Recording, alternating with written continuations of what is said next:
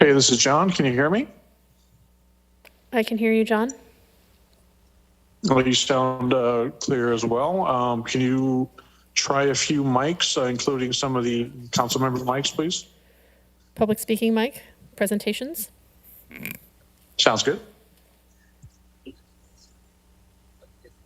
Assistant City Manager. Sounds good.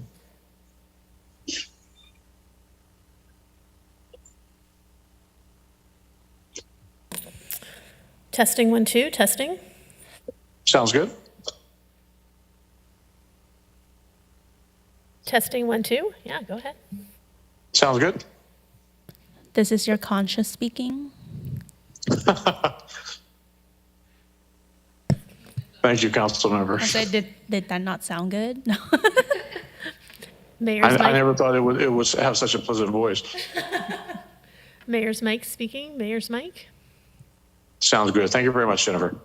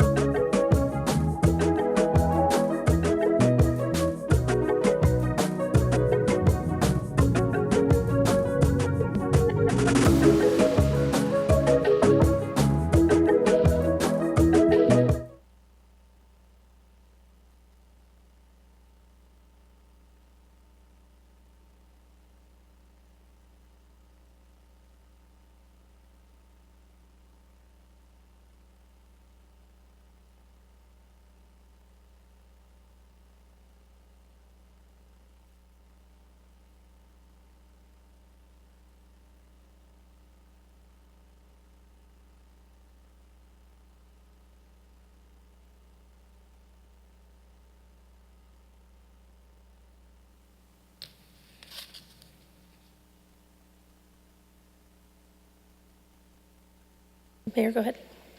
Thank you. I hereby call the Santa Ana Council meeting to order. This meeting is taking place with in-person attendance and by teleconference via Zoom. The public may access the meeting via the Santa Ana YouTube channel or the city's website. Please bear with us as the technology may disrupt the flow of the meeting. Madam Clerk, please conduct the roll call. Councilmember Becerra? Here. Councilmember Hernandez? Councilmember Penaloza? Present. Councilmember Fan? Here. Councilmember Vasquez? Present. Mayor Pro Tem Lopez? Mayor Amezcua? Present. Okay. Record show 5 members present. You have a quorum. Thank you. Madam Clerk, are there any additions or deletions to the closed session agenda? Yes, Mayor, the city attorney has an announcement. Mayor Madam and City council Attorney? members, we're asking for your consideration of adding 2 closed session items to your agenda this evening as late-breaking items under the Brown Act. To add these items, you must make 2 findings. The first is there is a need to discuss this immediately, and that the need came up after the posting of the agenda. For the first matter, we would ask that you add a conference with legal counsel regarding anticipated litigation. It would be 1 case, and this is related to the July 17th, 2023 letter from the California Attorney General's Office concerning the urgency ordinance related to AB 2011 exemptions. The city received a letter from the California Attorney General's Office yesterday after the posting of the agenda, and there is a need to take immediate action as you have related ordinances on your agenda tonight. For the second matter, we ask that you add a conference correspondence with legal counsel concerning an existing administrative matter. This is the Santa Ana Police Officers Association versus the City of Santa Ana seeking injunctive relief. It's under an unfair practice charge, and the number will be provided to the city clerk's office.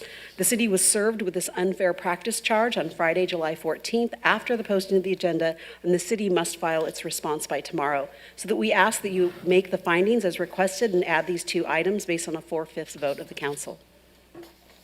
I'll move to add those two items based on the findings the city attorney just announced. I'll I'll second. second. Oh, go ahead, I apologize. Go I'll ahead. second. Let's vote. Councilmember Becerra, Yes. Councilmember Penaloza, Yes. Councilmember Fan, Yes. Councilmember Vasquez, Yes. Mayor Mesqua. Yes. Motion carries with 5-0 vote. Items are added to the closed session agenda. Thank you. Do any council members need to announce their abstentions on any closed session items? Nope. Madam Clerk, do we have any speakers for closed session?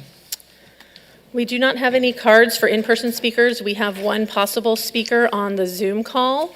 Let me confirm with them. David Ball, is your comment on the closed session agenda item? If so, you can unmute now.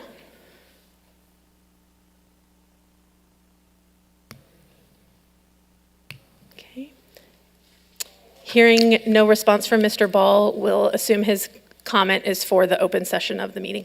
Great, thank you. We'll now recess back to closed session. Thank you very much.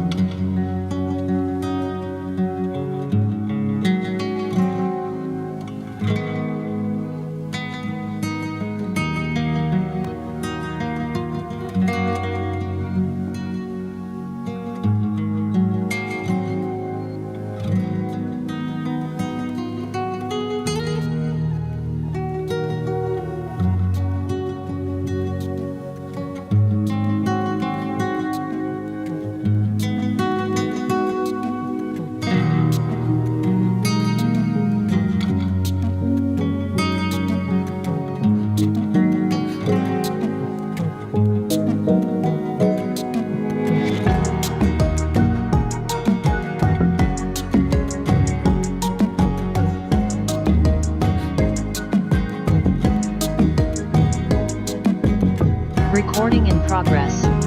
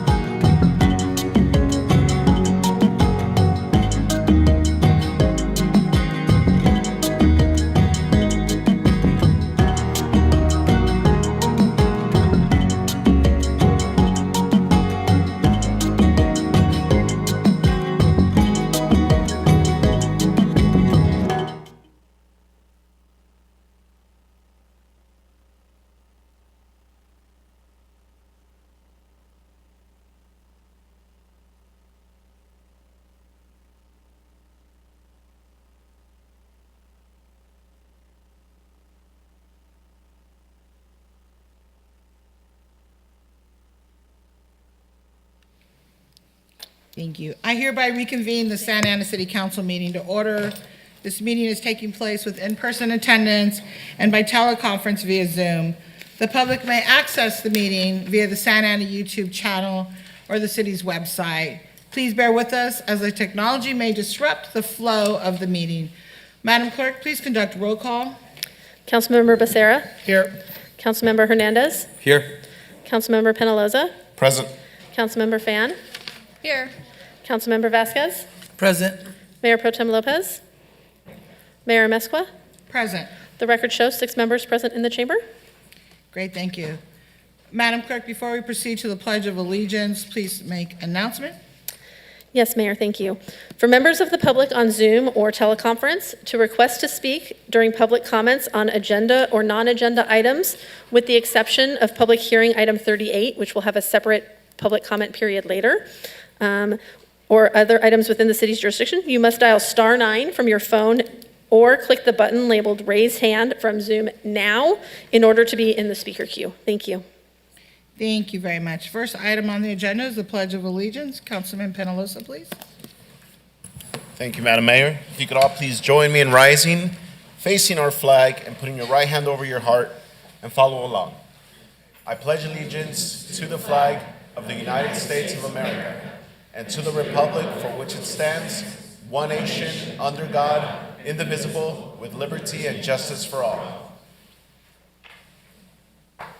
Thank you very much, Councilman Penaloza. We're going to have words of inspiration by Reverend Durley from Brown Temple. Reverend Durley?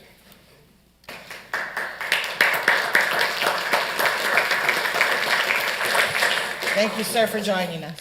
Yes, sir. Welcome. You may be seated. No, it's Amen. okay. All right, because these are words of inspiration. It's not the prayer. That's right. Okay, amen. To the mayor, Valerie Amezcua, her staff, city officials, city council members, state and local representatives, and to all of the faith community, I'm honored for this opportunity to offer these words of inspiration. There are times where certain noises should cause one to become immovable. Not all sounds have the same effect. Not all sounds are restrictive, hampering, cramping, or limiting. Some sounds offer a command from authority. Go to your room. Get out of the car. Put your hands up. Not all sounds have the same effect. Not all sounds are restrictive, hampering, cramping, or limiting. Some sounds should demand attention and an expected outcome. At the sound of an ambulance, an expected outcome is for the driver to stop or to pull over. At the sound of a whistle, an unexpected outcome is for a player to stop. Not all sounds have the same effect or the same reactions. As there are plans to move forward, we also hear sounds from those who agree and also from those who disagree. But since we have made it this far, we cannot allow the unfounded fears generated by unfamiliar scenarios to stop or limit us where we become immovable. My 2 sons went to and graduated from Central Methodist University in a small Missouri town named Fayette. On one occasion, me and my wife drove there to attend one of their football games. We were offered and accepted the invitation to spend a night at a historical presidential house located on the campus. Due to the arrival time, they left the light on for us. We retrieved the key at the predetermined location, and yes, it was an old skeleton-type key. But it worked, and we entered the 2-story historical building. I keep saying historical because I don't want to say old. Amen. We noticed that there was no bedroom downstairs, so we had to take the stairs up. Each step on the run impregnated the air with eerie sounds that Hitchcock himself would pay premium wages for. At the sound of each creak of the stairs, every scene from every scary movie danced through my head. But since we had made it this far from California to Missouri, we did not allow the unfounded fears generated by the unfamiliar sounds to stop or limit us to where we had become immobile. Once we made it to the top of the stairs and relaxed, we thought that dealing with those unfamiliar sounds or unfamiliarity was over. We became immobile at the sight of the hallway that looked like it was the set from The Shining. I was looking for the twin girls on their tricycles. But since we had made it that far, we did not allow the unfounded fears generated by unfamiliar scenarios to stop or limit us to where we became immobile. Have no fear of sudden disaster or the ruin that overtakes the wicked. So to you, City Council, don't allow unfounded fears generated by unfamiliar scenarios to stop or to limit you to where you become immovable. Since you have made it this far in 2023, carry on and keep on keeping on. May God bless you. Amen. Thank you so much.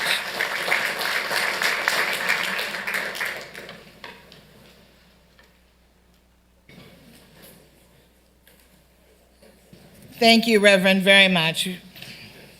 Madam Clerk, are there any additions or deletions to the City Council agenda? Mayor, just one minor clarification to item 10, which is an appointment to the ETAC, the Environmental Transportation Advisory Commission. The agenda does read that it's for a partial term expiring December 8th, 2026, and it should read full term expiring December 8th, 2026. Otherwise, the action is the same. Great, thank you very much. At this time, we're going to go to presentations, and I have the very first presentation. Thank you.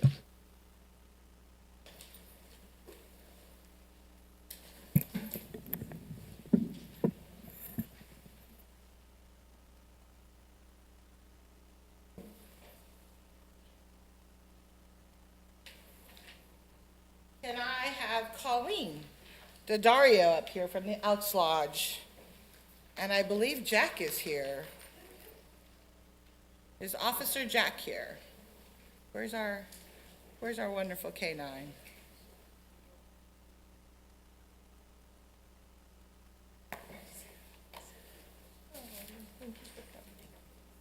It's nice to see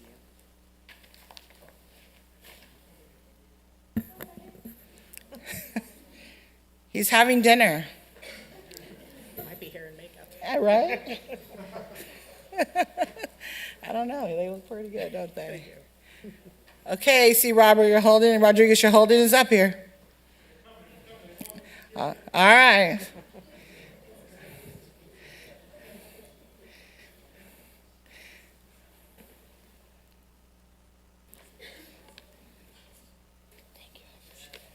It is my pleasure. Thank you. Lisa is so sorry she couldn't. Oh, she said, give her my. I will. She's Thank in a you. moment. It's trying so hard to keep her in. It's not an easy task, let me tell you. Here they come. Oh, boy. These are our canine officers. Please come on up and join us. Let's give them a round of applause, please. Hello, sir. Come on down. Come on down. How are you? Come on down, gentlemen. Oh, look at that. Hello. Hello. Hello. Hello. Nice to see you. Hello. Come on down. Y'all get to come on down. Come on down. Go down this way. Go down this way. He's the special one, right? So he gets to stay right Yep. there. Nice to see you. Hi, how are you? He's the special one. Thank you very much for your service. So all these officers are very special, but he is truly the special one up here. So thank you, Colleen, for joining us and for representing the Elks Lodge. And you ask, why are these officers up here? Santa Ana has been home to the Elks Lodge 794, and I'm a member. Yes, she is. Member. Councilman Becerra is a member. Councilman Penalosa, I believe, is a member. There's many of us in here that are members. We're trying to get everybody else to join too. The Elks Lodge 794 has been in Santa Ana for 119 years. They have a very strong community service presence in Santa Ana, contributing to civic engagement, charity, educational scholarships, and community service for residents. But what people do not know is they generously donate ballistic stab-proof vests for a member of our K-9 unit, and that is Jack. As you can see Jack's vest, I don't know if you all can see it. And I believe we're working on a second vest. Yes, number 2 is on the way. Number 2 is on the way for another Jack, but I don't know the dog's name. What's his What's the name? new dog's name? Wick. That's right. We've also Ooh, paid- like John Wick? Okay, all right. We also paid for his training. Not only is Wick going to have a bulletproof vest, but the Elks has paid for his training as well. So Jack's very nice vest that will save him when needed, was graciously donated by the Elks Lodge. Jack has been a Santa Ana PD K-9 for approximately 6 months. He's a baby. How old is he? He's 3. Oh, that's not a baby. The vest provides an extra layer of protection to Jack in the event of a violent criminal attempt to hurt him. Nationwide in 2023, approximately 20 dogs have been killed by gunfire alone. That vest is going to save Jack if ever needed, and thank you very much to the Elks Lodge. Join me, please, in thanking Elks Lodge 794 for continuing their commitment of charity and community service. And the reason I'm doing this is not only because I'm an Elks member, but I take pride in being an Elks member because of the work that we all do at the Lodge, giving back to the community and protecting our canines when they're working to serve all of us is very, very important. So I want to present to you this certificate of recognition on behalf of the city of Santa Ana to Santa Ana Elks Lodge 794. And I'd like you to say a few words, and then Jack's going to come up and speak. I just want you all to know that I was thrilled to be asked to be here today. I'm honored to be able to receive this recognition on behalf of our lodge, and I want you all to know that it is our honor to serve the community of Santa Ana, which we have been for so many years and will be in so many years in the future too. Thank you very much. That's all yours. So I'm going to turn it over to you. On behalf of the K-9 unit, we just want to say thank you for all the help. Unfortunately, these guys, it takes a lot on and off duty for us to take care of them. It takes a lot of care. We're constantly making sure that they're healthy and deployable. So we appreciate it. Thank you. Thank you again. Let's take a photo, and if the council members would like to join me, please feel free to come down. Can I get by the donkey? Actually, but you don't like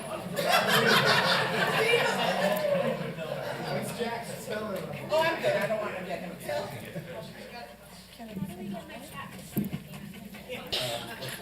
Okay, good.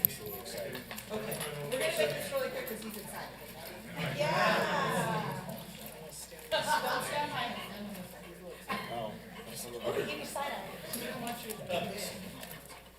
One for me, please, right here. Get a little closer, please. On that side. Thank you, thank you, thank you.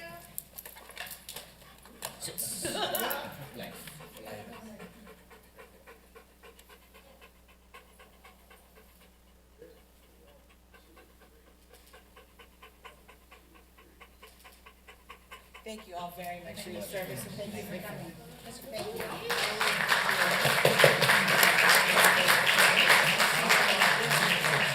Recognizing the second one.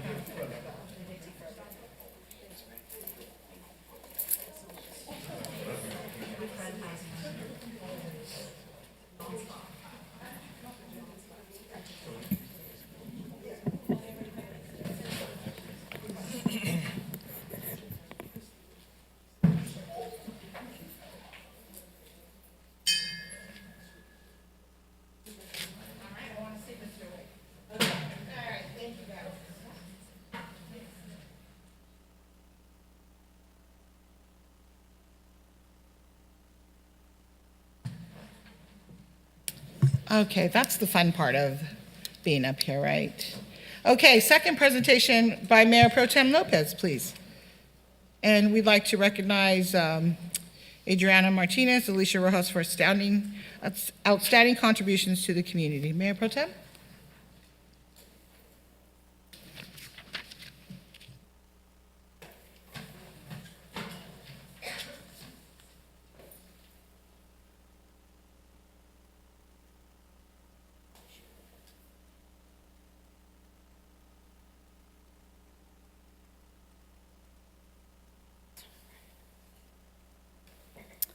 Hi, good evening, everyone. Tonight we are going to be recognizing Adriana Martinez and Alicia Rojas for their contributions to not just our city, but really arts and culture here in the city of Santa Ana, the county, and the state. And we're going to begin with Adriana Martinez, who's currently being showcased at the Grand Central Arts Center, also known as the GCAC, here in Santa Ana in downtown. And both of them are featured artists, actually, and have received funding from community engagements and other local nonprofits to showcase their storytelling and their talents. And Adriana was born in Colima, Mexico, and uses her art as a method to highlight her community. And she's a proud alumni at Cal State Fullerton with a bachelor's in studio art and has earned her teaching credential from Cal State Long Beach. Go Beach. And Adriana also established the Sketchbook Club in order to promote creativity and supply the community with free art supplies. So please check it out and support in any capacity that you may have. Alicia was born in Colombia, and her work contributes to the historical memory of the collective and facilitates placemaking, specifically with communities of color. She is currently an artist in residence at the Grand Central Arts Center, funded through a grant by the Andy Warhol Foundation. And if you did any academic work within fashion design or art, then you know that that's a very big deal. And Alicia is also the director and co-founder of the Santa Ana Community Artists Coalition and was a founding member of the City of Santa Ana Art Steering Committee. And the Community Artists Coalition is a very welcoming space. They work with students, they work with young kids, and they help with mural restoration. So if you're interested in getting involved, please check out the coalition. I've been very fortunate enough to help with the mural restoration here in downtown, and it was a really great experience. So please join me in congratulating both of these artists for their accomplishments and contributions to the community. Support the Grand Central Arts Center, which we are very fortunate to have here in our backyard, and get involved with the art scene in the city of Santa Ana. I will also pass it over to Adriana to share some of her work and the art that is being currently showcased here. Yeah, go ahead. Hello, everybody. Thank you. I just want to say thank you so much to the city, which has really contributed to me as a person, as an artistic person, my creativity. I'm very passionate and investing into the community. Our community deserves an investment. We need help with mental health. We can't just be criminalizing people. We need to invest in our communities. And I feel like I'm a good example of what happens when we are invested in. And that's how I feel. I'm just a representation of a little of that. Thank you again. So I'll hand it over to Alicia, and Alicia, this is for you. This is for you. Oh, yeah, perfect. Thank you. Good evening, buenas noches. Thank you so much for this honor. It's been many years of a lot of work. I see a lot of familiar faces here. I'm greatly honored for receiving this award. Right now, I'd like to invite everybody, actually. We have our newest mural restoration. So the coalition is actually a community mural group. We focus on public art that actually has community engagement and where the community is involved in the process from concept to production. We've created over 8 murals around the city. Right now, we are focusing on the restoration of a 50-year-old mural by Sergio Ocadiz at Fremont Elementary. We'll be having that unveiling with the fabulous team of the Santa Ana School District Arts. Robin is right here. We'll be having that unveiling on August 18th at Fremont, so you're all invited. And I also like to announce that I am extremely honored. I am one of the 18 artists statewide who won a fellowship through the Creative Corps through the California Arts Council. This is a one-year fellowship. It's a $60 million initiative that the state of California is pushing My project is to uplift the voices of the promotoras of Latino health access and highlight all the amazing work that they did through the pandemic. So I will be creating public art with them and creating mural mapping and oral histories. Something very important that we need to do is acknowledge these promotoras, not as medical professionals, but as American heroes and first responders, so starting them in the place that they should be. So thank you so much for the recognition, and thank you for Mayor Pro Tem Jesse for always supporting the arts and all the council members here. We had another budget increase this year, so thank you so much for that. And I hope that it keeps increasing, because for the size of our city, it still could be more. And there's a lot more programs that we could do as soon as the art grants and more funding is available for artists that work in the community. So thank you so much.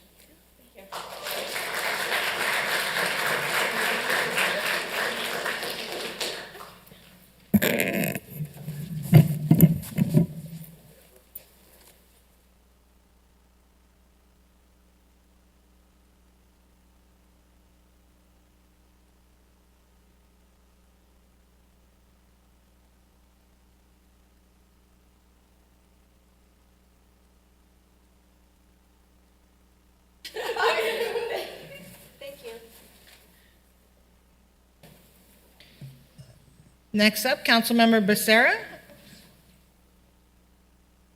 That's Councilmember Becerra. Oh, wait a minute. I'm sorry, it's Councilman Penalosa. They have Becerra here. It's okay. It was not me.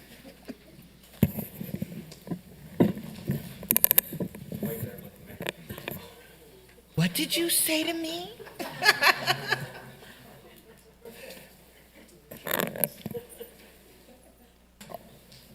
If I could please have the Ingardia Brothers Produce Inc. and Coke please come up and join me up here. Sam Ingardia, CEO, Joe Ingardia, Jr., and Chief Operating Officer, Cody Ingardia, stockholder. Who's here? Just two.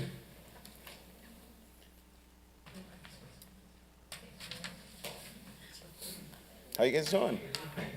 Welcome. Thank you. Welcome, welcome. How are you, sir? Very well. I'm Joe. Nice to meet you. I'm David. Well, David, thank you for the invitation. Of course. Happy to have you guys here. And Ingardia, right? Ingardia. Ingardia Bros Produce Inc. is celebrating 50 years in business, being a Southern California wholesale distributor. They specialize in wholesale and deliver to commercial business sites, providing fresh produce, seafood, grocery items, and dairy and frozen goods.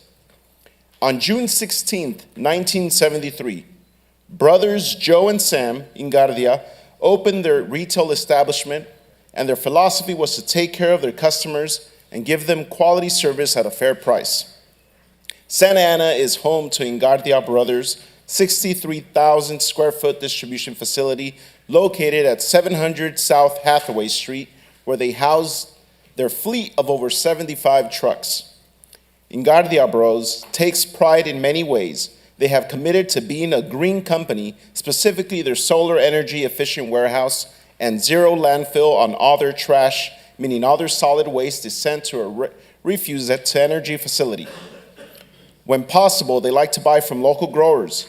Every Wednesday, their farmers market buyers head to the Santa Monica Farmers Market to handpick items from some of the finest growers right here in California. Please join me in congratulating Ingardia Bros on their 50-year anniversary in business. Congratulations. And now, if you could please give us a few words, if you'd like. Okay. I didn't expect that. I one. thought it was just going to be a plaque. Thank you, goodbye. Well, we want to thank the city of Santa Ana. It's been a wonderful home, the Ingardia Brothers. My brother and I started the business. Unfortunately, on May 16th, 1 month before our 50th anniversary, my brother Joe Sr. passed. Then, of course, the way it was arranged, his son became my partner now. And it's been a wonderful 50 years.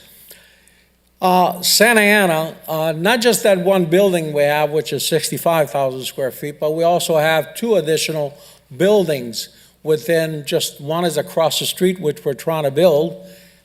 Eventually, the city of Santa Ana will be nice enough to stamp it, and we can start with the construction. We're not here for that tonight. But anyway, is that you? All right. Anyway, thank you very much. It's an honor to receive this, and I can't say more about the city of Santa Ana. It's been great for us. We have never had a layoff in 50 years of business. Even during COVID, we didn't let one person go. We kept everyone with the same wages, same benefits, same everything.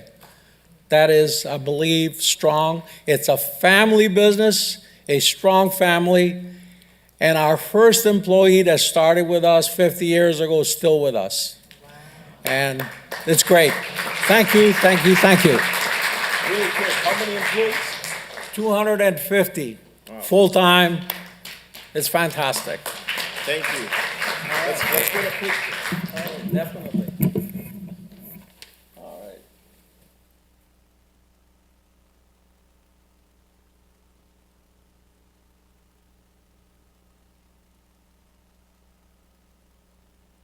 Thank you. Thank you very much. Thank you. No problem. Very good. Thank you for this. Thank you again. Councilmember Fan.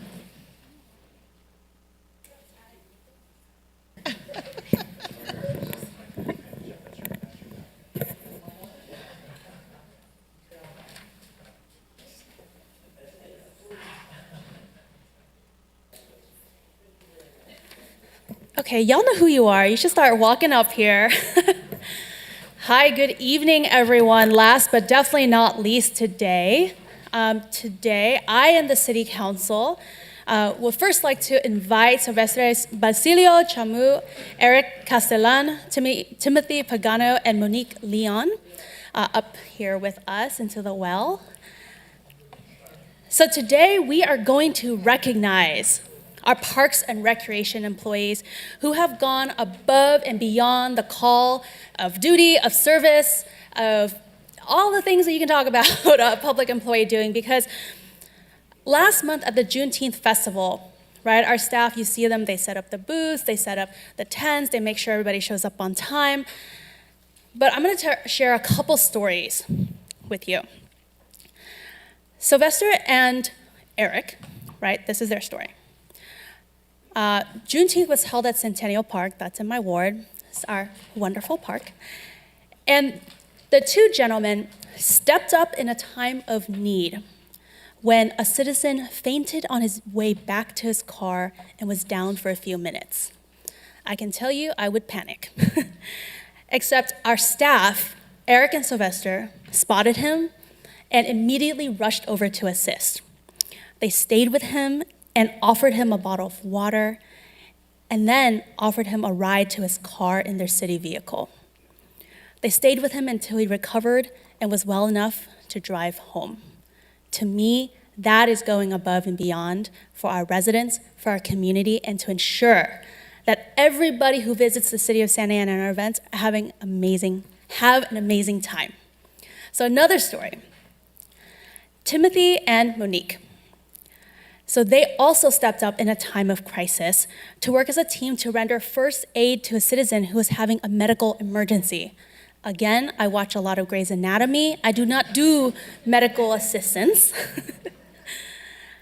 And so with their calm demeanor, communications, and skill sets of first aid procedures, and protocols, I think many of us took CPR classes, first aid, again, Grey's Anatomy, right? But they were actually able to use their experience, their expertise, and put it into practice, render first aid until Orange County Fire and Rescue arrived on the scene and took over. The citizen was later released from care and made a full recovery. I just want to say that, when faced with some of these crises, it's really easy to say, it's not my job. It's somebody else's job. Let's call first aid. Let's call my manager. Let's call PD. Let's call fire. Let's call EMT. But our staff didn't. They didn't think about, how is this going to reflect on me? What if I screw up? They took action. They ran into a situation that they knew somebody needed help, and they made sure that person had the help they needed. And I'm just so grateful and so thankful for all of you and for all of our Parks and Rec staff out there who ensure that every single big event we have here in the city goes off without a hitch, and that we have them time and time again. So with that, I will pass out the certificates, and if any of you would like to say a few words, I'm sure our residents here would love to hear from you. Thank you, Councilmember Fan, and to the members of the council, Mayor. This is completely unexpected. I think all of us can say that. Thank you so much. And unnecessary from the standpoint that it's not that we're not grateful for the recognition, but this is what we sign up to do. And as Parks and Recreation professionals, again, you said it best. We saw a situation where we could assist, and we acted, and we would do that for any citizen here within the city of Santa Ana and beyond. So we're just thankful, and thank you for the recognition.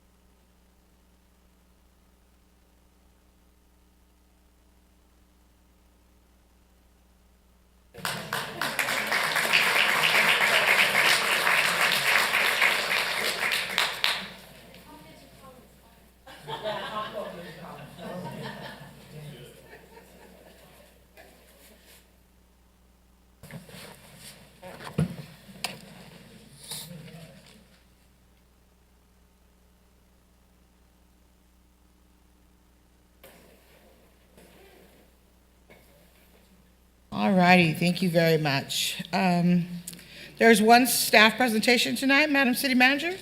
Thank you, Honorable Mayor. Tonight we're doing a routine homeless update for you. We do have a short PowerPoint presentation, and it will be presented by Ken Gaminsky.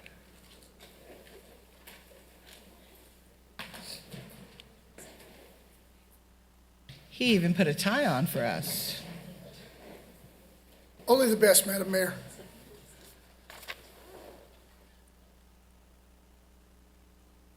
Dan, you ready? Good evening, Honorable Mayor and members of the City Council.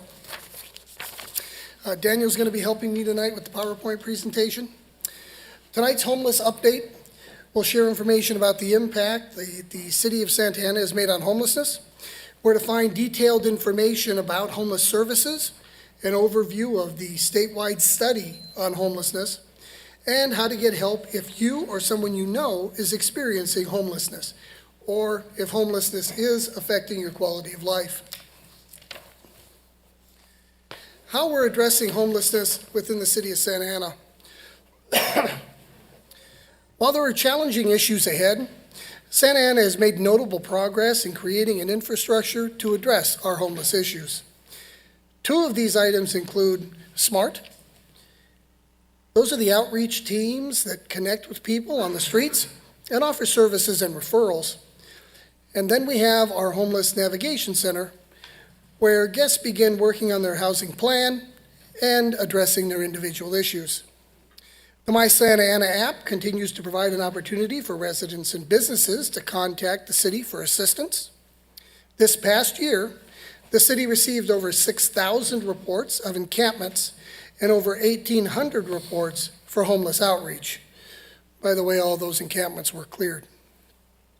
The city offers guidance for businesses, commercial property owners, and residents who have concerns regarding issues of unwanted persons or criminal activity on their property.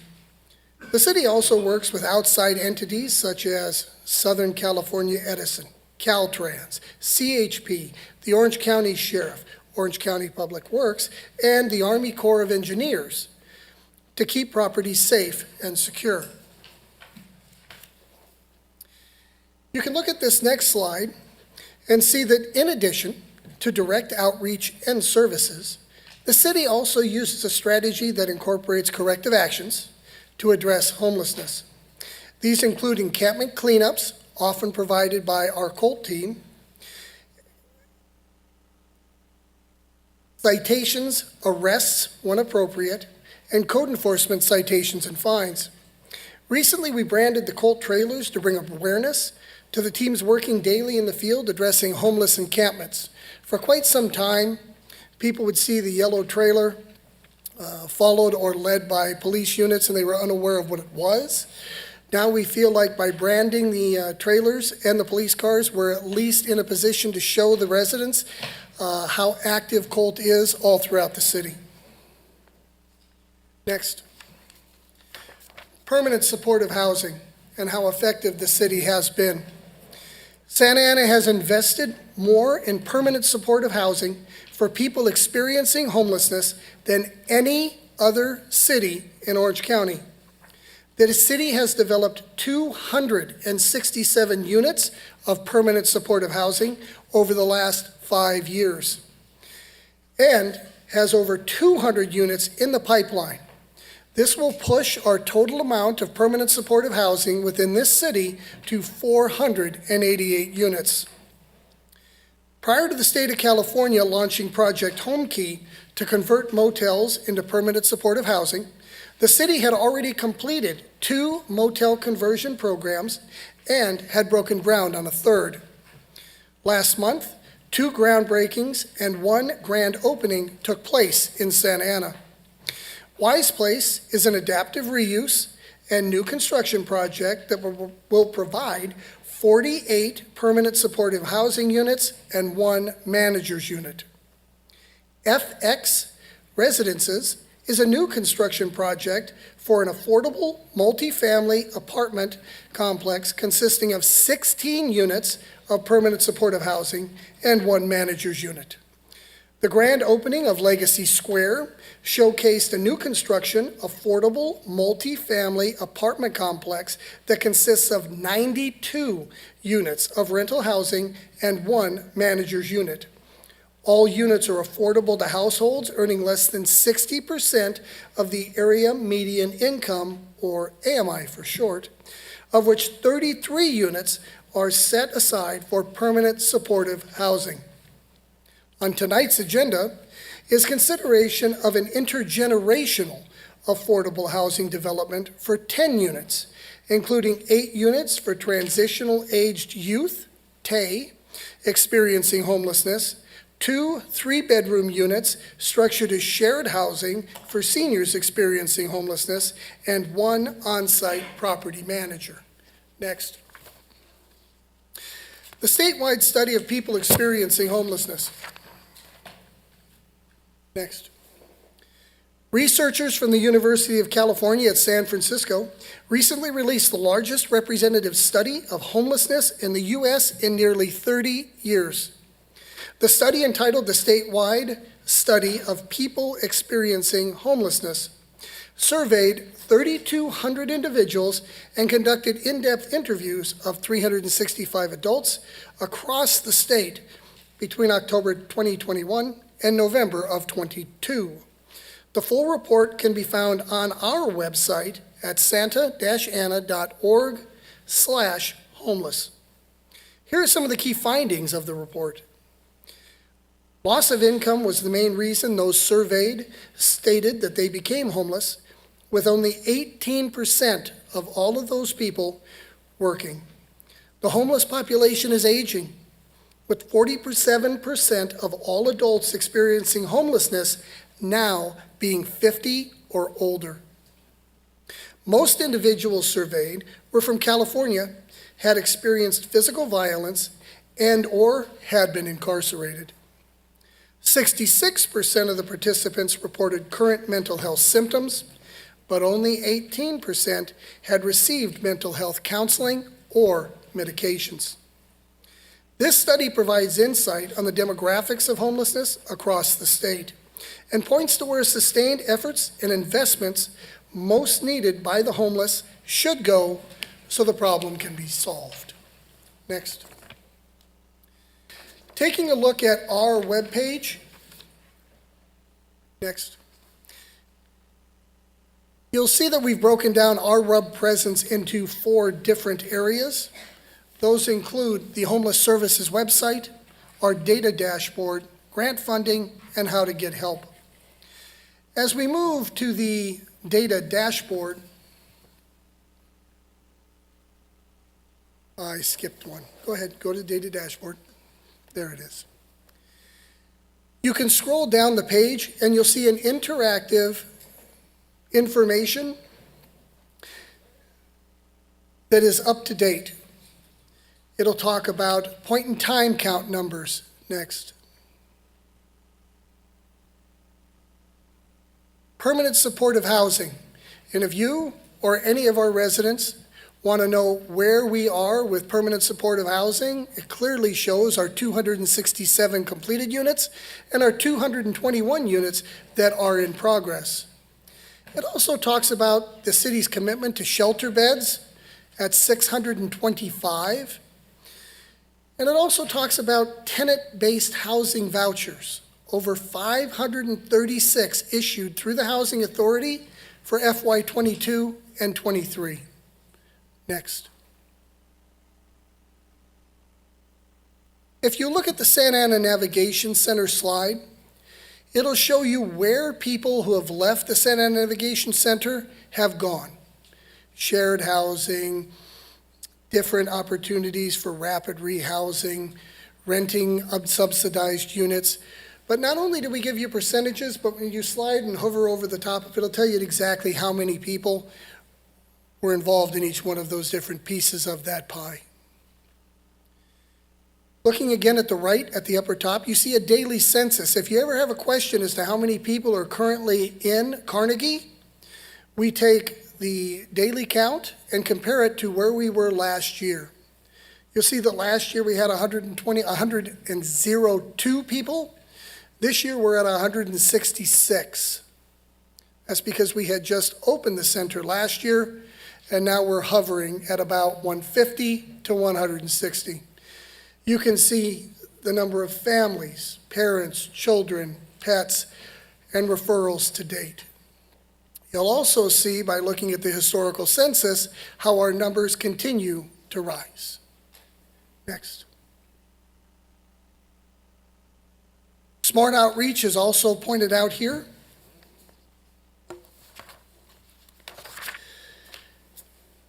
Individuals interested in shelter services are referred to the site through several referral options. SMART is our city's street outreach team, contracted through CityNet. SMART provides trauma-informed care, services to address homelessness within the city. Reports into the My Santa Ana app and the community call line go directly to teams in the field, diverting calls that don't require a public safety response. For example, for the week of July 10th through the 16th, SMART responded to 165 individuals who were contacted on the streets, 245 calls they were dispatched on, and they managed to remove 39 people from the streets through any number of various avenues. Next.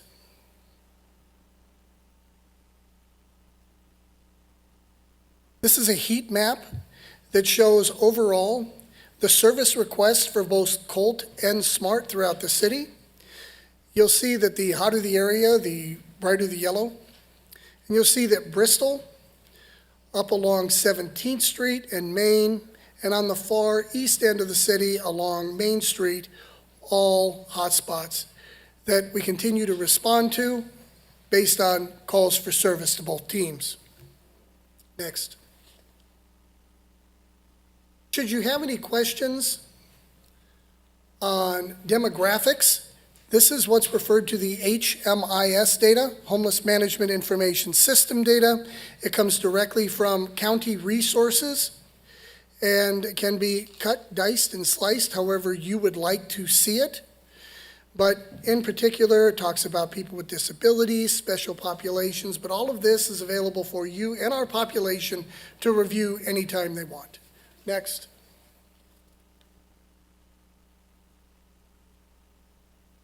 Additionally, we'd like to bring up grant funding. When you look at homeless services, and an example is the HHAP grant, you can see that the money goes for strategic homeless planning, delivery of permanent housing, navigation center operations, outreach and coordination. But aside from the percentages that are set for each of the different grant opportunities, it also, when you hover over a specific chunk, it'll give you the exact dollar amount that the city has allocated for those grants for each individual program. Next. Where to get help. And again, all of this information is on our Homeless Services webpage. Information about the SMART team, how to contact them by phone. Hours of operation. The Santa Ana Homeless Hotline, where we here at City Hall answer the phone. The City of Santa Ana email regarding homelessness, which is endinghomelessness@santa-ana.org. The 24-hour countywide assistance number of 211. Code enforcement issues can be reported. Then there are specific contact numbers for our favorite people to call and complain about, Union Pacific and the county. All of this information is presented to you and our residents in an effort to not only be transparent, but offer the information people may need when they're operating throughout their daily lives. I thank you for your time. I'll be here tomorrow. Should anybody have any questions or concerns, please feel free to reach out to me, and I will answer any questions that you have. Any questions? I have a comment just to read out. Councilman Vasquez, I don't know if this is working. Madam City Clerk, is this working tonight? Oh. It should be, yes. Okay, let's give it a shot. Mine never does, but let's try it again. Councilman Vasquez, go ahead. Thank you. Great presentation. Thank you for all the work that you showed. What I would like to see is a comparison of the work that we do in Santa Ana compared to cities our size, just so we know where we're at and what are the best practices as well. Like Anaheim, Riverside, Irvine, Garden Grove, Corona, all cities 300,000 about our size, just so we see where we stack up and how we could do better or how great we're doing. I don't know. Comparison, I would like to see where somebody might be doing better. Hey, we could do that, or we're doing our part. Yeah. So are you interested in housing or outreach and engagement numbers, or which types of information would you be interested in the comparisons of, sir? I would like the outreach and bringing people in from the streets and just making sure we're covering our bases on that. Okay, we'll do that. Thank you. Any other questions? Councilman Hernandez. Yes, thank you, Mayor Mesqua. Thank you for the presentation, sir. My question is in response to some concerns that residents are having in the community surrounding public inebriation, public intoxication. What is your guys' response to that? So out of Homeless Services, we have the SMART team that if they respond out and they find somebody who is inebriated or under the influence of narcotics to a point that they may be a danger to themselves or others, they'll contact law enforcement. As far as the COLT team, if the COLT team, who are law enforcement officers, comes into contact with individuals as you've described, they take law enforcement matters and will deal with the problem, whether it's transporting the person to a hospital or arresting them and having them sober. Okay, so, but the quality of life team is prepared to respond to calls related to public intoxication? The quality of life team is prepared to respond to homeless-related issues, specifically encampments, is what their main issue is. I think what you're talking about is, as you drive around and you see somebody who may be inebriated on the curb or whatever, that is not what COLT is designed to do, and I would believe that that's a specific law enforcement matter, not necessarily a homeless matter. I am going to respectfully disagree with you, sir, because alcoholism is a part of the coping that comes with experiencing homelessness. It is directly correlated with living on the street. Oftentimes, you're going to see 9 out of 10 people who are experiencing homelessness will have some sort of a coping mechanism, which leads to the criminality aspect of breaking the law, public inebriation. So, sir, this is connected to homelessness. So in this case here, how are we assessing these cases where you have an individual experiencing homelessness that is also inebriated? How are we able to help them?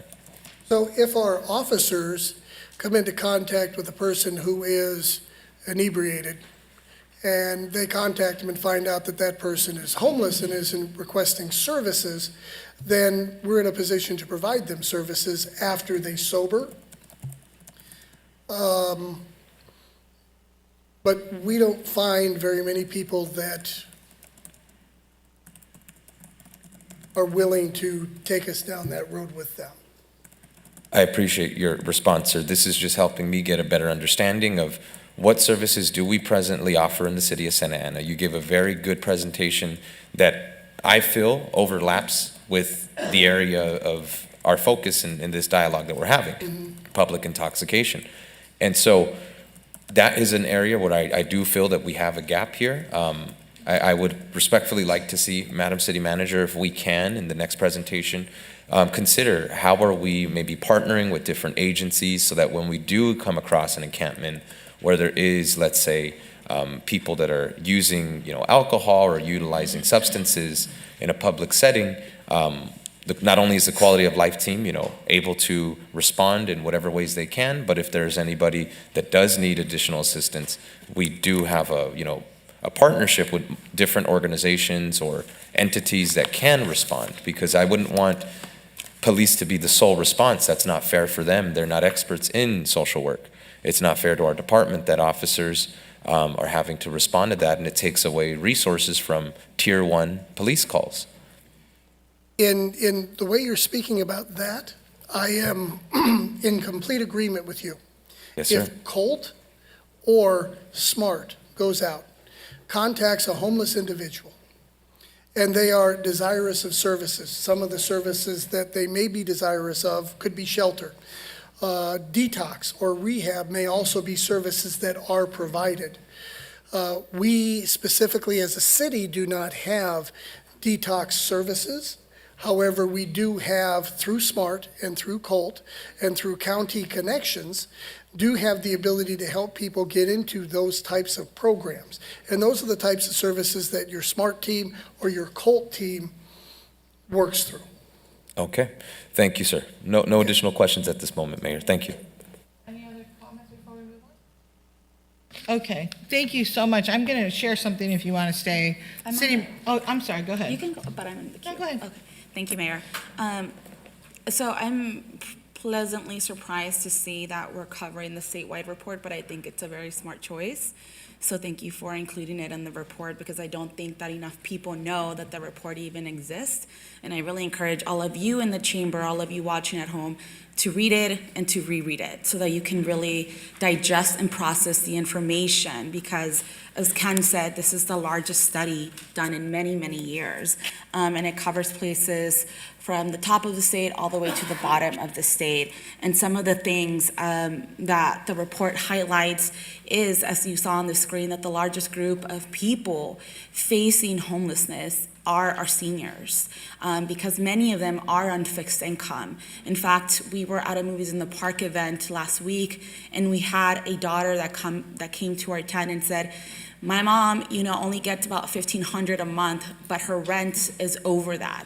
So, what are we going to do? What is the role of the city?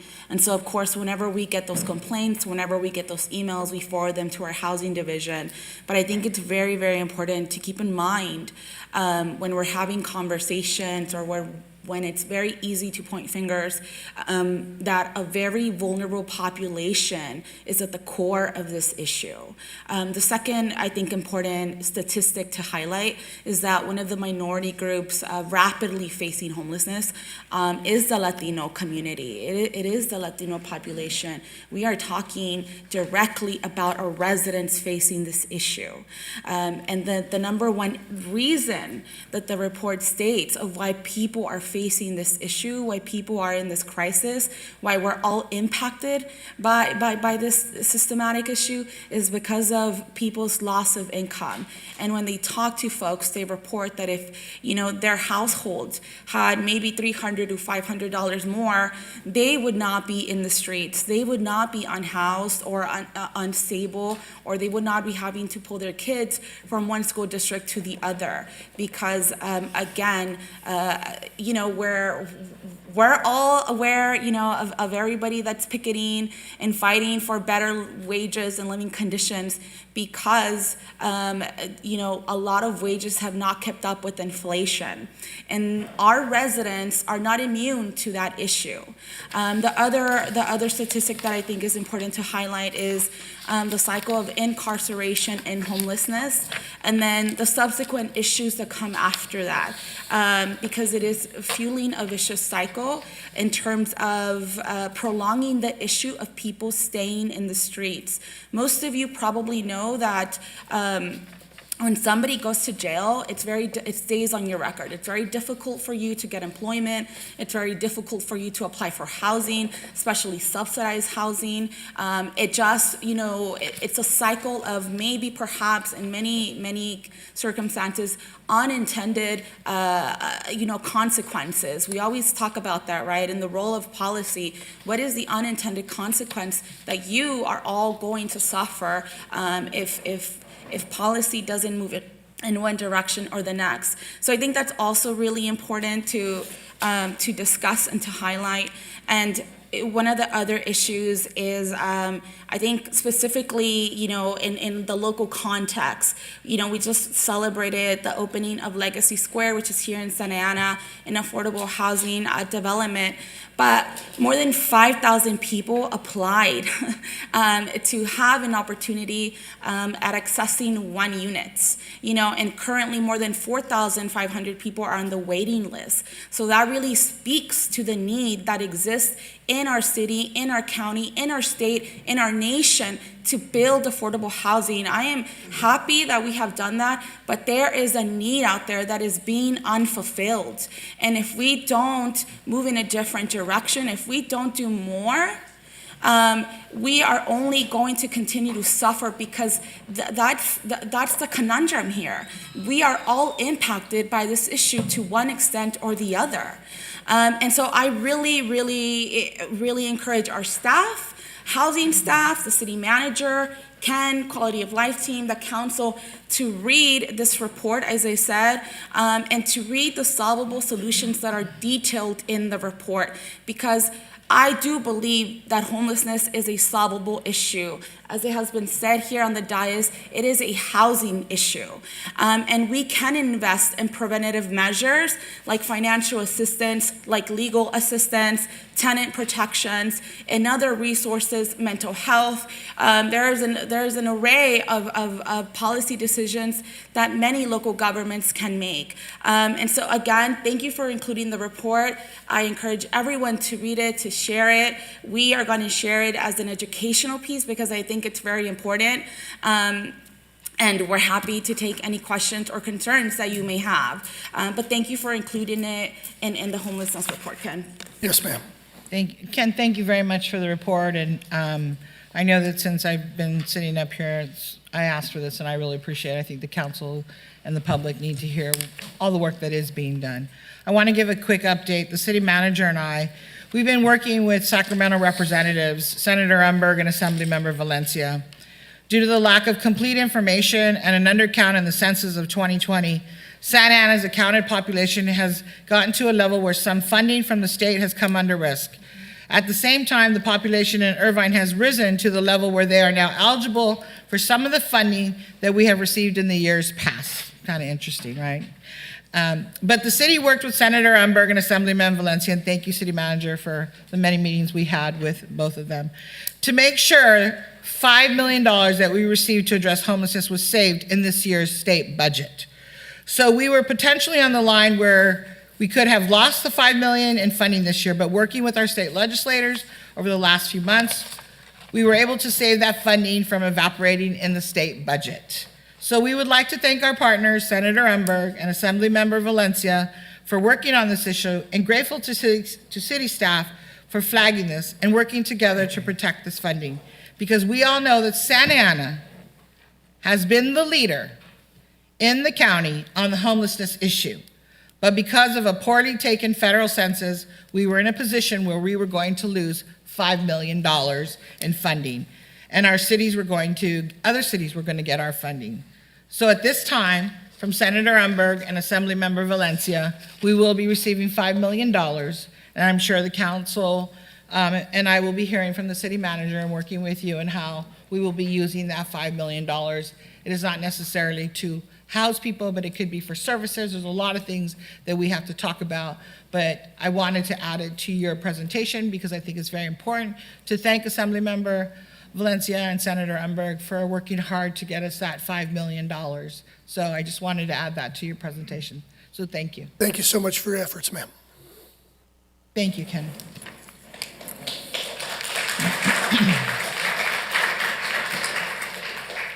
We're looking for all the dollars that we can here. All right, Madam City Attorney, do you have anything to report out of closed session? Thank you, Mayor, members of the council, members of the public. We do have several closed session reports this evening. Earlier this evening, prior to going into closed session, the City Council did add 2 items to the agenda.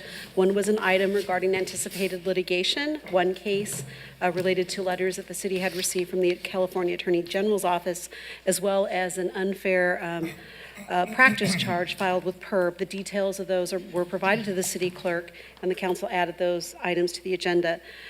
With regard to items that were on the existing agenda, under number 1, conference with legal counsel, the city council, each of these by unanimous vote, approved a settlement in item A in the amount of $95,000, approved a settlement with respect to item B in the amount of $375,000, and with respect to item C, approved a settlement of $125,000. And that's all the reportable action that we have. Thank you, Madam City Attorney. Before we turn to public comments, we have 2 items that one I'm going to read, and the other one the city clerk will address due to questions and emails that most of us or all of us have received. I'm going to cover this one. This is regarding the crossing guards. At a previous city council meeting, we discussed whether the city or the school district has legal obligations to provide crossing guards near schools. We had a follow-up meeting with the staff, the city manager, and the city attorney. We wanted to clarify a point for the public, our colleagues, and the school districts. The Santa Ana Municipal Code does not require the city of Santa Ana to provide crossing guards. Section 36-121 says that adult crossing guards for street crossings by elementary school children on their way to or from school shall normally be provided by the city if certain specific conditions are met. Our Public Works Department, thank you, Nabil, is reviewing the location of crossing guards to determine whether the current locations meet the Muni Code requirements. Based on this review, Section 36-126 of the Municipal Code may come into play. This section states that in the event a location does not meet the standards set forth in Section 36-121, and the appropriate Board of Education within whose jurisdiction this intersection is, and that is whether it's Santa Ana, Garden Grove, Orange, Tustin, feels that special circumstances warrant the placement of an adult crossing guard at this location to protect the children crossing to and from their elementary school, the board may place an adult crossing guard at this intersection at its own expense.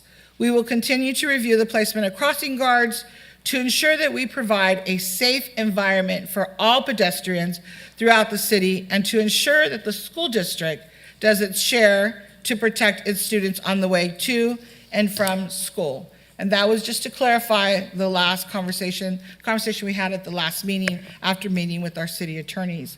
The next item before public comments is, Madam Clerk, can you please provide a brief update on the recall due to the numerous phone calls and emails that we have been receiving? Yes, Mayor, thank you. So Mayor, council members, and members of the public, on June 12th, signed petitions seeking the recall of Mayor Pro Tem Lopez were submitted to my office.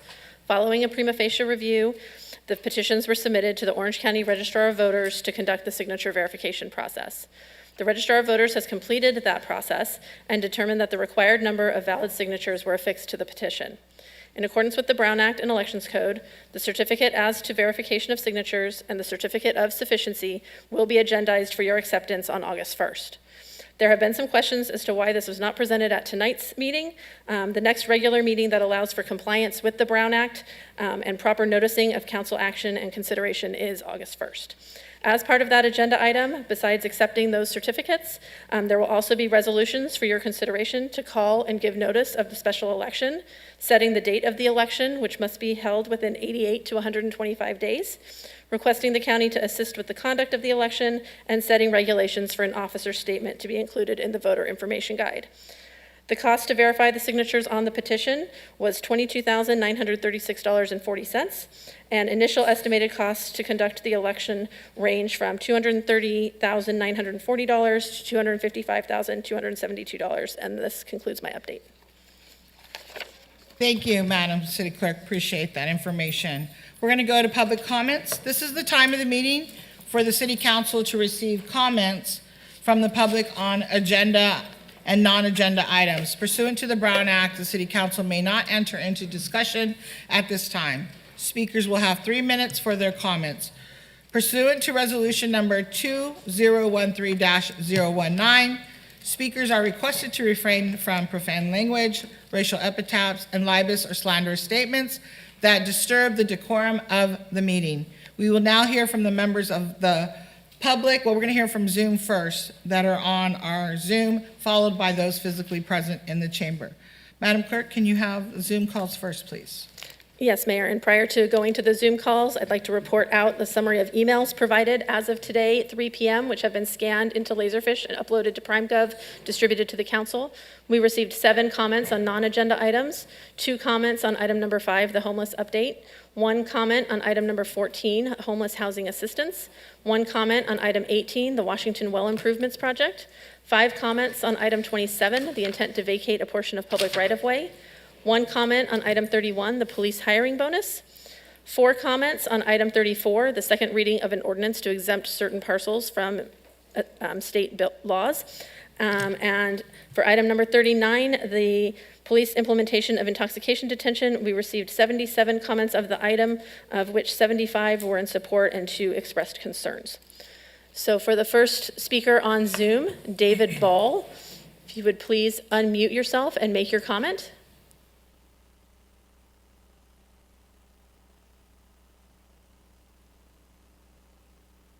Mr. Ball? Hello, Mayor and Council. My name is Bulmado Boomer Vicente. I am the Policy and Political Director for Chispa and a lifelong resident of Santana. I'm here to speak on item 31 and 39. Hiring bonuses for police officers will not deter crime or improve public safety. More police in our communities won't create safer streets. Numerous studies conducted over the course of many decades have proven that. Rather than the council passing this feel-good policy, our city should be prioritizing investments that have proven to address the root causes of crime, such as our parks, libraries, and investing in our youth. These investments have nearly doubled in recent years thanks to the previous council, significantly enhancing the quality of life in our neighborhoods. This year, Forbes recognized our city as one of the safest in the country, which is a result of our community-centered investments. Increasing police budgets and adopting tough on crime policies like item 39 are not the solution to improve our community safety. We are deeply concerned about the approach to address public intoxication through detention. How does this policy truly enhance public safety? Does it effectively address the root causes of intoxication-related crime? Treating this as a public health issue rather than criminal offense will better benefit our community. Instead of detaining individuals for intoxication, we should focus on allocating resources to rehabilitation programs and services. Our city should be proactive, not reactive to these issues. Our community deserves compassionate care, not confinement. And we deserve thoughtful policy that addresses safety at the root, not heavy-handed reactionary policy that has been proven ineffective time and time again. Thank you. Zoom ID, Delilah Snell. Please unmute. Hello. Yes, please proceed with your comment. Hi, my name is Delilah Snell. I'm the owner of Altabaja Market. Yesterday, 3 trucks pummeled a construction zone on 4th and Bay. Yes. I think I did. Can you hear me now? Yes, please proceed with your comment.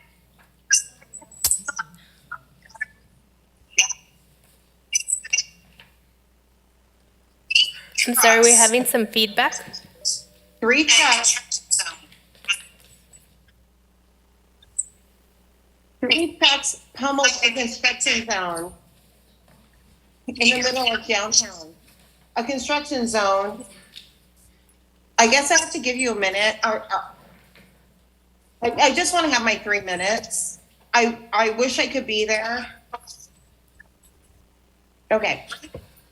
Can you please mute your YouTube feed? I don't know if I should do this.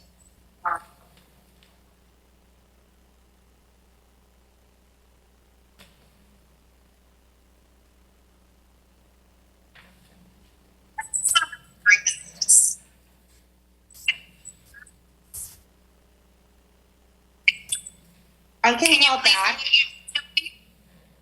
I think I'm doing this wrong. Sorry, I've never done this on Zoom, and I'm sorry about that. I can call back and come in, and I'm sorry for not being on this. I will put my earphones on. I'm so sorry. Oh my gosh, this is really embarrassing.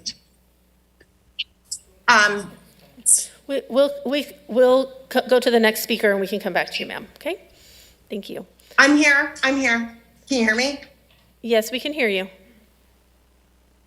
3 trucks came into downtown and plowed through a construction zone.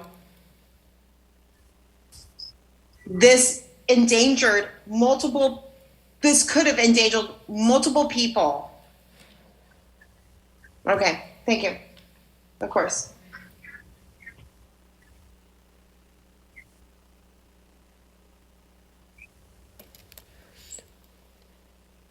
Next speaker, John Ramirez. Hello, can you hear me? Yes, please proceed. Good evening. My name is John Ramirez, and I've been a resident here in Santa Ana for 40 plus years, and I'm currently residing in Ward 2. I'm calling in tonight in support of item 39 to direct the city manager to have Santa Ana police officers consistently detain anyone found to be intoxicated or under the influence of drugs, alcohol, or other controlled substance while on public property throughout our city. Supporting this item is just common sense, and I feel it doesn't really need any explanation. But for those that still need to be made to understand, this item relates to two issues that the residents in the city feel are the most important issues facing our city: the homeless crisis and public safety. Residents and their children are tired of having to witness people laying out by 7-Eleven stores or public bus benches, intoxicated or under the influence of drugs, with some of those people even going so far as to harass innocent bystanders. Many times growing up in the city, I've had to witness people, some of them half naked, either urinate on themselves, carelessly ingest drugs in full public view, and some have even wandered into the street full of traffic, putting themselves in danger, all because they were highly intoxicated or under the influence of drugs or alcohol. These people should not be on the street and should be detained by our officers and taken to jail, as is state law. It is for their own safety, and before they are released, they will be provided information on available substance abuse programs so they can hopefully get the help they so desperately need. This item also works with the goal of staffing the Santa Ana jail with medical staff to give these detained people medical treatment there on the spot, which would minimize having to use hospital emergency rooms. Lastly, when possible, this item also works to ensure those individuals detained and upon their release be provided transportation to their homes if they are not from Santa Ana. So as I said, this is just common sense to vote in support of this. I really don't see why any of you would be against this.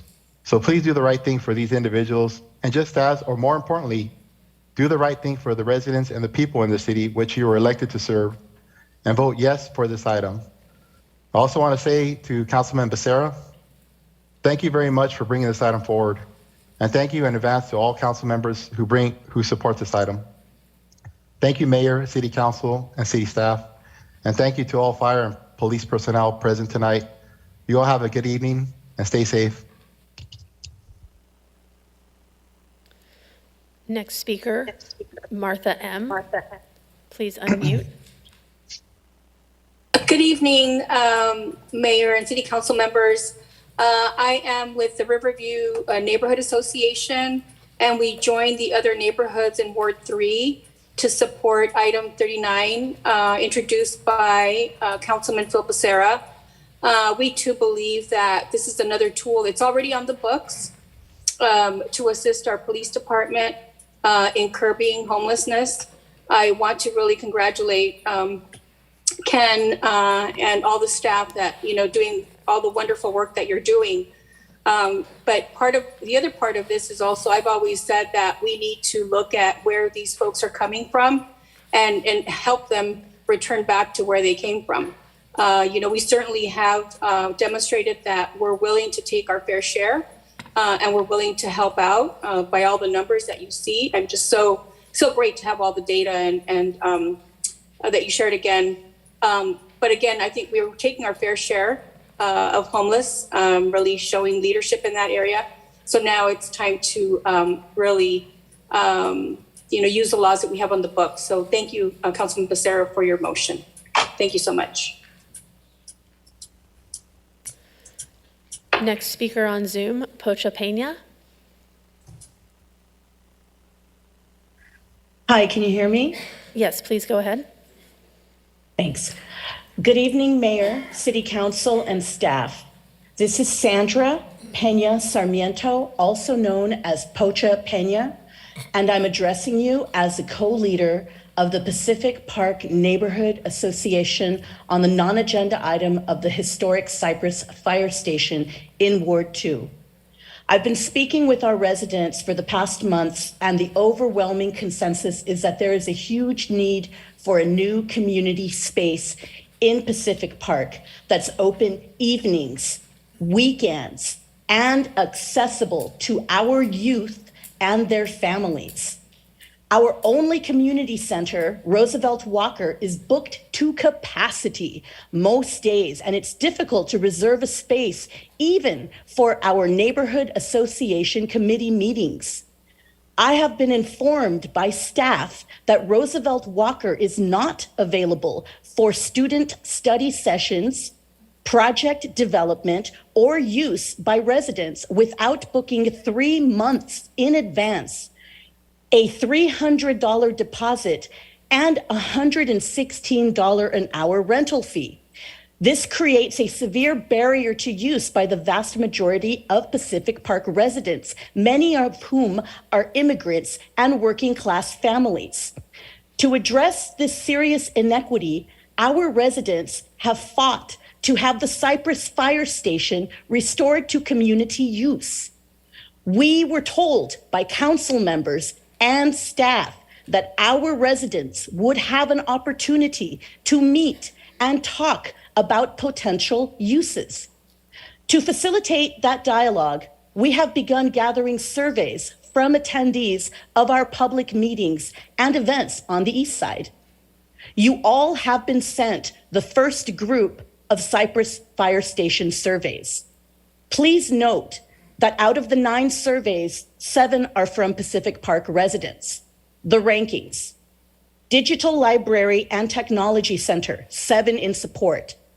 Santa Ana Library History Room Archive, 5 in support.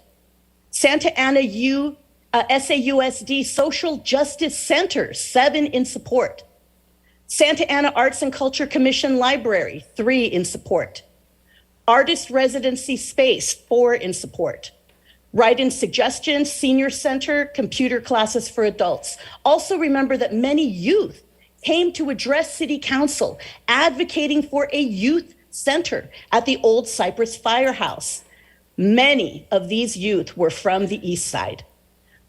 Our survey will be posted in Spanish, English, and Vietnamese at Friends of Cypress Fire Station. Ms. Sarmiento, your time is up.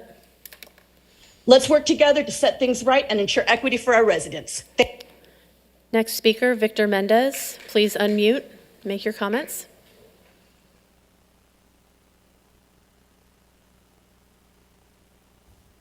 Hi, can you hear me? Yes, please go ahead. Sure, give me just 1 second. I'm by surprise. Okay, thank you. Victor Mendez, Ward 3. Very quickly, I'd like to thank Councilmember Pham for acknowledging those park employees who assisted me a few weeks ago. I was that resident that needed that help. I was just recovering from surgery that weekend, and I guess I pushed it a little bit. And I'd just like to put a word out to all our other residents that please hydrate yourself, keep out of the sun. There's no need to exert yourself. If something does happen, it's good to know we have, employees out there that can help, but by all means, try to avoid that experience. But thank you, Councilmember Pham, for that acknowledgement of those employees. I wish I'd known about it. I would have loved to have been there myself and thanked them personally. On this issue of this public inebriation, it is something I've also spoken about on numerous occasions and written to the council, and I'm glad to see some action now being kind of taken. Just a few weeks ago, I was accosted, I guess, by a drunken individual in my driveway who was inebriated on malt liquor. He proceeded to try to assault me with that half bottle of liquor that was filled. I called the police. The police were tied up and never really responded. The situation resolved itself, but having faced danger personally by an intoxicated individual and witnessed the prevalence of people that are simply drug induced, I think we have to do something about this. But I can tell you one thing, the police response doesn't necessarily work all that clear unless they see the problem and pull a person over. Typically, Orange County Fire Authority will be the first response to somebody like that and do a health check. And more often than not, they're going to let them go. That's been my experience over numerous calls regarding this type of situation. The fire department will come out, they'll check on the person, and if it's okay, they just take off. The police never come up and do anything about it. So that needs to kind of be discussed and worked through. But I think something needs to be done in this case, and how it gets coordinated between the PD and OCFA and removing inebriated people from our streets and making the place safer for the community is a good thing, but let's do it intelligently and, of course, humanely and with respect to this is a very large social problem. So thank you for this. I look forward to hearing this discussion. And it's also good to hear that the recall election is not $1 million, as I've been told and been promulgated in these flyers. It's $300,000. Granted, it's a little bit of money, but the way the city spends money sometimes, I don't think it's a big deal. But it's certainly not $1 million. So let's keep our facts. Thank you very much and have a good night and a great meeting. Next speaker, Victor Payan. Please unmute. Hello, can you hear me? Yes, please go ahead.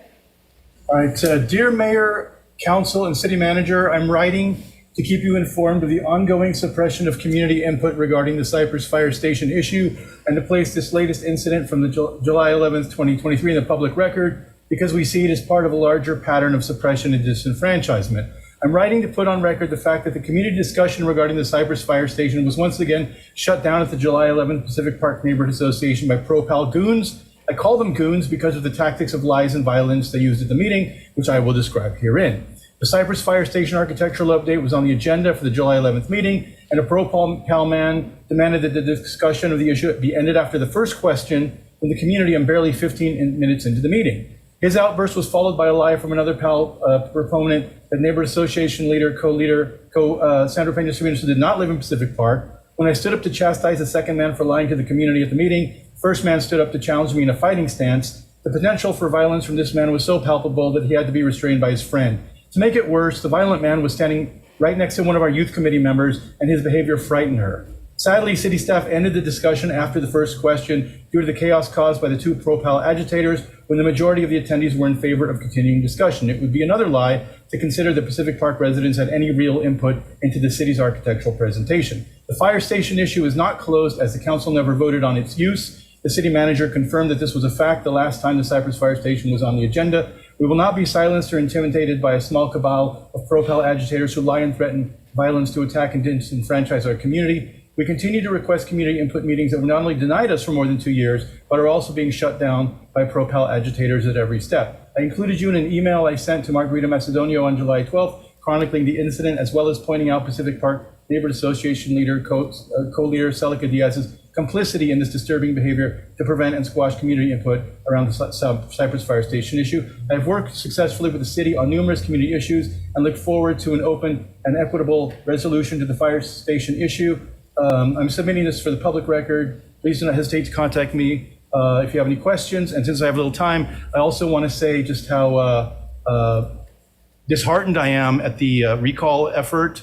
The $300,000 is a lot of money, especially because it's basically to disenfranchise our democracy, which we voted. And I see that item 4 on your closed session agenda was a lawsuit with Jerry Serrano and the city, and that was not discussed today, but just want all the residents to know that Jerry Soprano there and his cabal are also trying to thwart our democracy, and I stand against the recall and urge you all to vote no on it. Thank you. Next speaker, Jeanette Sanchez. Please unmute.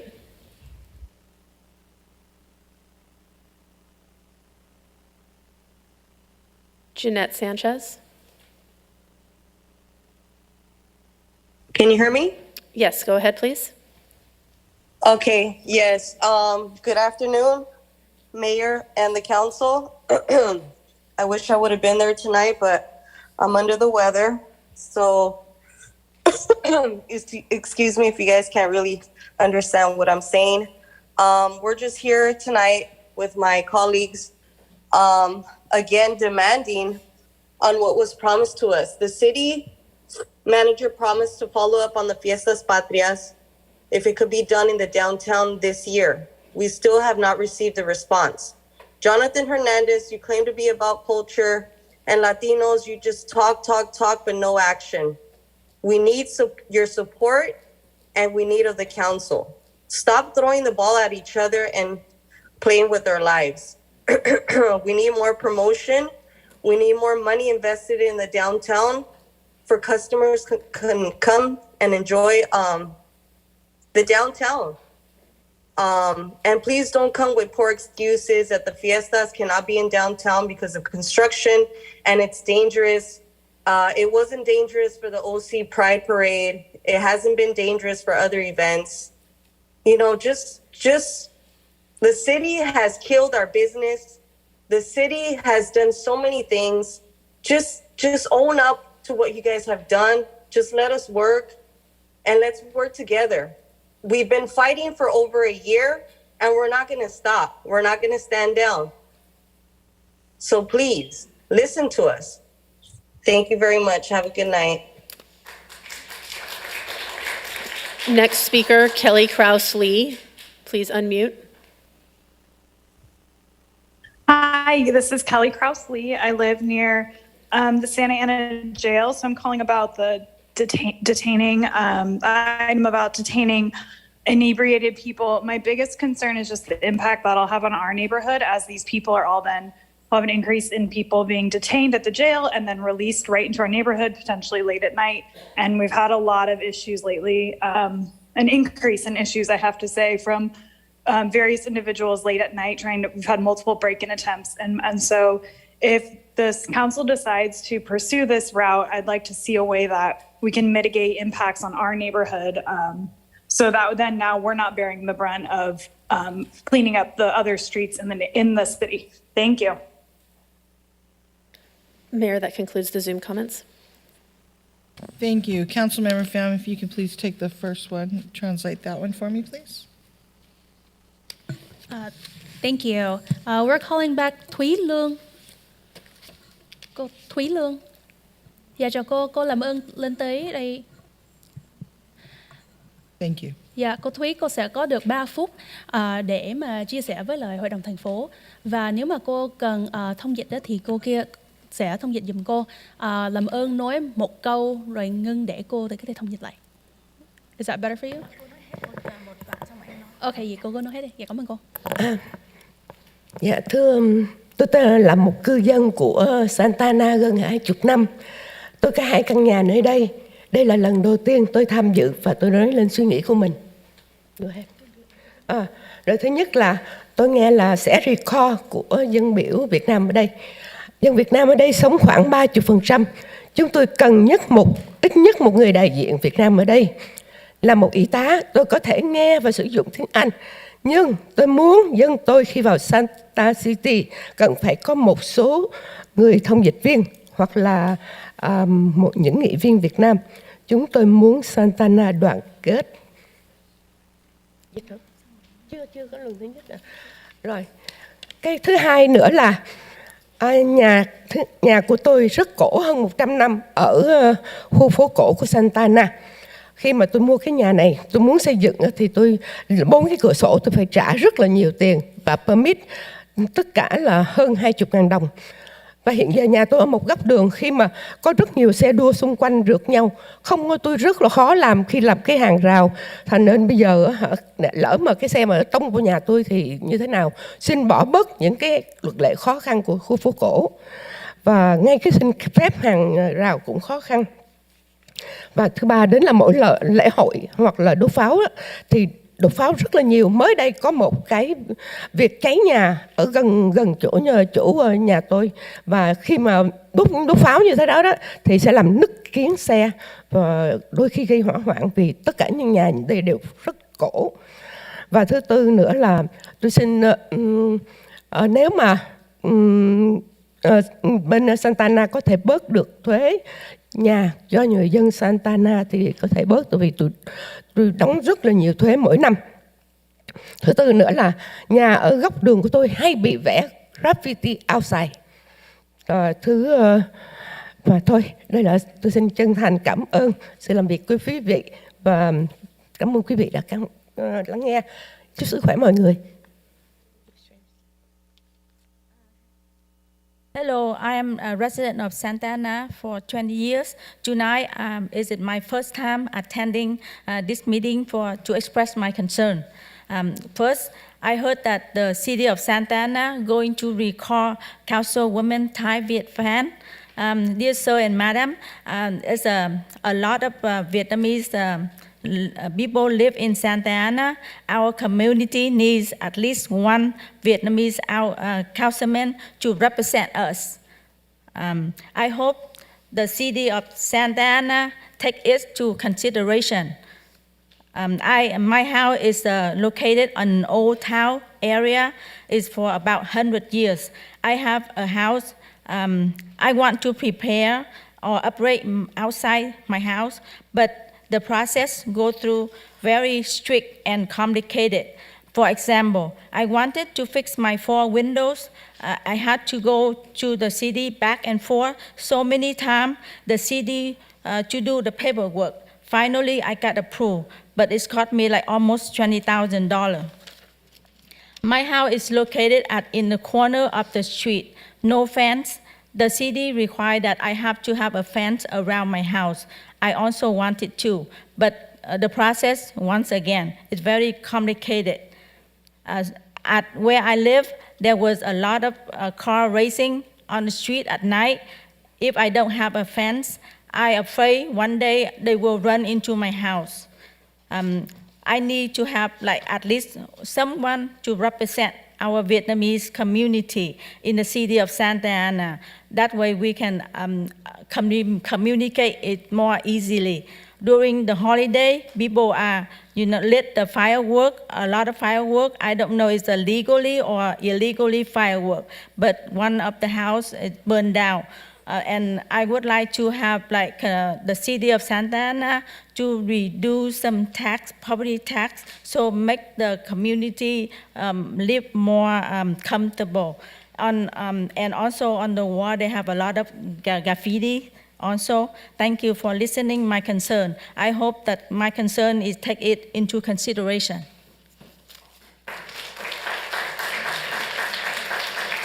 Thank you. Michelle Cisneros, please.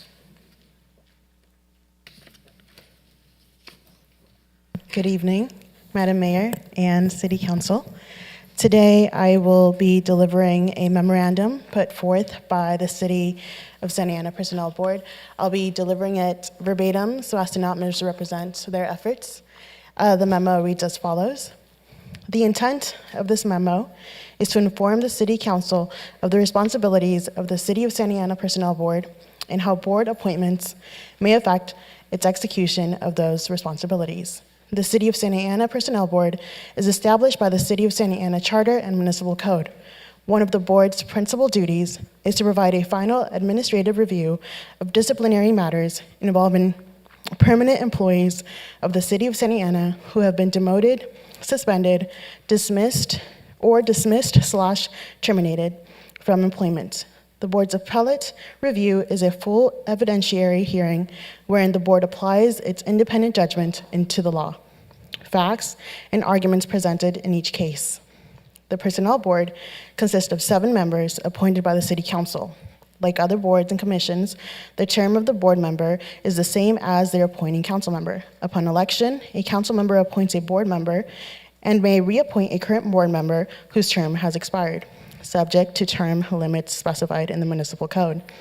The board's rules require that a majority of those same board members hear and deliberate on all of the same issues in an appeal. Therefore, if a board member misses a portion of a disciplinary hearing, they are not allowed to continue with the hearing. Likewise, if a new board member joins the Personnel Board while a hearing is in process, they may not participate in the current proceedings. Further, a majority of quorum must be maintained among the board members for a hearing to properly conclude. If a quorum is not met, the case must begin anew with at least 4 board members. Appeals, hearings are lengthy and costly to the city and to the employee/appellant. The board wishes to avoid not meeting a quorum and restart a case if possible. Timely appointments assist in a meeting of a quorum. In front of you, you should see a sample timeline of an appeal to the Personnel Board. The duration of individual hearings vary on average. Hearings take a minimum 20 to 25 calendar days to conclude. However, the average case takes 6 to 10 months. These proceedings include pre-hearing procedures, the evidentiary hearing, the board deliberation, and decisions proceedings. Hearings are conducted in the evening and require a coordination of many schedules due to the large number of individuals involved, including the employee appellant, the representatives, the city representatives, city staff, the 7 board members, board counsel, witnesses, and a court reporter. That concludes the reading. Thank you. Thank you. Manuel Pineda.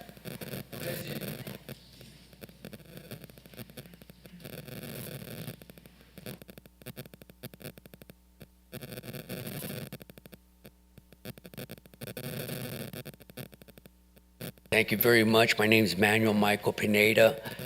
I'd like to sit there, address the council, all the members, the board. This took place in 2016 here in Santa Ana. And I also like all the residents to know what took place in Santa Ana. with the Orange County Sheriff's Department.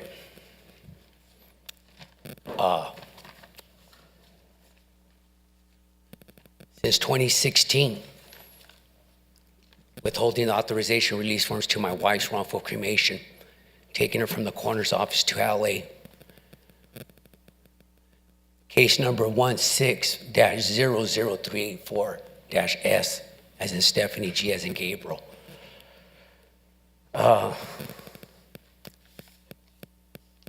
Took her to Rushner Mortuary, license number FD869. Since 2016, she just gave it to me about a few weeks ago.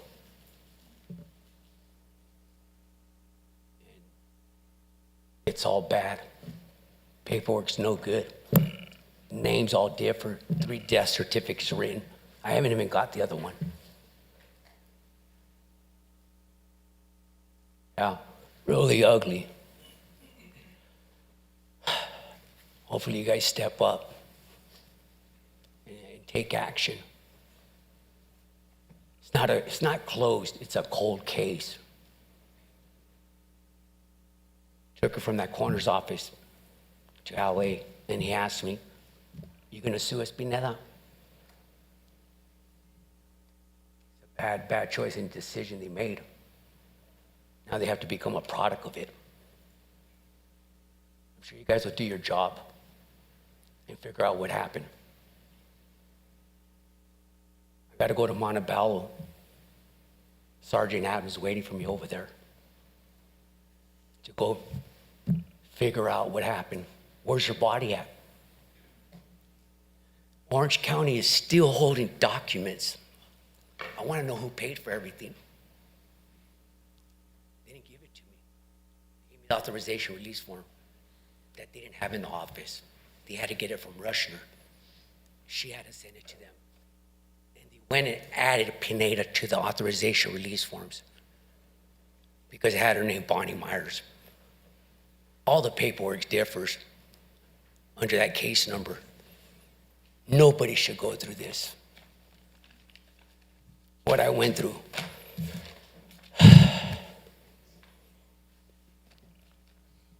Ball's on your court, Mayor.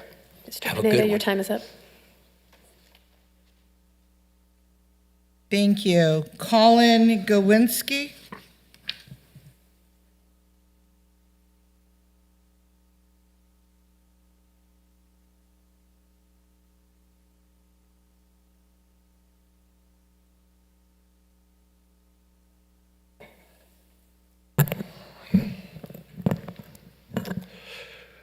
Good evening, Mayor Mesqua, Pro Tem Mayor Lopez, and council members. First, thank you for your service and leadership for our wonderful and diverse city of Santa Ana. My name is Colin Goronsky. I was born, raised, and am a longtime resident of Santa Ana. Today, I'm here on behalf of many of the residents of Fairbridge Square neighborhood. We, the neighbors of Wright and Clemson Streets, respectfully ask the city's assistance in stopping the owners at 2718 North Wright, 1609 and 1610 Clemenson from running illegal Airbnb businesses. Until recently, we have always had a quiet and peaceful neighborhood. However, here are some main reasons we request that these Airbnbs be closed as soon as possible. Number one, the owners are encouraging many strangers to come into the neighborhood, which affects the safety of the residents and the children that live there. We also have late night noise from parties that have kept residents up at night when they needed to sleep to go to school or work in the next morning. And we've tried to call the police on this. Our streets are now full of cars, daily renters, cleaning crews, and this encourages more traffic and limits parking for the residents and their family members, especially on holidays. We've seen men coming in, and later, then groups of women are dropped off from vans and walk into the house, in and out. One of the Airbnbs has a video camera that feels like it's watching the whole neighborhood. We've heard it say, "You are being recorded." Warnings that are announced to people walking on the sidewalk and in the street, and even if you're on your own property. And this makes all of us feel very uncomfortable. The owners of their properties and the property managers have not been truthful with the neighbors, and the owners are aware of what they are doing. We have been documenting all the daily events, including the property owners supervising some of their daily activities. According to the Santa Ana Municipal Code, short-term rentals must be for 30 days or more. These owners do not have the proper licenses and should not be granted one for a business that's not zoned for STRs less than 30 days. The city of Santa Ana also needs to be aware that they must treat each of these 3 properties equally and work to shut them all down. They must have the renters for 30 days or more or sell their property. We'd like to thank the following people: Supervisor Mr. Jerry Navarro, Code Enforcement Officer Tony Calvallo, and Mayor Pro Tem Jesse Lopez for their leadership, professionalism, guidance, and support. We ask the City Council for continued support in shutting these illegal businesses down as soon as possible. Just as other cities have, please collaborate together to put stricter, more concrete codes that stop Airbnbs from being in our family neighborhoods. Thank you for your time. Thank you, sir. You'll be meeting with Code Enforcement Alvaro over here, please, outside. Thank you.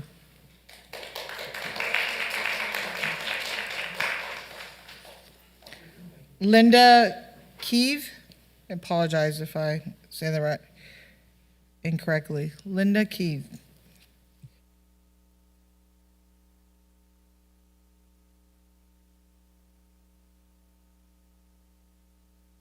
Good evening, Mayor and members of the Santa Ana Council. It's Linda Caveen, but don't feel bad. Nobody can ever pronounce it. It's my married name. I should have probably kept my maiden name, but. I live in Fairbridge Square where Colin lives, and I'm a neighbor there. And I and my husband have lived there for 33 years. We've raised our 2 children there. And as he said, it's always been a really nice, middle class, very diverse neighborhood where our children, felt safe to play in the cul-de-sac. But things have really changed with these 3 Airbnbs that have literally appeared in the last few months. And he mentioned a lot of the concerns, and I'm here to support him and support all our neighbors who couldn't be here tonight.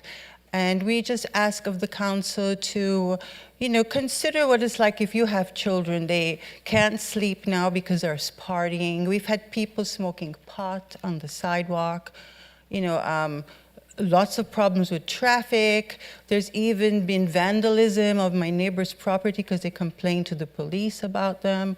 So it's really become a problem, and we don't feel safe in our own neighborhoods anymore.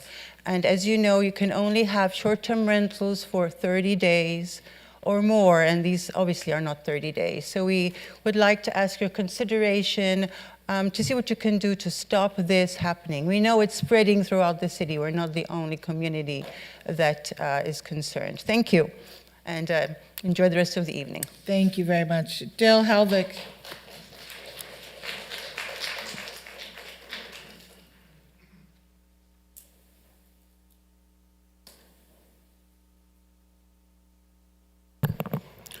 Dale Helvig, Ward 3. Good evening, Mayor, City Council members, City staff.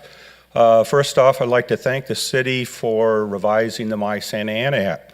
It was refreshing to submit something and not get a closed response. I actually got active, working, and a response back of what they're going to do. So good improvement. It's good to know that the city is listening.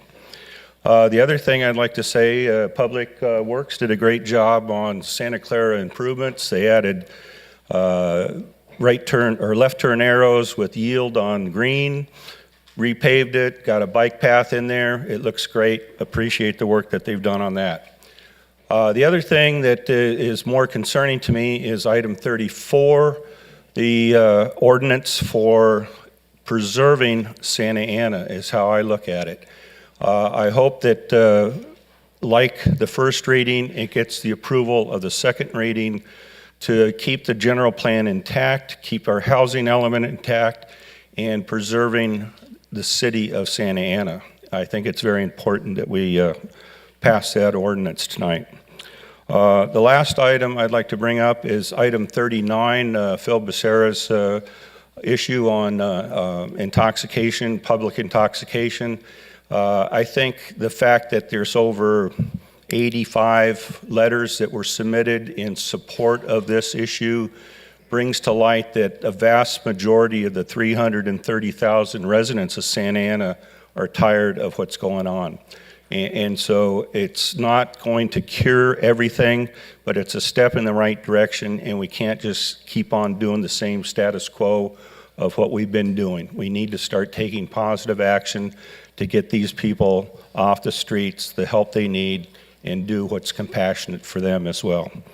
I do have one more item. It'd be nice to know how many $1,000 fines were issued on July 4th.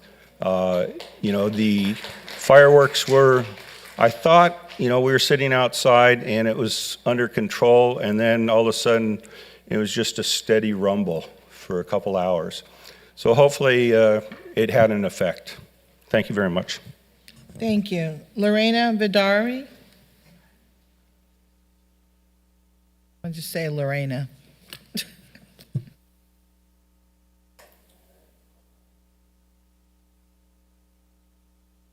Hi, good evening. I'm Lorena. I'm from Ward 4, but I was raised in Ward 3 and I work in Ward 3 along with my mom.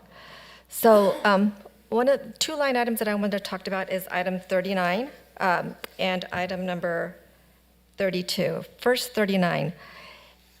First, I want to say it saddens me to see all the people down the street intoxicated. Just Sunday, driving home, getting off the freeway, there was two residents or two individuals that were shooting up. And ironically, today, before I came to the meeting, I went and got dinner at Chick-fil-A. As I'm driving to Chick-fil-A, I saw a gentleman, could clearly look like he was drunk, and I looked over and he's drinking a beer, walking down Bristol. So what we're doing right now doesn't seem to be working, so I fully support item number 39. I think taking them in, having them sober up, and giving them the opportunity to get help is more humane than actually having to go around them on a sidewalk or having to walk over them. So I'm glad to see that that was brought to the councils for approval. Also, on line item number 32, the city of Santa Ana should not be given the right to determine what the best decision is for our residents. I really would like to see our council people and our residents here be able to make those decisions. So I'm in full support of line item number 32. That was it. Good evening. Thank you. Sue Pollock? Sue Pollock, followed by Fred Smollers. Good evening, everyone. Could you please bring the mic down so we can hear I you? keep Thank doing you. that, don't I? Good evening, everyone. I'm listening to these comments tonight, and they're so pertinent to a missing piece of the puzzle. Maybe I'm going to present to you tonight. So here goes. Okay. Fullerton, Garden Grove, Fountain Valley, Westminster, Costa Mesa, Mission Viejo, Dana Point, Newport, San Clemente, LA, and states far away. I've been asking the homeless where they come from for quite some time, and the above is what they tell me. I've heard other cities find minor charges to get them off their streets, take them to the county jail, and then most of these homeless get released quickly on our streets. We get stuck with the poor souls and the mentally ill from other cities to take care of, as well as the criminally intent people. Recently, I was told that cities they Uber in the homeless to a nonprofit shelter near Main and Dyer, and then these people migrate everywhere from that point. And we see them on Dyer and Main and at the 55 freeway where they set up mini camps near convenience stores and elsewhere. It's endless no matter what the police do. Coke gets approximately 30 calls a day. In a nearby large city, maybe about 3. We have 6 to 7 code officers spread out over the entire city. 10 hours per day, 4 days on, with assists from other non-code officers overlapping on some days. To keep up, we need to increase our code force. And I suggest create a special unit that sends people brought to our city back to where they came from when released from jail. And then send the bills to these cities whether they like it or not. Send a message. Last year, I asked a homeless, very dirty, poor soul, how did he get to South Coast Metro? He said police picked him up in a bleep city, I won't say, drove him to South Coast Metro and told him to get out, and there he was. No money, no food, no anything. I did report this. Every week, Santa Ana streets have fresh faces. Our Santa Ana shelters only serve Santa Ana residents. So where do these people go? Where do they end up? So they end up nowhere, except they stay on our streets, and around we go, and then that's what we're seeing on our streets now. I want to say to the public, stop voting for the same politicians in Sacramento who don't give a rat's tail about us or who tie the hands of our police. I don't know if any of you are even aware of this, but did you know there are 5 legislators recently voted against putting child traffickers in prison for life? You know, I really worry about our code officers because we can't afford to lose even one. And, you know, they're superheroes to me. And I want to say, Chief Valentine, I know you're working really hard on this. Ms. Pollock, I'm sorry, your time is up. And I want to thank you for all of that. Your time's up, ma'am. Thank you. Have a good evening. Fred Smollers.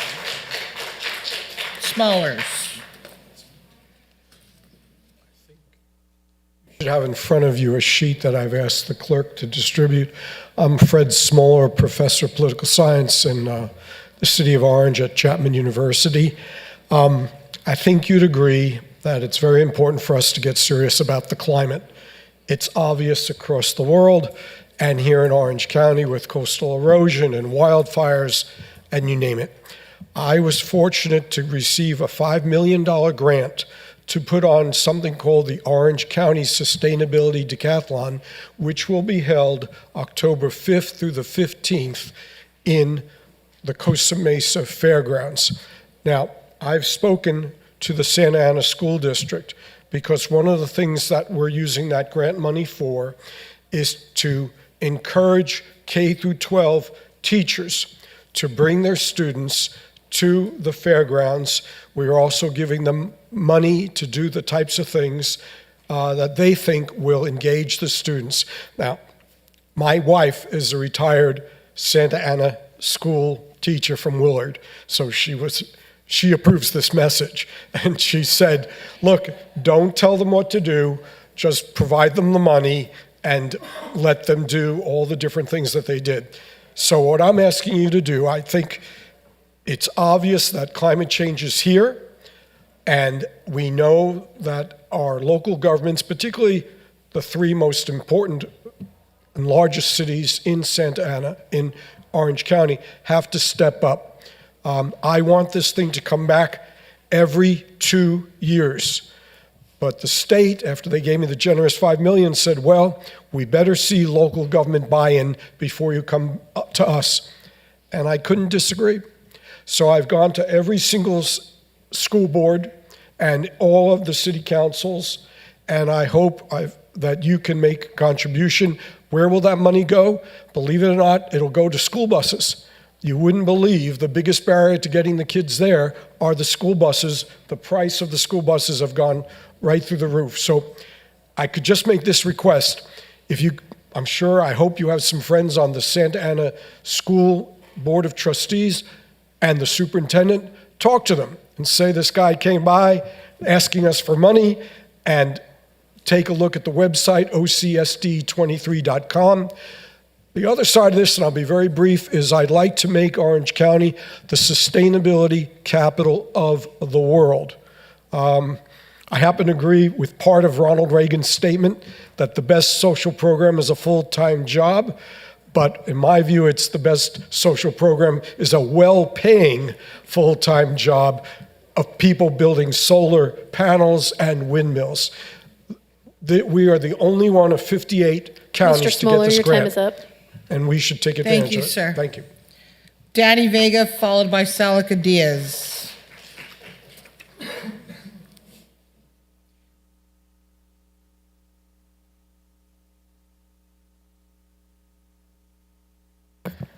Good evening, Mayor and council members. Good evening. My name is Danny Vega, resident of Ward 3. I'm part of the Casa de Santiago Neighborhood Association leadership, and I'm here in full support of Council Member Phil Becerra's item 39, addressing public intoxication. I first want to start off by saying that I'm really proud of my city for stepping up and addressing the homeless crisis in a compassionate way.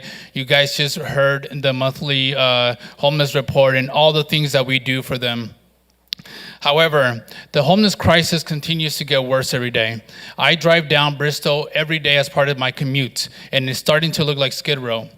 I see people openly using drugs every day, and what's worse, I'm starting to see young women being part of those groups. That really bothers me as a father of 3 girls. Now, I've heard that being poor isn't a crime.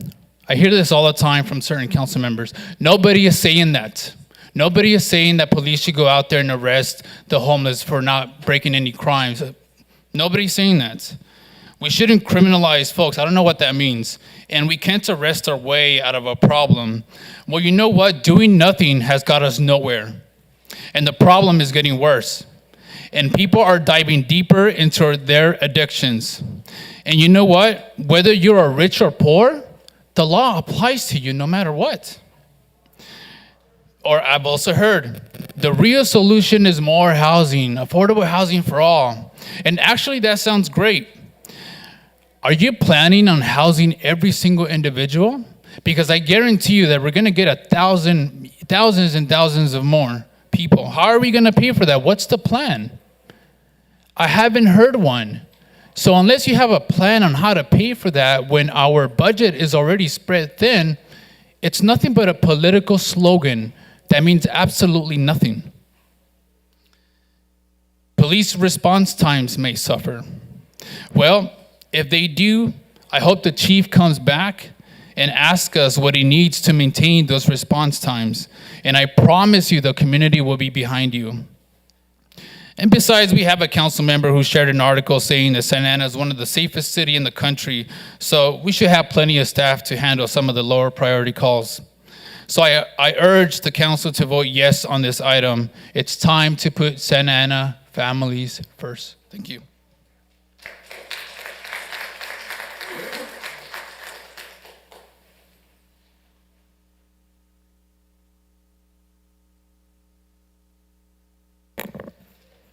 Good evening.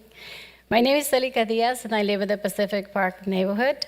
And I am here today because I want to thank Parks and Rec staff for the wonderful job they're doing, along with library staff too. I am very happy to see all the different events that they've been putting together. And the more events that they put together, there's an increase in participation. And so I'm very happy to see everything that they're doing. Also, I'm here again to ask you to please consider opening up more teen time spaces in all community centers, and reconsider reopening the digital library at the Roosevelt Walker Community Center. Also, I also support item number 39, and I also fully support bringing Fiestas Patrias to the downtown. Thank you. Thank you. Ana Padilla, followed by Claudia Bornaccio. I know I get it wrong. Sorry. I apologize.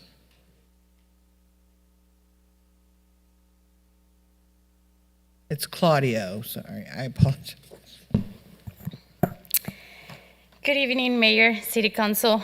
You know me. I'm Ana Padilla. I'm a resident of the city and a business owner in the downtown area. When people think about Santa Ana, they think about the amazing food, the arts, the events that take place in this city. I know that the people in this room will fondly remember new events like the Tamal Festival, and they also hold dearly the recurring events like Fiestas Patrias. As our community grows, I want to make sure to clarify that I understand that change must happen. But today, I'm here as an owner of a downtown, of 2 businesses in the downtown, to ask, why does this change has to come to the cost of not longer trusting our city leadership? Over the last couple of months, downtown Santa Ana merchants have reached out to communicate with many of you on this dais and with city staff. During this conversation, we were provided with clear understanding that Fiestas Patrias will be moving back to the downtown area, that it will not be hosted in Flower Street, Yet, when Fiestas Patrias were announced this year, it's back on flower. The reality is that Fiestas Patrias in downtown holds not only the nostalgia of roaming 4th Street with families, it is also an economic boost that this area desperately needs. Since the construction of the streetcar, 1 in 5 businesses have shut down in downtown, many of them being there for decades.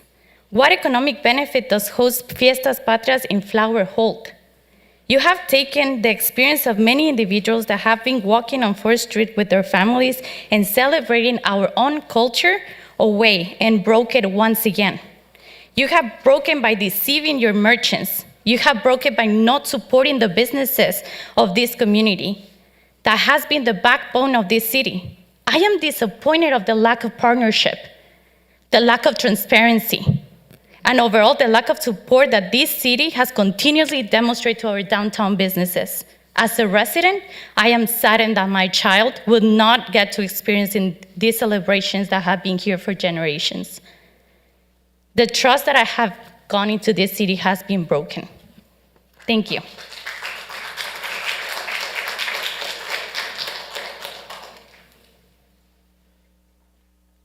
Good evening, Claudio Bornancini. I'm a resident of Flower Park, and today I want to talk about item 39. Even though I am in support of the proposal, I would like to focus a little bit on the program that offers transportation to soon-to-be released inmates, and expand the program not only to those who fall in Santa Ana jail, but also to those who interact with the police force, the SMART and COLT teams, shelters, and county jail. At the end of the day, there is no reason to wait for somebody to break the law to have this service offered. Lastly, I would like to not limit the homeless, not from Santa Ana, but offer transportation within the city as well. Otherwise, we'll have a concentration of homeless around the jail vicinity, which is actually my vicinity, and I don't like that. Thank you very much. Thank you. Samuel Sanchez, followed by Sean McHoney. Samuel Sanchez.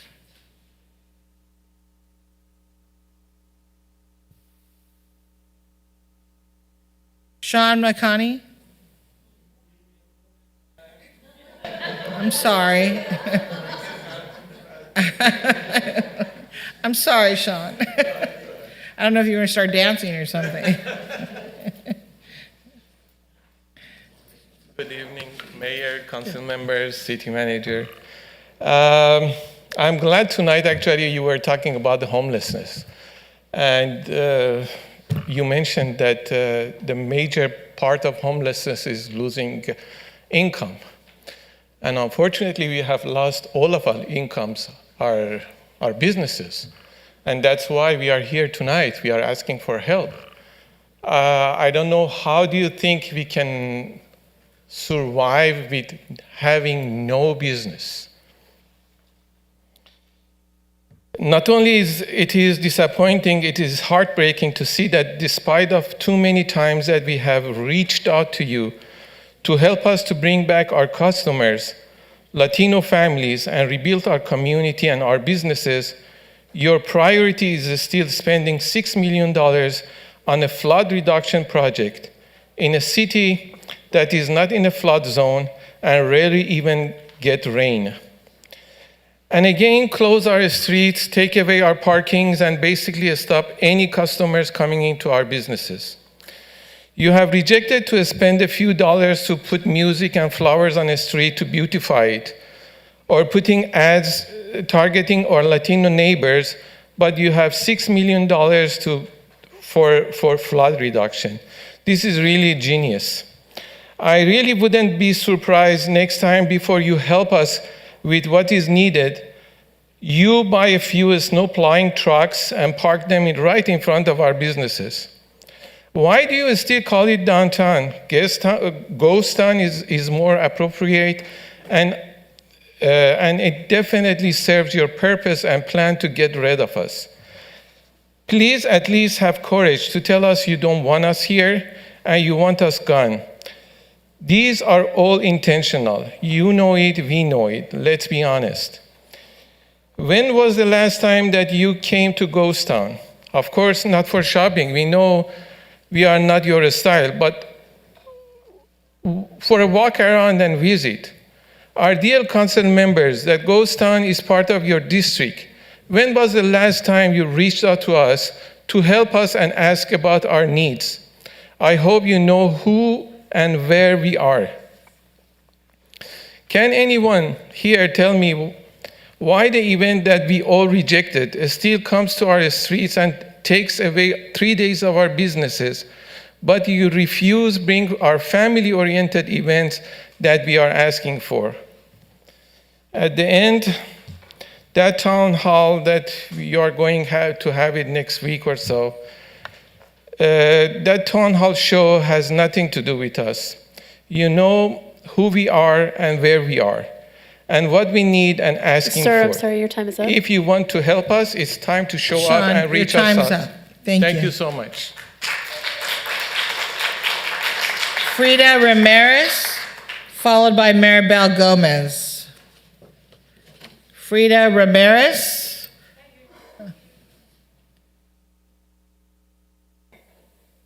Followed by Maribel Gomez.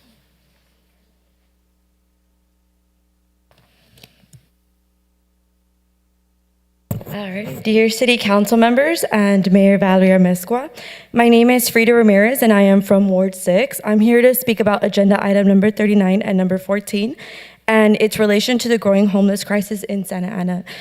As all of the residents of Santa Ana have been seeing the number of homeless increase in the area, we have grown desperate to get some sort of action on the matter. I believe that homelessness doesn't just stem from lack of shelters and lack of affordable housing.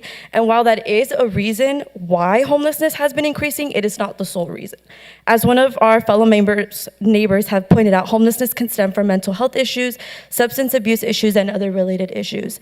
This is why enacting and passing agenda item number 39 is extremely important to the community and the battle against homelessness in the area. While Santa Ana has the most beds and shelters in all of Orange County, we still have the most amount of homeless in the area. In fact, as of May 10th of 2022, there are about 508 unsheltered homeless in all of Santa Ana. And we can only assume that this number has grown since.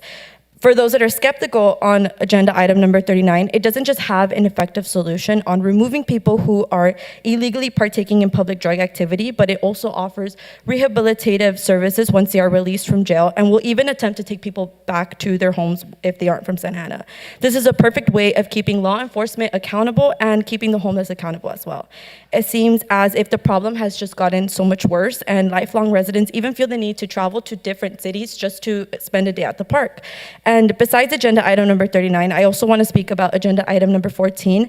I believe that the $2 million being spent on affordable housing for homeless, transitional youth, and elderly homeless is a great idea on spending money and preventative measures. It's a perfect way of allocating funds. But I do think that there should be some more money that's shifted on not being focused on adding resources for shelters. The resources that have been provided for the homeless in the past have been great, but they haven't been working as efficiently as they used to. And I believe that if the money being spent shifts more towards outreach and coordination, strategic homeless planning, and permanent housing, and less on shelters, there might be some more direction on how to curb the amount of unsheltered homeless in Santa Ana. There needs to be resources that caters to most homeless in the area, and I feel like agenda item number 39 does a great job at attacking public drug use and substance abuse issues. And in addition, agenda item number 14 does an effective job at using HHP funds in providing permanent housing for the homeless, which is a crucial step in removing homeless off the streets. Nonetheless, funds should not be focused on providing more resources for the homeless. Thank you, Councilmember Phil Becerra, for bringing up such an important issue to the agenda. And thank you, Mayor, for all of the amazing work that you have been doing for the city and listening to all of us. I know and believe that you will genuinely try to do what's best for us, so thank you for that. God bless you all and have a nice night.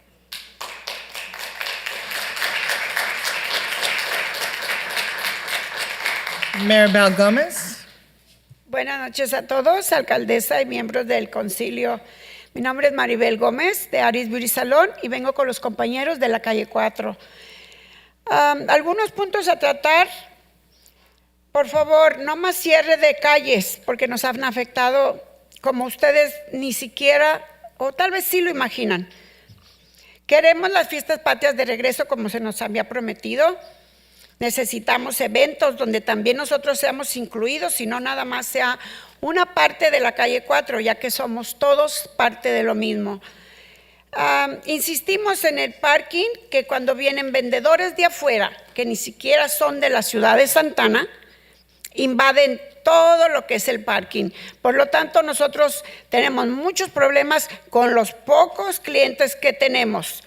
Nuestros negocios han sido dañados, no al 100%, al 1000%. Y por favor consideren, porque de ahí vivimos.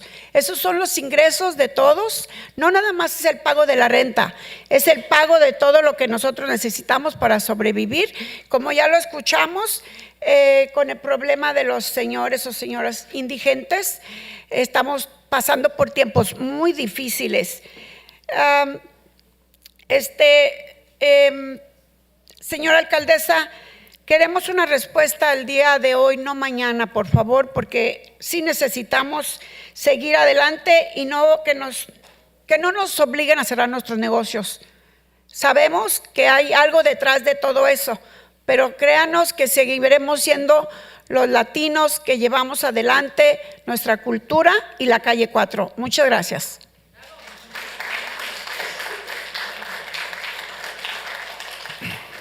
Good evening, all Mayor and City Council members. My name is Maribel Gomez from Aris Beauty Salon. I'm here with my friends from 4th Street, and we're asking for several things. Number one, no more closures, street closures. These are affecting our business. These are affecting our income, and this is a very important issue. We want Fiestas Patrias back. We want more events where we are included, not excluded, and not just part of 4th Street, but include all of us. Another issue is parking. When vendors are coming from outside of Santa Ana, they invade the parking, and we don't have parking for our own customers.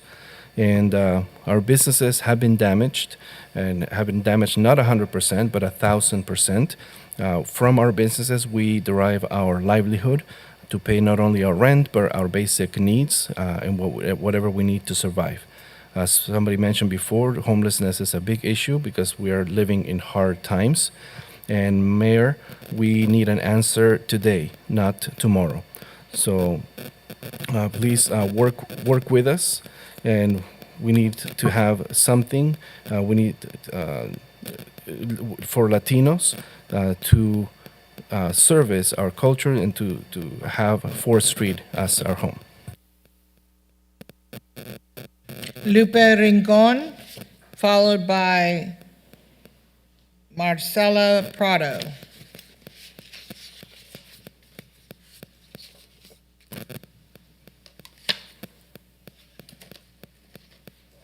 Hi, my name is Lupe Rincon. I was raised in the city of Orange, but I live here for the last 20 years. I'm here to ask to please vote yes on number 39. Please, City Manager, I ask for Santa Ana Police Department to consistently detain any individuals who are under the influence of drugs or alcohol. Transport them to jail for processing. Who knows, maybe it is an individual who has been reporting missing and has been under the influence, and we could find them if an officer does detain them. We are tired of seeing them on public sidewalks or even in traffic, sometimes half naked. I don't want this to be our normal. We deserve better for ourselves and for our children. City Council, please, I urge you to vote yes on this item tonight. Thank you. Good night.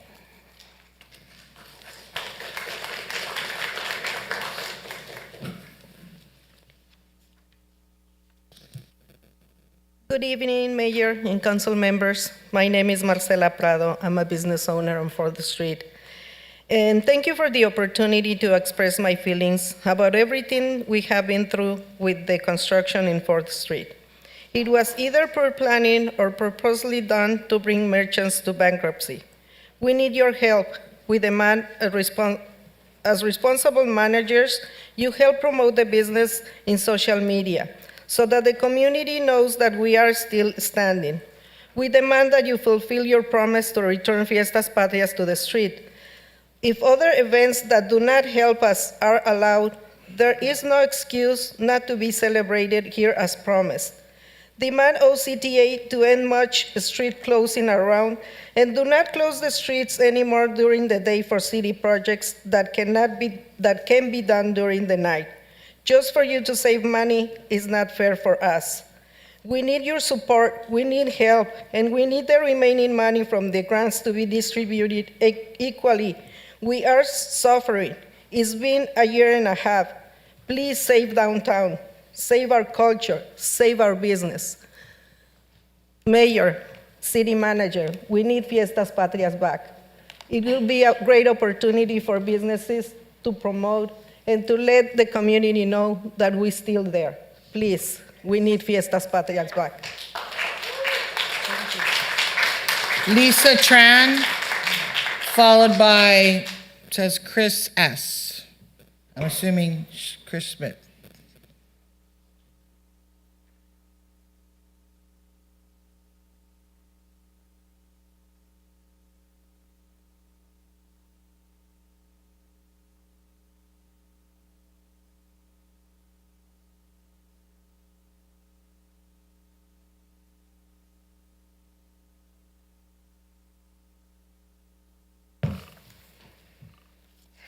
Bear with me, I hope I can read my notes. Good evening, Madam Mayor, council members, and city staff. My name is Lisa Tran. I'm a fourth generation Santa Ana resident. Some of you may be thinking of voting against agenda item 39. You may be thinking, I don't want to criminalize drug addiction or alcoholism. Look around our state and see where this thinking has gotten us. The criminal and inhumane act is doing nothing about these suffering souls on our streets. Sometimes being arrested is the best thing for a person who is caught in the grips of drug addiction or alcoholism. For many of these individuals, sobriety only happens when they are incarcerated. This may be the chance for them to get help. Sometimes being arrested is the best thing for a person who is a victim of human sex trafficking. Many drug-addicted individuals, men and women, are at great risk of being sexually assaulted.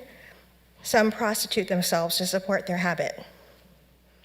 Sometimes being arrested is the best thing for a person who is a teenage runaway with families desperately looking for them.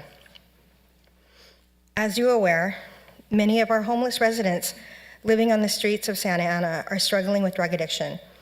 For many of these individuals, being arrested may be the one thing that helps them get on the right path. Thank you. Thank you. Chris? Good evening, Mayor, City Council members, City Manager. I'm here today on item 39 to show support and ask for your support. I'm not here, I don't think this should be a punitive measure to hurt people. I'm here to give some real-world examples of things Can you raise your mic, please? I'm sorry. of things that happened to me here in Santa Ana. So I have two not good stories, one really good story.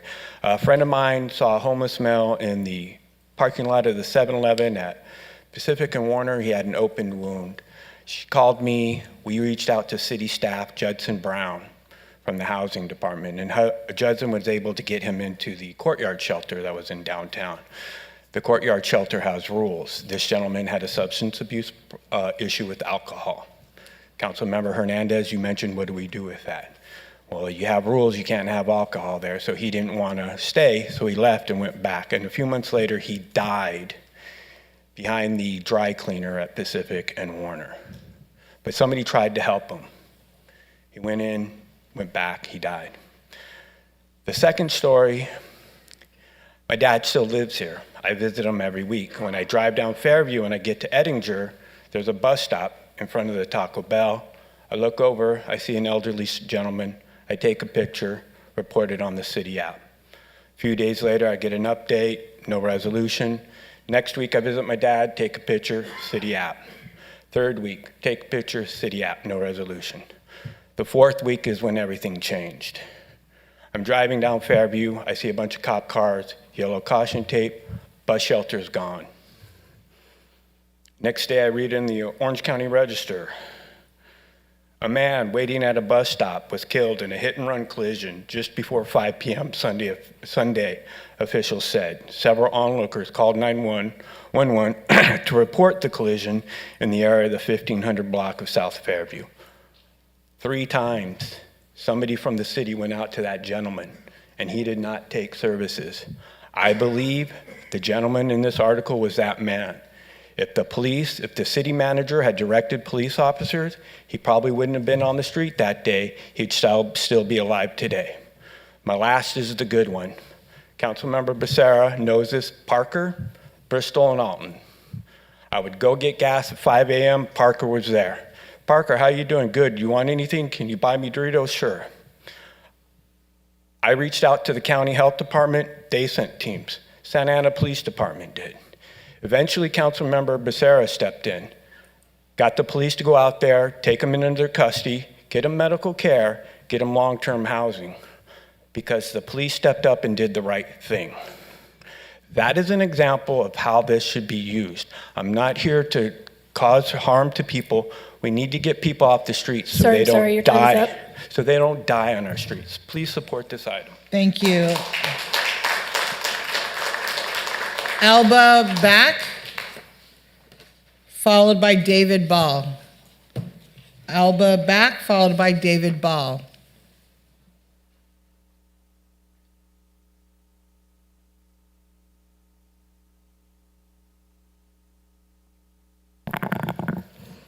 Muy buenas noches, alcaldesa y distinguidos miembros del Consejo y trabajadores de la ciudad. Mi nombre es Alba Bach y por más de 20 años he asistido a una iglesia muy pequeña, hispana, cristiana en la calle 5. Y la razón por la que estoy aquí es un asunto que lleva más de un año. La nueva compañía de basura no nos ha proveído un bote de basura. Tenemos los otros 2 botes, el de reciclaje orgánicos y reciclaje de papel o aluminio, pero no tenemos el bote de la basura. No lo hemos tenido por un año y en mayo finalmente recogieron el bote viejo que teníamos, todo roto, que pertenecía a Waste Management. Por 20 años nunca tuvimos problemas con la otra compañía. Siempre estaba el pago ahí, era como $36 por los servicios y ahora el servicio es $250 cada mes y se ha subido a $395.31 por cargos excesivos, ¿verdad? Para pagar tarde, pero también no se nos hace correcto que tengamos que pagar cuando no nos recogen la basura. Y la iglesia solamente está abierta por 2 horas y media, ciertos días en la semana. Nadie vive ahí, no tenemos línea de gas, no hay cocina. Y quisiéramos, ¿verdad?, su ayuda, pedir si pueden crear una tarifa ajustable para organizaciones pequeñas como las iglesias, las cuales son organizaciones sin lucro y que nomás usan el lugar como por 2 horas y media ciertos días de la semana. Por favor, si pueden trabajar en una lista de precios, ya que la compañía Republic dice que es la ciudad que se encarga de eso cuando les hemos pedido ayuda a ellos. Como les digo, necesitamos ayuda, no tenemos un bote de basura y los cargos son muy excesivos.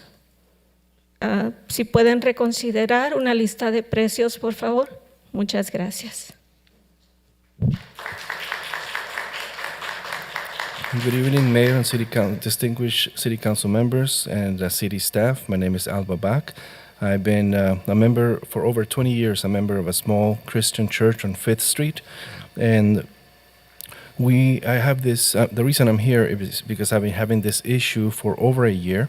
The new trash waste management, the waste company has not given us a trash cart. We do have the organics cart and the recycling cart, but not the trash cart. And this has been for over a year.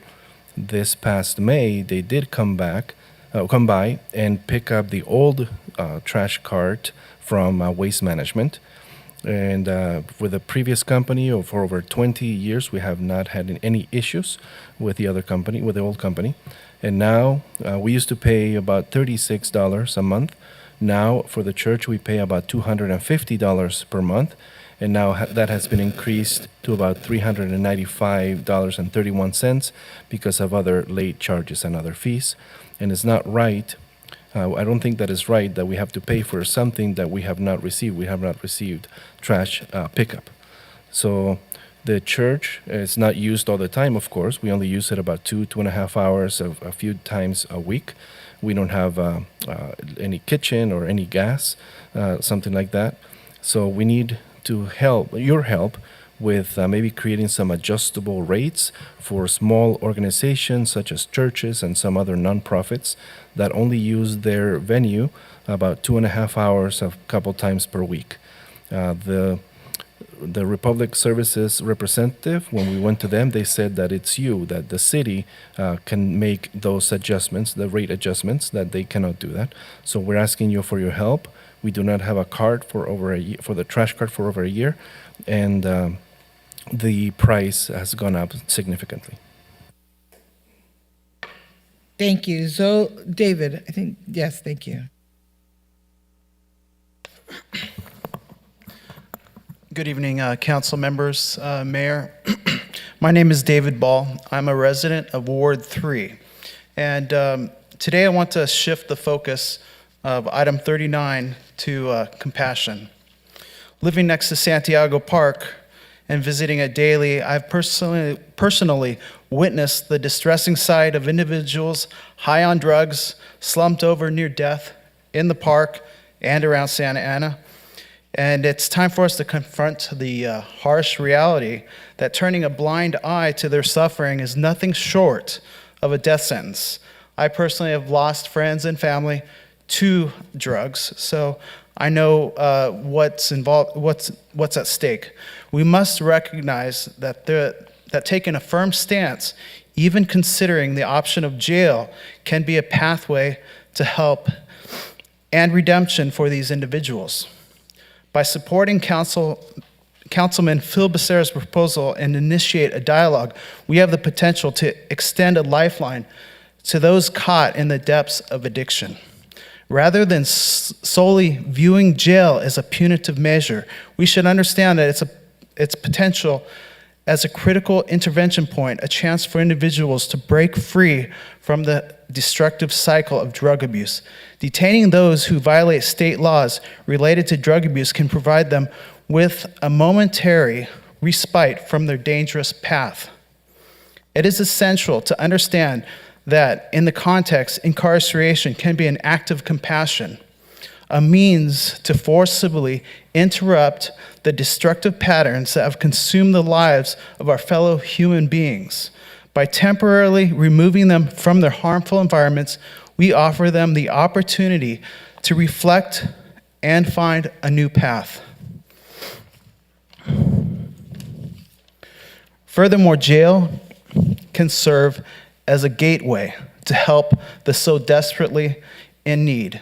By providing them with the information on available substance abuse treatment services during their time in jail, we give them a glimmer of hope, a chance to embark on a journey of rehabilitation, recovery, and a brighter future.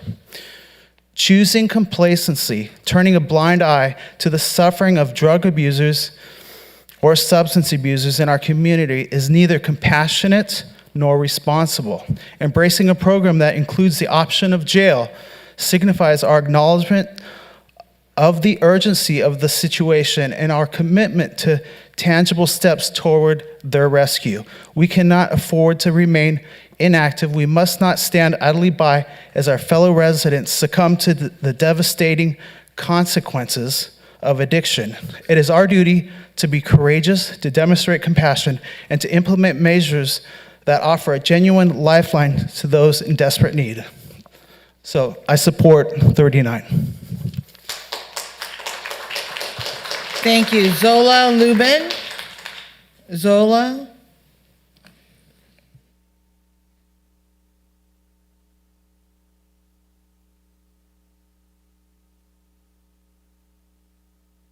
Good afternoon. My name is Zoila Lubin, and I'm a mother of 4 living in Ward 2. I just wanted to come in here and kind of talk about the Summer Splash camp.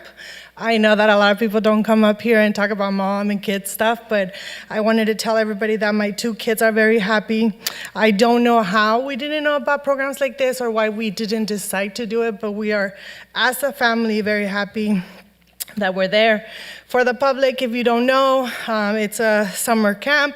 They swim Mondays and Wednesdays, free swim, lesson swims, and then they have lesson swims through the entire week, except for Fridays. They have excursions, and all for a very, very, very low price.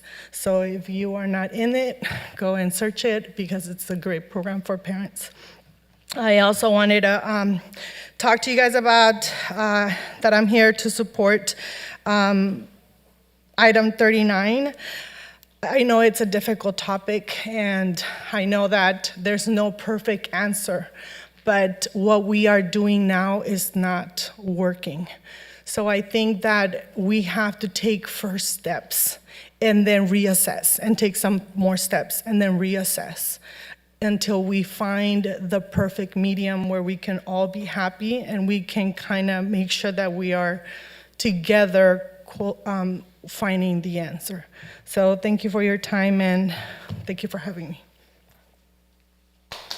Thank you. That concludes public comments at this time. We're going to go to the consent calendar items. Number 6 through 35 are before us. Council members, please announce any items you'll be abstaining from due to conflict. And if there are any requests to pull an item from the consent calendar for further discussion, let me know. I'll start on this. Councilman Vasquez, any items? 13, please. Mayor Pro Tem Lopez? I will not be pulling any items, but I do have a comment on 31, and I'll proceed with my comment now. So I would like to see you, City Manager, in collaboration with the Chief of Police, raise the bar. I see the 10K for people with a bachelor's, but I really would like to see that be applied to folks with a master's degree, because this is not your typical everyday job. And so I think it's important that we raise the bar, as I said. And so I think it's also important to note that our officers are paid extremely well. Some of them make close to $500,000. We're at the top % of the market. And so for those credible reasons, I believe that, the bar should be raised a little bit more. So thank you. No. So hold on. Either you're going to pull it, you can pull it, and then we can have comments. That's how we do it. I'll comment later. So Just comment. do you want to pull it? No, just comment. Well, I'm going to pull it because you've opened it up. Mayor Pro Tem opened it up for a comment. So we're going to pull 31. Okay, Councilman Penalosa? No items, Mayor. Councilman Hernandez? Yes, I just had a comment on item 14 and 16. Can you wait then until we get there, please? Yes, and then I do see you pulled item 31. I did want to pull that item. Perfect, thank you. Councilman Becerra? Thank you, Mayor. I'd like to pull items 14 and 18. Thank you. Councilmember Jafan? Thank you, Mayor. I'd just like to register recusal for item number 14, as the Illumination Foundation is a client of my law firm and employer. And so out of an abundance of caution, I will recuse myself. And I'd like to register a no vote for number 34. Thank you. A no on 34? Yes. Great, thank you. I'll be pulling 13, 14, and 31. All right, let's get started. I'll move to approve the rest of the... I'll second. Perfect. Let's prepare to vote.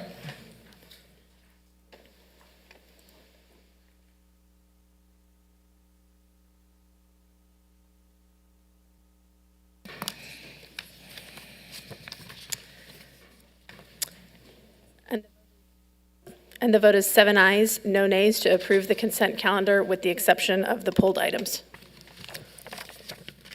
So because I do move things around and I have that ability to do that, and there's many people here waiting for Councilmember Becerra's item number 39. Mayor, can could we I- do the oaths of office for the board and commission members Yes, first? after I'm done here. Okay. Then, so we're going to go from the oath of office, Madam Clerk, to 39, and then we'll go back to the consent. Mayor, point of order, 34, was that pulled? Oh, it was pulled. 34 was not pulled. Did you want it pulled? No, I did not. I just wanted to make sure it was It registered. was a no vote. Yes, thank you. you. Thank you, Councilmember Fan. A You registered registered no a no vote vote. by Councilmember Fan on item number 34. Okay, the record. so Councilman, so we're going to do the oath. Let's.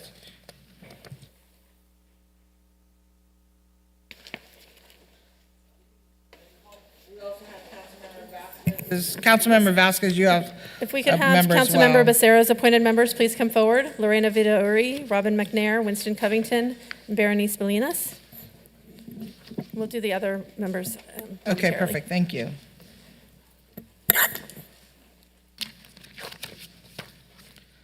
The whole, everybody in the room's coming up here for you.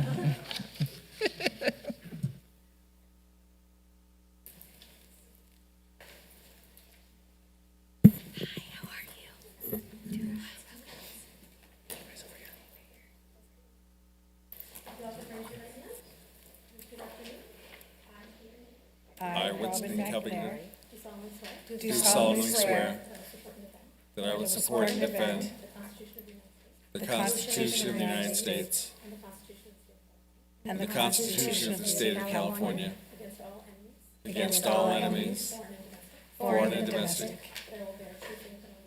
that I will bear true faith and allegiance to the Constitution of the United States and the Constitution of the State of California, that I take this obligation freely, without any mental reservation or purpose of evasion, that I will well and faithfully discharge the duties upon which I'm about to enter. Thank you.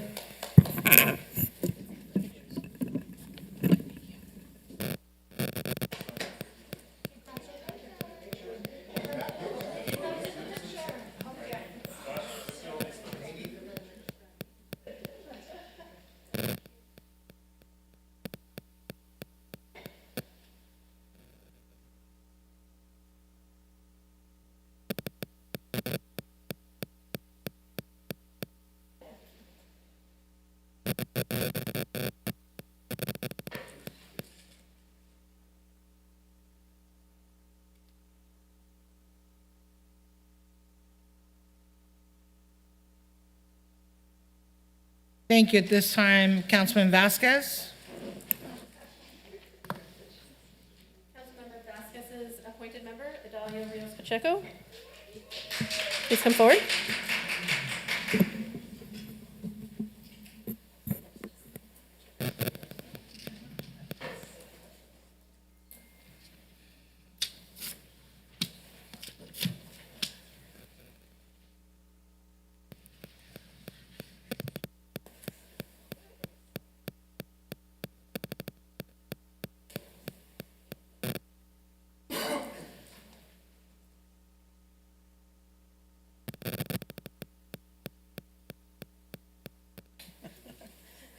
Thank you.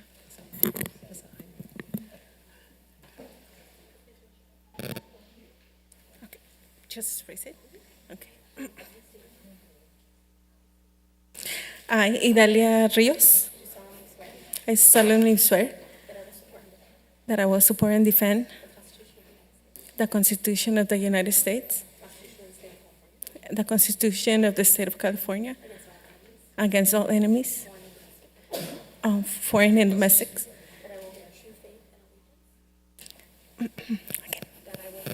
That I will bear true faith and allegiance to the Constitution of the United States and the Constitution of the State of California. That I take this obligation freely, without any mental reservation or purpose of evasion,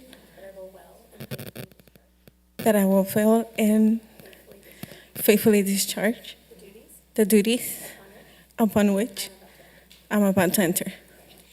Thank you.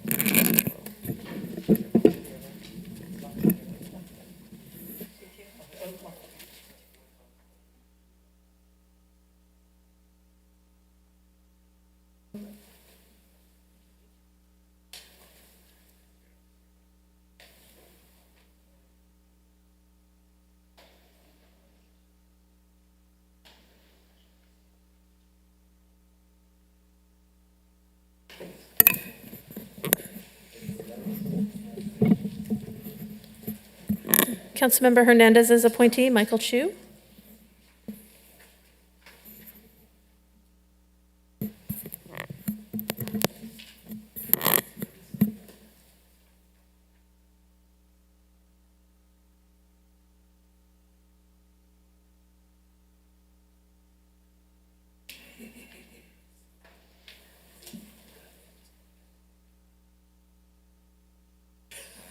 I'm happy to do the oath.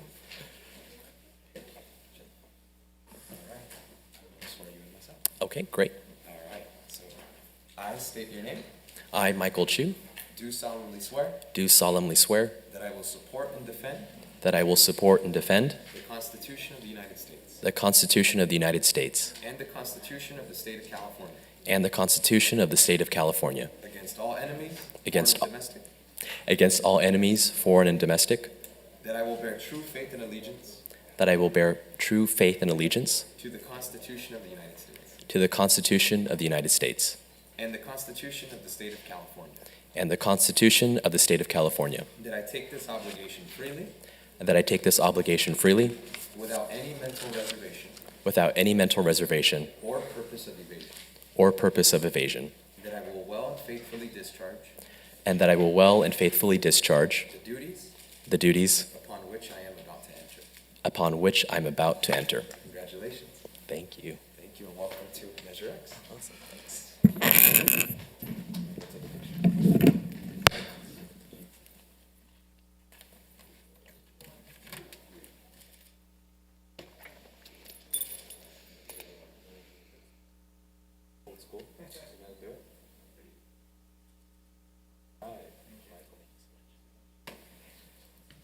Great, thank you. At this time, we're going to go to item 39. Discuss and consider directing the city manager to have Santa Ana Police Department immediately implement an intoxication detention and service offering policy. Councilmember Becerra, I'll turn this over to you. And then after you're done, then if there are other council members who have comments, we'll take the comments and then we'll give direction to the city manager. Thank you, Madam Mayor. So I'd like to begin this item with a story. So about a year and a half ago, I was hosting my monthly community office hours. And before I went to go get some coffee over at Starbucks for the folks that attend. So I went to the Starbucks, over on Bristol and MacArthur. After picking it up, I went out through the shopping center onto Alton, and I'm about to turn onto Bristol. And I see a gentleman passed out that's over on the little green space there by the bike trail entrance. And he's not moving.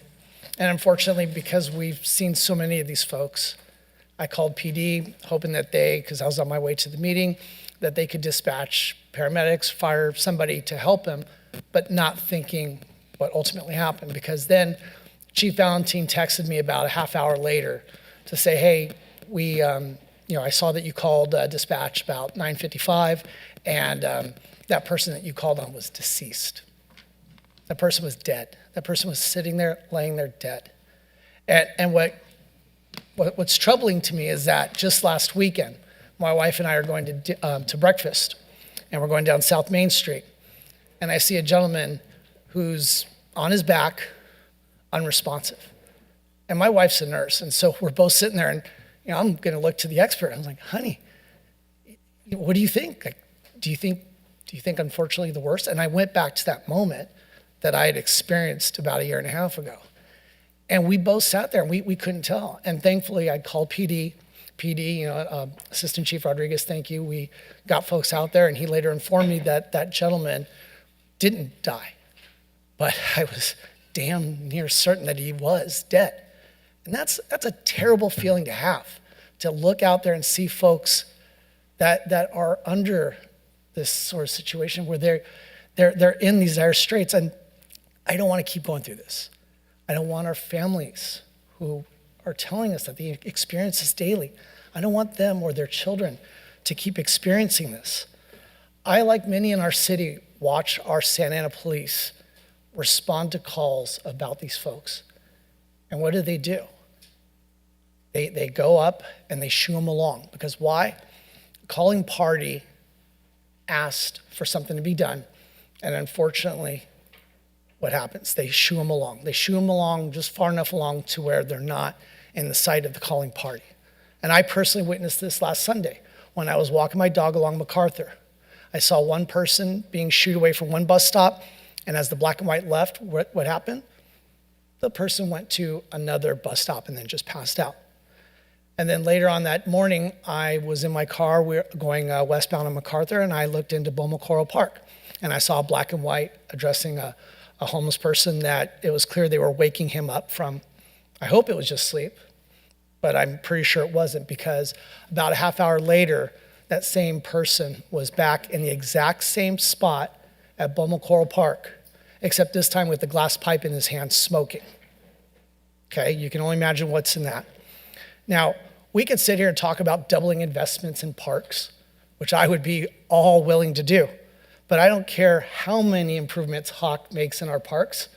The reality that if any of us are listening to our residents, we know a lot of people won't go to our parks because of this issue, because they're facing folks that are acting erratic, that scare them, that make them feel unsafe. We could talk about building housing, we could talk about all these things, but when people talk about the housing first model, it doesn't solve the fact that these folks have some very serious issues that they're facing. And one thing that we can't continue to do in this city, pay the highest sales tax in Orange County and not have some of the safest, most beautiful parks, have some of the most amazing amenities. We need to take action. We deserve beautiful parks.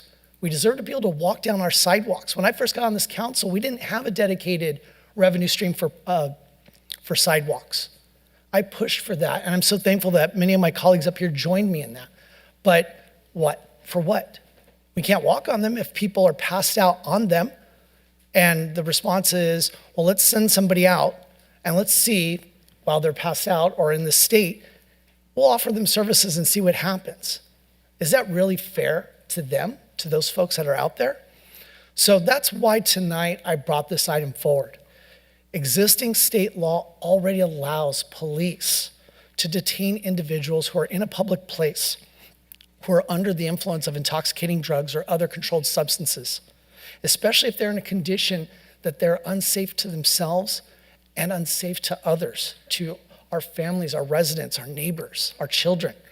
And if they're obstructing the sidewalks, if they're obstructing parks, other paths of travel, any public spaces. I'm also proposing that we have our city manager have our police officers consistently detain any individuals within Santa Ana who violate existing state laws that are related to public intoxication and transport them to the Santa Ana jail for processing. And prior to release of those individuals, they are provided with information on available substance abuse treatment services. CityNet, no matter what stats you're hearing out there, they're not able to handle what we're facing. I can tell you right now, South Bristol's like the Ellis Island for fentanyl. Folks are coming in daily. You heard some of the speakers tonight that said they don't recognize who's coming in. Why? Because they're coming in from all over. They're coming here and they know that they can not only obtain drugs, but they can use them uninterrupted. Now, one thing I'm also proposing, because I'm very sensitive to the fact that I do not want to diminish the efficiency of our patrol staff. So one thing that I want to make sure so that our police don't get caught up in emergency rooms dealing with these folks, I'm asking for staff to modify who we have at the jail to make sure we have the appropriate medical staff, whether that's a nurse practitioner or whoever they see fit, that will make sure that our officers aren't constantly going to the ER to deal with the folks that I'm hoping will be able to help and address. And finally, what I'm also proposing is that upon release or as we're about to release them, that we proactively offer folks a way home to be reunited with family. And I know some folks tonight talked about whether they're in Santa Ana. That would be great if we can reunite them in Santa Ana. But if they are from out of state, which many folks are, you heard some of the folks tonight talk about how they interact with some of the homeless when they're not completely intoxicated, and they tell you that they're not locally from here. So hopefully that would be something we would be able to do as well. So as the city clerk announced tonight, there were 77 folks that took the time to write emails and express their opinions on this. I want to thank each and every one of them, even the two that didn't support this item, because they took time out of their busy lives, because this issue is so important that they can't just sit idly by. And when I looked at those who had emailed us, I can very confidently and comfortably say, I didn't recognize a lot of the names, but that shows you how important this issue is. This isn't just a small circle of people banging a drum. This is folks from throughout the city, from all the wards, from all the neighborhoods. This is not one targeted demographic. This is not one targeted neighborhood. Excuse me. So the status quo is no longer acceptable. And trying to punt it on a solution that is not something that will address the immediate issue in front of us today. We can start building housing tonight. It's not going to solve the issue of folks passed out in front of our sidewalks, our parks, our schools. We need to do something. I do want to read one email, and it was the email that I thought, of all the emails that I received, that we all received, that stuck out to me. And it was a gentleman, his name was Mr. Perez. He said, I'm a husband, father, and a local church leader here in Santa Ana, where we believe that as parents, we have a sacred duty to rear our children in love and righteousness, to provide for their physical and spiritual needs. Allowing rampant drug use and individuals passing out in public areas has had a detrimental impact on our beloved city. It not only compromises the quality of life for residents, but also poses a significant risk to public health and safety. The proposal to instruct the city manager to have the police department detain individuals who violate state laws related to drug abuse and transport them to the Santa Ana jail for processing is a proactive step towards addressing this issue. Furthermore, I appreciate the provision in the proposal that emphasizes the importance of offering information on available substance abuse treatment services to individuals before their release. This approach demonstrates a commitment to not only deterring drug abuse, but also providing an opportunity for those struggling with substance addiction to seek the help that they need. I believe it is crucial for our community to support this proposal and encourage its swift implementation by taking a strong stance against drug abuse. We can work together to create a safer, healthier, and more vibrant Santa Ana for all residents. I couldn't agree with Mr. Perez more. So let's take this proactive step towards addressing this issue so that we can create that safer, healthier, and more vibrant Santa Ana that our residents are asking for. So thank you, Madam Mayor. Thank you. Any comments from any of the council members? Councilman Penalosa? Thank you, Mayor. I just wanted to thank Councilmember Becerra for agendizing this item. It's definitely something that we must address, and I agree with everything that he has said tonight. I'd like to just let city staff know that we all drive down these streets, any street in the city, you pick it, the problem is there. Last night, St. Gertrude and Main, at the 7-Eleven, I sent that picture to you, both of you, city manager and assistant city manager. There were at least half a dozen people openly smoking and injecting themselves with God knows what in this parking lot. And that's not isolated to just St. Gertrude and Main, not just 7-Eleven parking lots, but Bristol Street, Harbor, Standard, Main, First, East First. You name it. Every street in our city, we see it.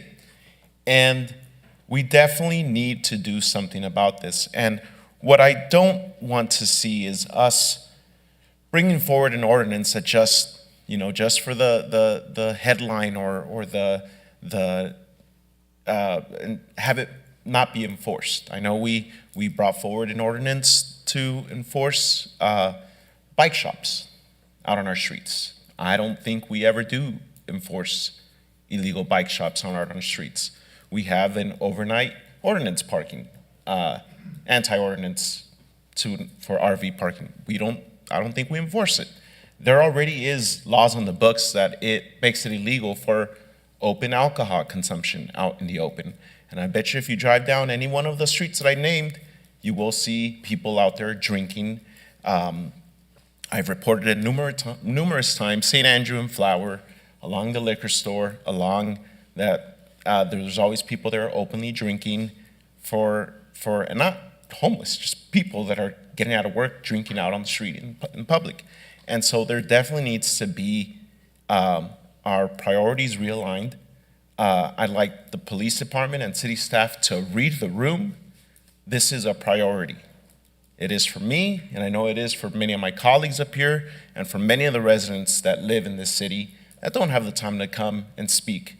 I know last summer, I hosted a park cleanup at Memorial Park. City Manager Ridge, Assistant City Manager Mendoza, you were both with me. And when we walked into the restroom at Memorial Park, there was a man on the toilet with his pants at his ankles and a needle in his arm, passed out. 2 years ago, I went on a ride-along with then Deputy Chief Kaminsky. First Street, there's a woman with her pants halfway up her thighs, and she's walking in pain. When the officer asked her why is she walking like that, she said, I can't put my pants up because of all the scabs on her thighs from all the drug use all the scars and the open wounds that she has from drug use. This is a problem. This is an epidemic, and it's not just a coping mechanism. This is drug addiction. A lot of these people are on our streets because they have a drug addiction. And we need to do something about it. We need to help them, not just incarcerate them and walk away from them. We need to help them. And so if it means working with the county, working with the state on how we could address this, we need to start tapping into those resources, because it is a problem that's not going away, and it's affecting our families. What's the point of putting new restrooms at Memorial Park or Madison Park if our public can't use them? What's the point of opening new parks if our residents can't take their kids to it? What's the point of installing these new beautiful bus benches when there's people passed out ODing on every single bench in the city? All of these things that we want to do, we want to invest in our libraries, we want to invest in our parks, but even now the public is saying, no more parks. We had multiple neighborhoods come in and say that they don't want another park in our city because they know they won't be able to use it. So thank you, Councilmember Becerra. Thank you, residents that came out and spoke tonight.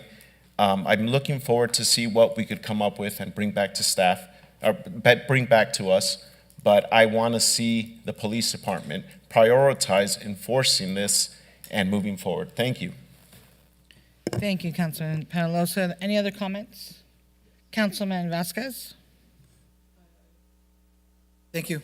I do appreciate what Councilmember Becerra is trying to do, but this program already exists. Other cities use it. They bring people to jail. They leave Santa Ana. Only we're doing it to ourselves now. So we're going to lock folks up, and we're going to release them to Santa Ana. That's what's going to happen. If we have some kind of transportation program, let's get them at the county jail and move them back to where they came from, move them back to the city that they were taken up already. It's going to be very expensive to have an ER room if somebody needs to, instead of use, sorry, but you did say instead of having a police officer wait in an ER room, we should have a nurse in the jail. So I'm thinking if a person needs ER, we might need you're asking for an ER room. That's going to be very expensive. There's other priorities that we do have on police, and there's heavy priorities. I know that calling on this one thing and focusing and putting light on it, that should be our priority, but there's also theft, assault, break-ins, sex crimes, violent crimes, traffic accidents. There's priorities. It'd be better if we would list all the different crimes, and then we could prioritize instead of just focus on one and saying this is the main issue in Santa Ana when we have many other issues. In incarceration, has been proven to be detrimental to the growth and prosperity of our community members. And if it's just not a homeless person, if it's a young kid, or if it's anybody or families or folks that might not be on their best day, get taken in at house parties, walking away from house parties, downtown Santa Ana, those might be issues that are consequences of a good idea gone bad, especially for people of color. So I can't support this. Thank you. Councilman Hernandez. Yes, thank you, Mayor Mesqua. I want to thank my colleagues for the dialogue that we're having today, because this is a very important conversation, and there isn't a one-size-fits-all solution. I am going to lean on my professional experiences separate from my role as a policymaker here. Before I was a policymaker, I worked in the field of reentry here in the County of Orange. I have professional lived experience working directly with people experiencing homelessness. I was a case manager that was frequenting the shelter here in downtown Santa Ana. Not only did I help with people who were leaving either juvenile hall, jail, or prison, I found, and studies will show you, the leading cause of homelessness is recidivism. Locking people up is the fastest way to exasperate the homelessness crisis that we are all experiencing. I am not saying this to scare you. I am saying this because as a paid and trained and qualified professional, I was tasked with having to help people navigate homelessness. I am not speaking from a place of fear.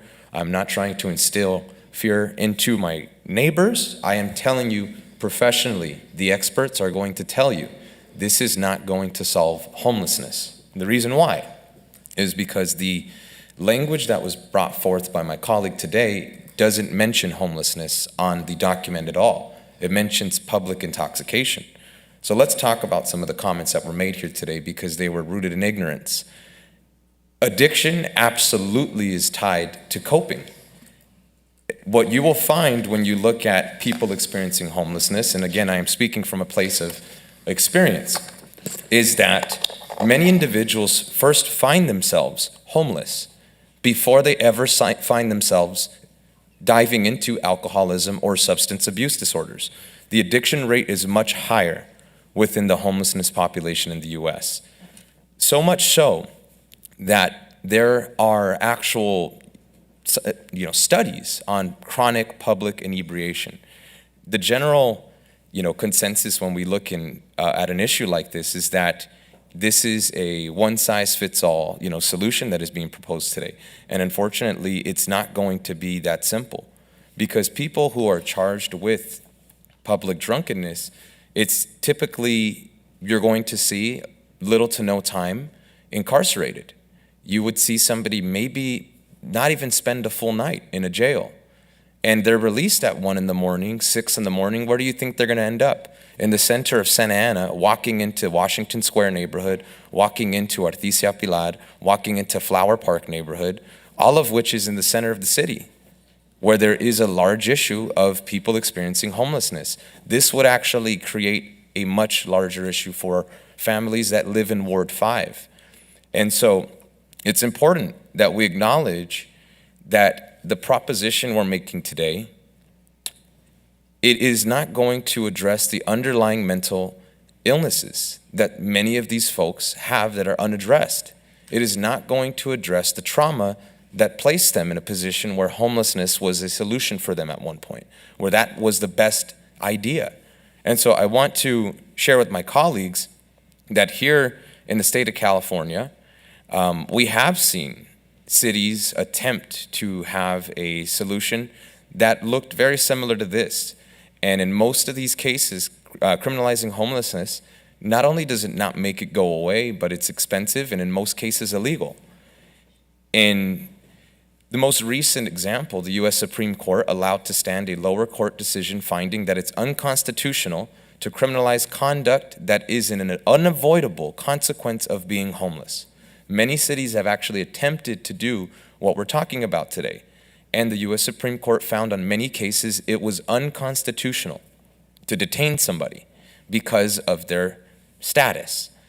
Now, many people living on the street do have a distrust with police because of past negative experiences. Mandating that police are the only solution is not respectful to law enforcement either. If we are going to truly value our public servants, let's let them shine in the areas where they can, and making sure that those tier 1, tier 2, tier 3 calls are prioritized. And let us strengthen our quality of life team. Let us strengthen bringing in mental health clinicians, and let us strengthen bringing in, social workers, so that is the focus, because that is the people that have the backgrounds that should be the primary contact for this issue. This isn't fair to people experiencing homelessness, to our residents, or to law enforcement, to place them in a position where they lack the skills and training to be able to address a very complex issue. And I don't want our taxpayers to think that this is going to be a solution that is going to get rid of people sleeping on public property, because not everybody who is going to be putting a needle in their arm or drinking a beer in the back of an alley. Some people are just looking to have some shelter for the night, and they'll sleep under a tree. I don't condone it, but I understand it. But I'm also not going to sit here and lie to you and pretend like this is going to meet that you're never going to see a person experiencing homelessness in your city. That's just not the case. And our police, cities are clear examples that police officers also are saying, this is not our job. This isn't a core responsibility of police. And so because of that, I would not support this, but Councilmember Becerra, if you'd be inclined to include clinicians and social workers as part of your strategy and with outreach, I would feel more inclined to support that. Thank you. Councilmember Fan. Thank you, Mayor. First, thank you, Councilmember Becerra, as well as the public for commenting on this item. I do have a few clarifying. In order for me to have the discussion, right, I do have a few clarifying questions to determine whether I support or don't support the item. Because a couple things, the provisions that are, referenced in the memo are related to intoxication in public spaces. So just to clarify, this item wouldn't change if someone is, say, drunk at the 7-Eleven on Main in their parking lot. Is that correct? I guess I don't know who I'm talking to or asking questions So we for. can't really ask the city staff questions. I think that was a conversation we had, city manager. Yeah, it's really for you to discuss and dialogue and then provide direction to me. Okay. So maybe Councilman Becerra can answer what he was trying to get. I guess that was a little bit of a legal question, but so. I do want to remind the council, and it is going on, remember that these items under council member requested items are not the opportunity to debate in detail the item itself. It is whether you just concur with your colleague that you would like the item to be returned to you. That's and correct. when it comes back to you, that's when any necessary staff work would be done. Otherwise, we sometimes allow you to give some direction to staff, and if that's what you do. But a council member requested item is just to discuss and consider giving direction to the city manager. It's not a time to iron out all of the fine details because you don't have the benefit of the staff analysis before you. Thank you, City Attorney. So what I was going to do is let them all speak and then look at the city manager and say, does she understand? Does she direction? And she'll come back with a plan. That way we know what is happening. So. Thank you. So then I guess what I would like to see is research from staff as to what is even feasible. Every day we get emails about significant events that occur in our city. It's usually priority 1 calls. And a lot of those issues are what I think we do need to put our resources into, right? Robberies, assault, child molestation. So I want to make sure that whatever we do regarding this item, that we do not take away from that. I know one member of the public talked about investing more in PD in order to address these types of issues. We are. one of the items on the agenda today was to increase funding for bonuses so that we can hire more police officers. And I'm fully supportive of ensuring that we expand our force so that they can be responsive as much as possible. The other thing I would like to see staff do is see if it's possible to expand our contractors or city or some other group that can actually respond to this, because my biggest concern is an officer going out, checking, or keeps doing it, and then we get into a conversation like what they had in New York with stop and frisk. I've slept on a park bench. I slept on a park bench in public, but I'm not gonna be the one that someone comes up to and say, hey, are you drunk? What's going on? Let me do a test on you, because I don't fit the profile. So I just wanna make sure that whatever it is that we do, we don't veer into that world. But also, I think the nurse practitioner idea is a great idea, but I also wanna see information as to how feasible that would be given the types of individuals who may be picked up. So for example, in college towns, Isla Vista, Santa Barbara, when they have big events for college students, they'll put someone in a dry tank, right? And it's, 8 hours, 4 hours, 24 hours, whatever it is, so that they can sober up and leave.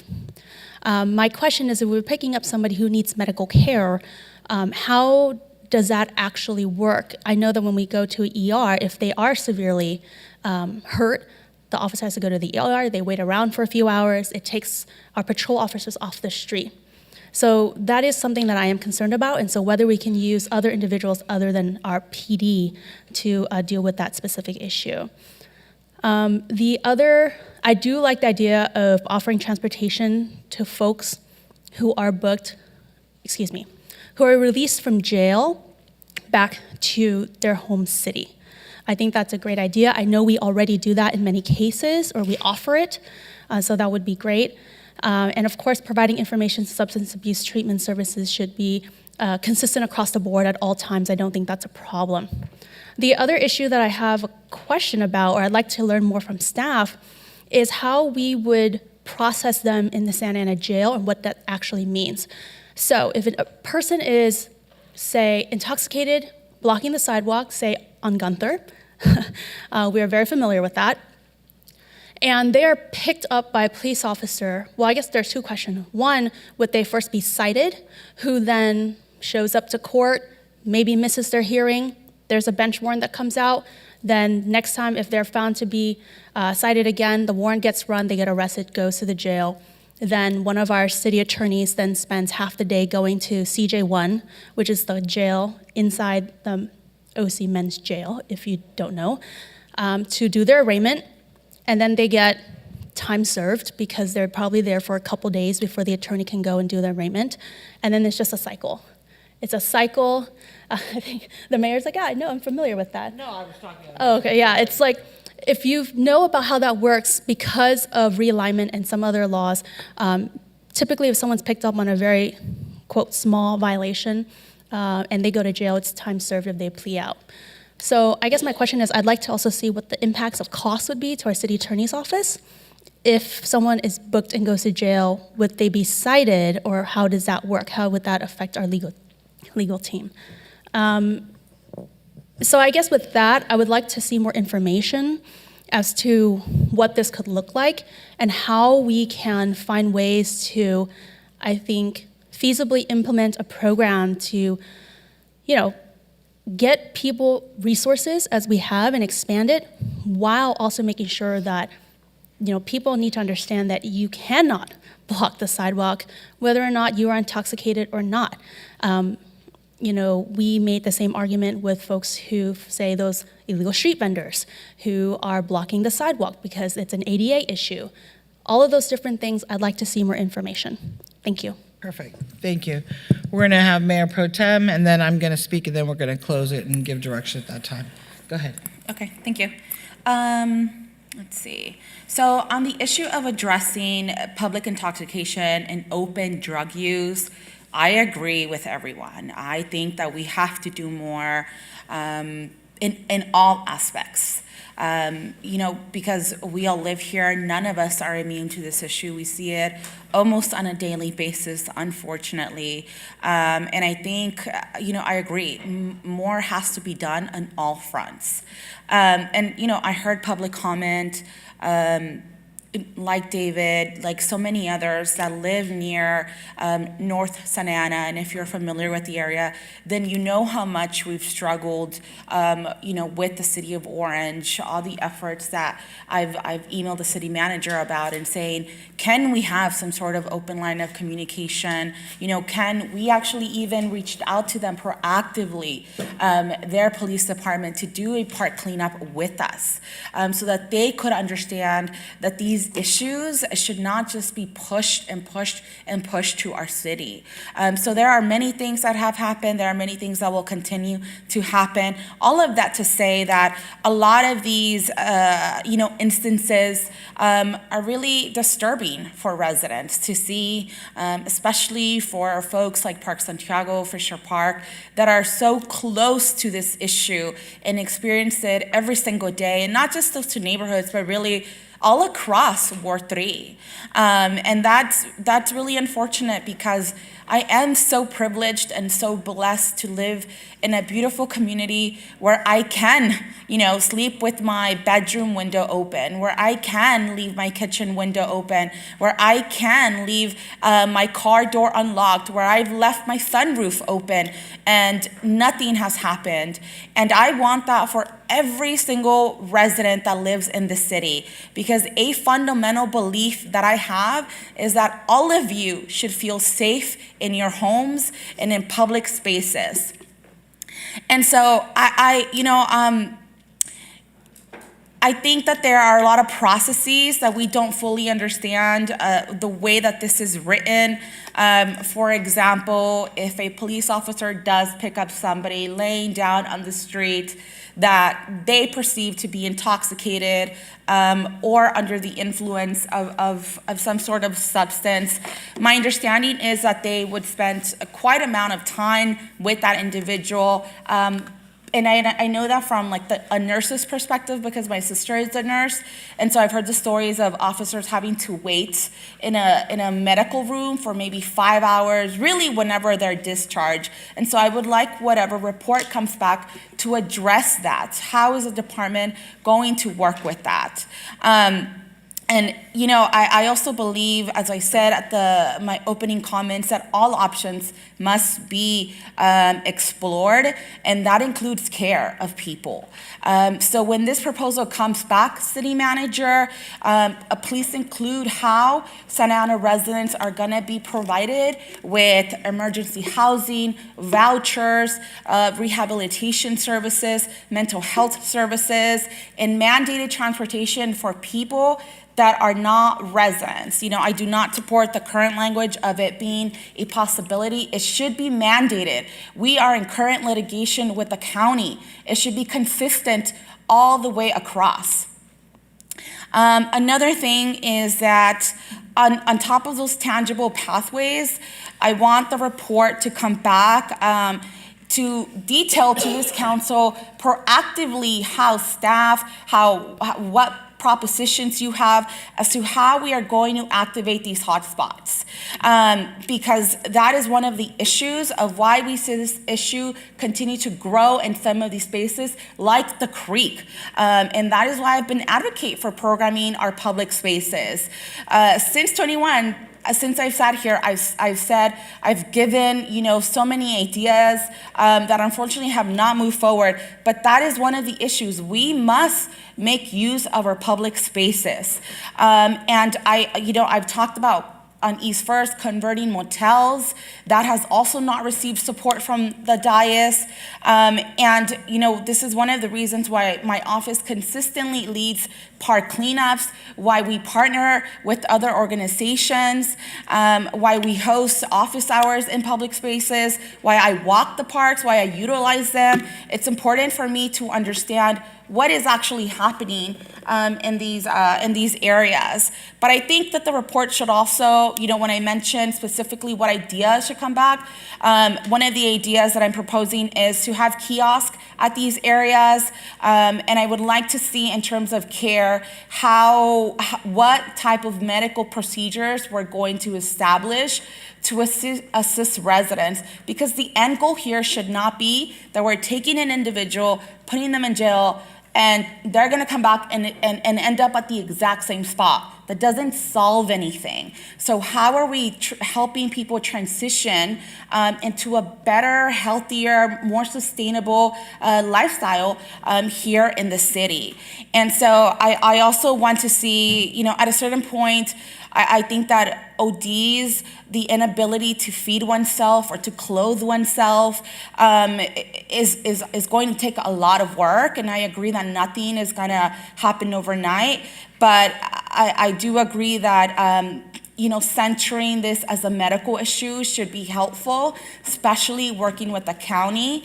And I want to see all of those options included in the report. Essentially, I'm asking for a robust medical plan that includes social workers, mental health professionals, and individuals trained in de-escalation to respond. Because imagine approaching somebody that is on methamphetamine, right?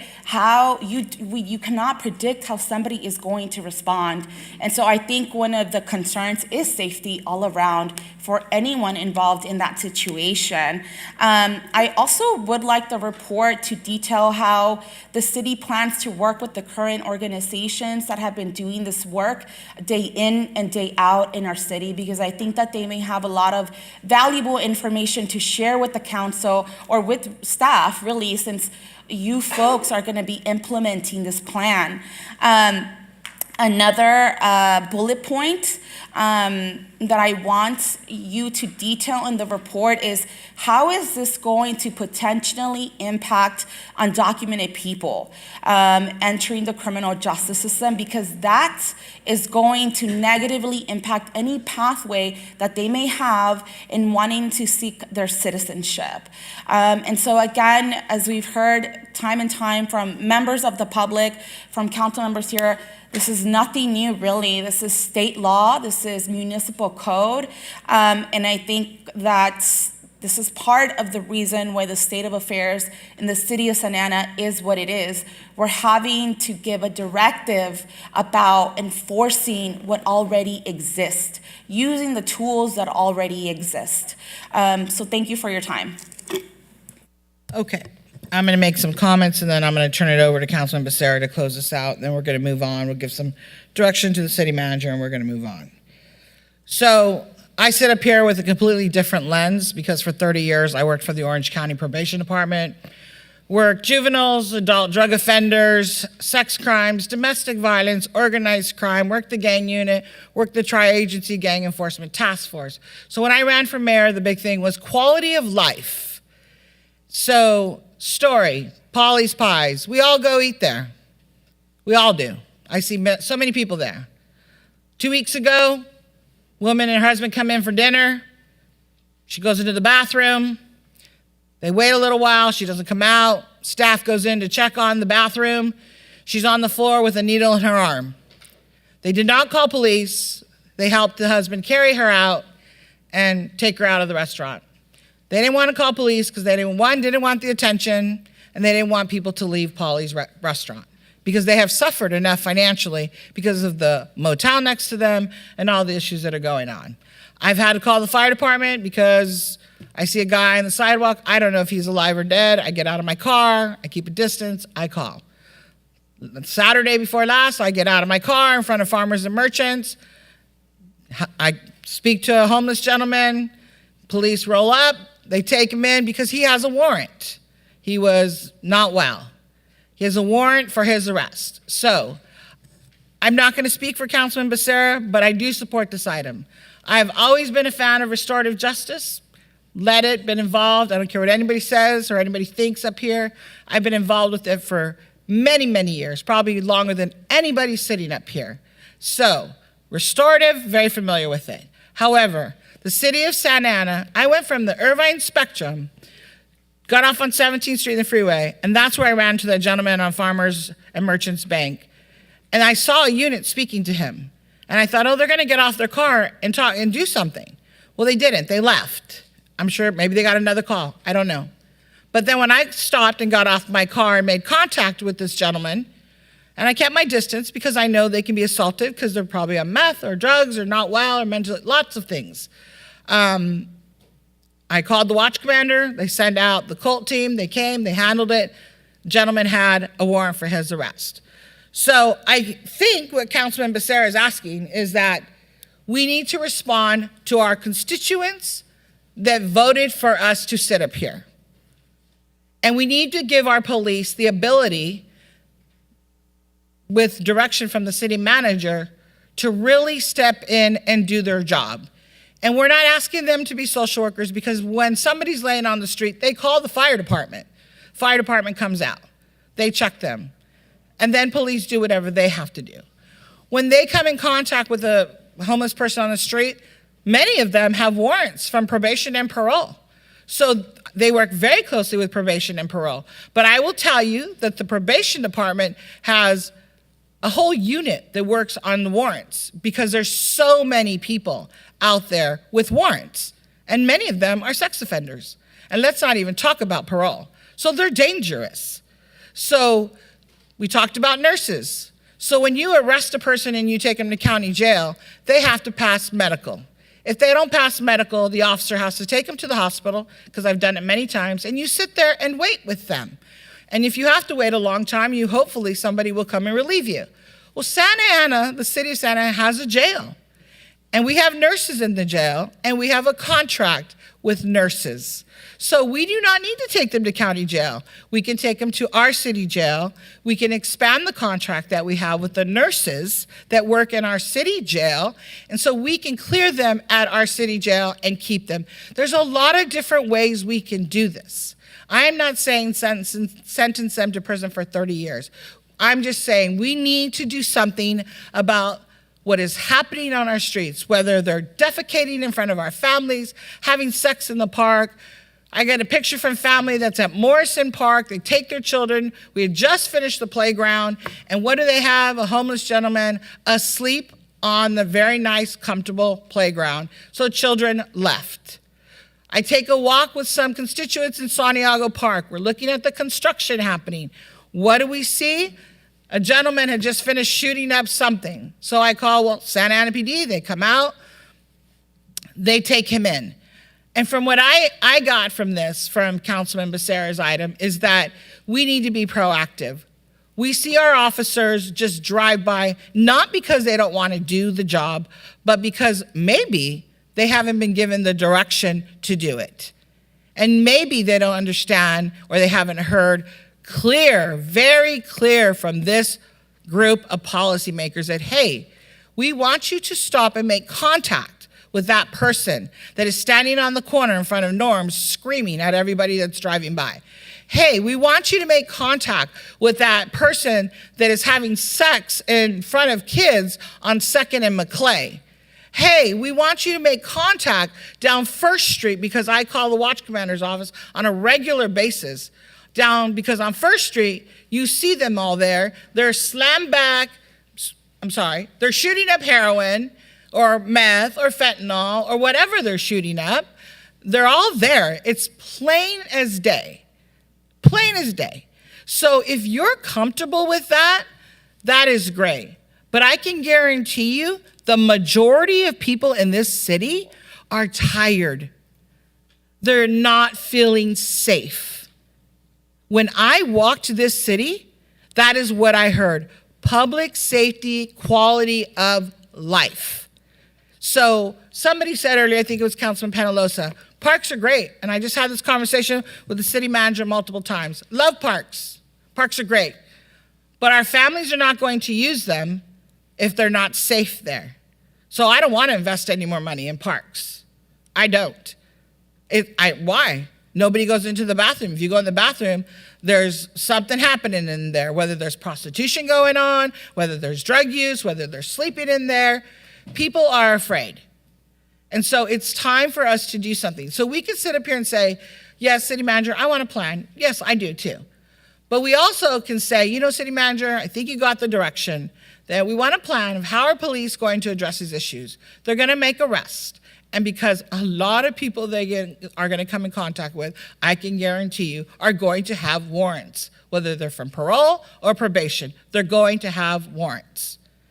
And maybe they're not violent felons. That's great. But we're going to book them into the city jail, not the county jail. Santa Ana has a jail. So let's think about just not how it's about social workers. Yes, it is. We need counseling, no doubt. The city manager can reach out to Project Kinship. She can reach out to other agencies with it when she comes back to us with a plan saying, because actually we took a tour of Project Kinship and we asked them, meet them at the door and take them to our shelter. We welcome you to do that. And so Ken Gaminsky has met with Project Kinship because Project Kinship waits outside the door of the jail, makes contact with somebody when they're released from the county, says, how can we help you? We want to get you into a program. Most of the time they say, no, thank you. We don't want a program. We'd rather be on the streets. So you get 10 of them, 10 homeless people, you're going to get 3 on a good day that are going to go into the shelter or a program. The rest of them do not want to follow rules, want to use drugs, want to have sex, do not want to have a curfew, do not want to get a job, have severe mental health issues. So can we address all those things? No. Can the police do it? No. But right now, we have a problem in the city. When I drive to Irvine, it's pretty, it's nice. I go to Orange, and by the way, I am in contact with the mayor of Orange, the mayor of Anaheim, the mayor of Irvine. I'm meeting with all of them. We're having discussions about how we can do this. Orange is opening a navigation center. It's going to take about 2 years. So they don't have the ability right now. But I can tell you that you go into certain cities, you see their officers stopping, making contact with them, no matter what, moving them along or arresting them. And our officers need to know that they've received direction from our city manager because of the council and the mayor sitting up here saying, that is what we want. We want you to make contact with them. We want you to see if they have a warrant. We want you to see if they need to be arrested. If they do, they go to our jail. And my goodness, maybe we could find a grant or funding from the Congress or senator and have a program in our own jail that's going to address their mental health issues, that's going to address their drug addiction issues. We can get very creative. So there's a lot of things that we can do. But I'm not going to sit here and ignore all of the public comments, ignore our community that's saying enough is enough. What are we going to do? Pretty soon, we're going to look like Los Angeles. It's going to be the norm. If you're okay with that, take them to your home. Open your door to them. Let them live with you if you're okay with it. Because I'm not okay with it. I'm not okay with it.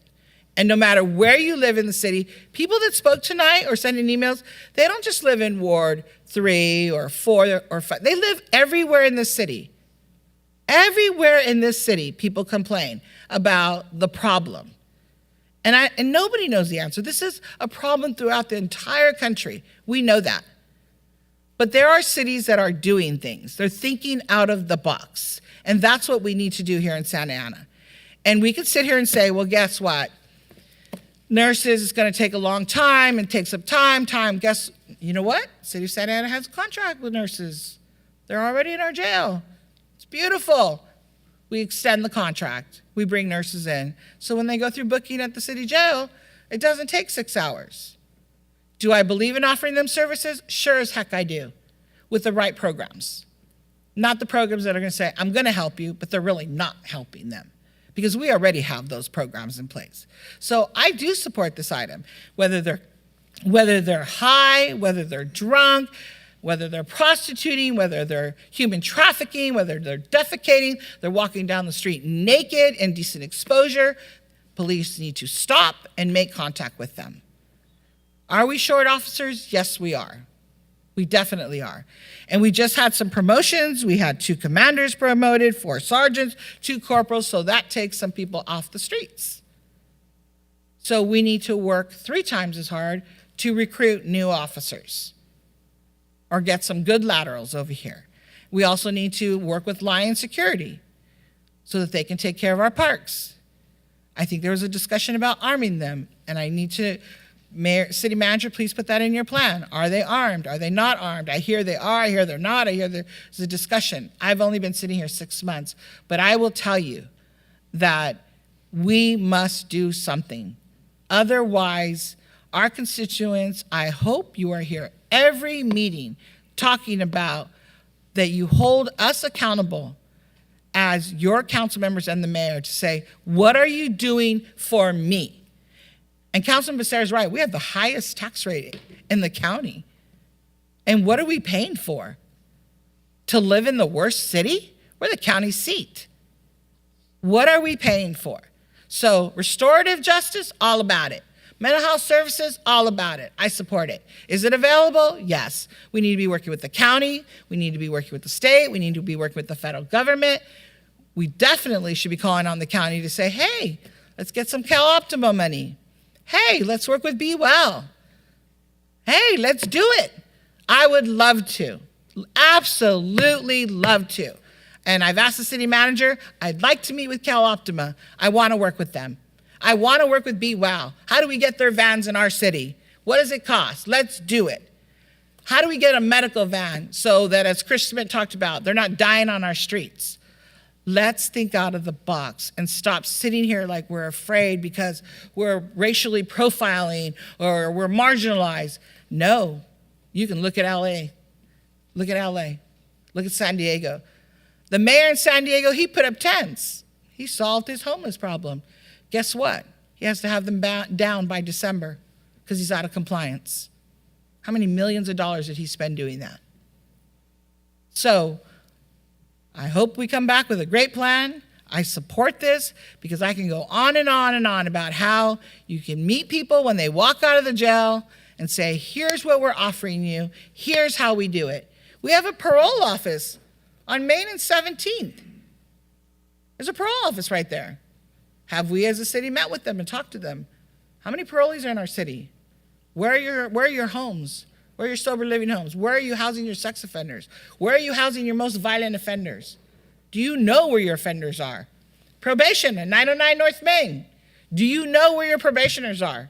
Do you know where your sex offenders are? The prison realignment, the guys that are getting out of Pelican Bay, or the sex offenders that have been in there 20 years, do you know where they are?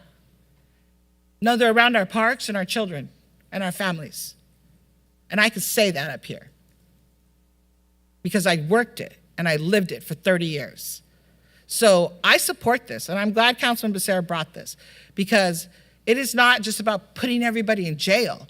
It's about maybe they need 48 hours to detox and get sober. And as you're walking out that door, Project Kinship or whoever, Be Well, whoever is standing there waiting to meet with them and saying, let me offer services to you. And some of the council will sit up here and say, oh yeah, she's whatever, she's this, she's that. When you've walked in my shoes, then you can say whatever you want. But I can tell you right now, sometimes jail saves people. Sometimes it saves them from themselves. So with that, Councilman Becerra, I am going to support this, and I think the city manager, hopefully she has an understanding, and I'll leave it. I think Councilman Becerra, Penalosa supported it, you're supporting it, I'm supporting it. So go ahead and finish off, and I think Councilmember Fan is supporting it. Yes? That's fine, but, well, first of all, thank you, Mayor Mesqua, and thank you, Councilmember Penalosa, for your clear direction on this item. I'm pretty sure City Manager could see where we were at. So what frustrates me about what I've heard from some of my other colleagues tonight was either you ignored what I said or what I wrote down, or you're deliberately trying to confuse the issue. It was one or the other. Because, so for instance, I'm not asking for an ER, and I said very clearly in the memo that we need to improve the medical staff in the jail so that our officers aren't tied up with the folks that they're detaining. The idea, in case you didn't hear it, I'll say it again, was to improve efficiency. Just one more time, improve efficiency. Not add more time that they're off the beat. Improve efficiency. okay? Are you responding to me or? I'm looking that direction. If you feel guilty, then maybe I am. But I'm actually looking at Councilmember Vasquez. I'm going to ask for quorum here. We're not responding. going to engage that way, so I'm let's make responding to comments. these comments. Yes, please speak respectfully to So, my colleagues. and then I have it. That's my job. Okay, that's my So, job. and then this issue that until we address all crime, let's not address any of it. I mean, that was amazing. As far as house parties or someone coming out of an establishment in downtown, that's not what this is for. Unless you walk out onto a sidewalk and decide to pass out and then people can't get around you on the sidewalk, then maybe this would be something that would address that issue. And as far as whether it would go to the middle of the city, I was reading emails today from folks from Flower Park, Washington Square. There are folks, as I've said already, and the mayor just said, there are folks from all over Santa Ana that are concerned about this issue. This is not isolated to one geographic area. And we keep hearing this, it's not going to solve homelessness. This is not targeting homeless, period. These are folks that are publicly intoxicated, that are blocking our sidewalks, that are in our parks. Whether they have a home or not does not excuse them from following intoxication laws. Whether you have a home or not, whether you have a car or not. If you don't have a car, does that mean you can break the law or you can't break the law? No. What we're saying very specifically is this is about public intoxication and whether our PD can enforce it. There's no plan to bring back. There's no ordinance. There's no resolution. It's very clear. Do you support asking our city manager to direct our PD to enforce existing state law? It's a question. Do you, yes or no? Now, if you have a question that you want follow-up maybe on something about economics of it or something, that's fair. But tonight, the question is, do you support this, yes or no? If you don't feel there's enough information here and you want to say no, tell the residents that. Tell all the folks that took the time to write in and come into this meeting, tell them no, you do not support this. But be clear.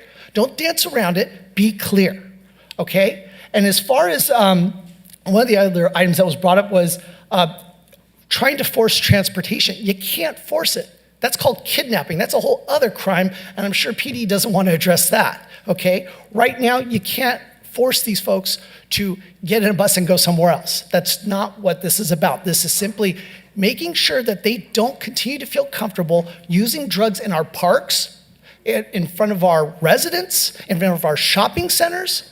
That's what this is about. This is disrupting what they're already doing. So I'm really frustrated when I hear either, again, you're ignoring what I said, or you're deliberately trying to make this something that it wasn't. So tonight, I'm going to wrap up real quick. Can we wrap it up, please? So tonight, what you're hearing up here is more sympathy for the folks that are passed out in our parks and on our sidewalks. That's what you're hearing up here. You're not hearing sympathy for the residents. Nobody up here is trying to solve the problems that our residents are facing. Everybody is more concerned about the addicts that are coming into Santa Ana and passing out on our sidewalks, our parks, and our bus benches. That's what you heard tonight. That was the priority of some of the folks up here. And so, Madam Mayor, I'll close out with this. I would like to, because I'll just say for myself, and City Manager Ridge, you can correct me if I'm wrong. I feel like you had three. We're not questioning any of the staff. No, I'm not questioning, just simply, you had three people up here that I believe support this. And so I would ask my colleagues who weren't clearly opposed to it, because I believe I heard Councilmember Hernandez and Councilmember Vasquez opposed to it. So Councilmember Lopez and Councilmember Fan, do you support this, yes or no? So let me take it from here, okay? Thank you. We're done. So I'm going to go down the line so that we can get clear direction. So I think we had 4. So, Mayor, I believe I have majority direction Correct. to move forward. Yes, we have the 4. So thank you very much. This conversation is over. We're going to move on. I do have a question. This item's over, so we're going to move on, please. Thank you. All right, let's go to item 13. And that was pulled, I believe I pulled that item. Am I the only one who pulled that item? Councilmember Vasquez pulled it as well.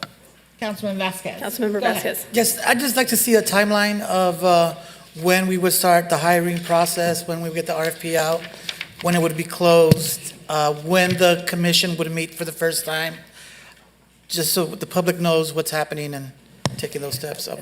Excellent request, and we certainly can. We had brought a timeline before, but since it's been some time, to do an updated one probably would be useful for all of us. Thank you. Are there any other questions? No other questions from the council members? So, City Manager, Madam City Manager, thank you for this item. So, we will be putting out an RFP, is that correct? If it hasn't gone out already, it'll be going out shortly, and that would be to procure the services of an independent oversight director. For an oversight director? Correct. And will there be additional staff for that oversight director? Yes, as part of the June budget package, we did create a management analyst classification and the funding for it, so that will be the primary person that will work for that independent oversight director. And at this time, who is going to review the RFPs that come in? Will it be you, the city attorney? The city attorney, the city clerk, and the city manager's office have all been working cross-departmental on this one, but my office is taking the lead on the RFP. If it's something that council's interested in seeing, we certainly can send it to you.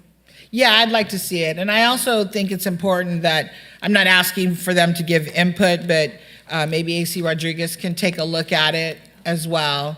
And I'm not asking for the police to give input, but AC Rodriguez or, I don't know where I know the chief's out of town right now, so, and I believe AC Rodriguez is acting chief?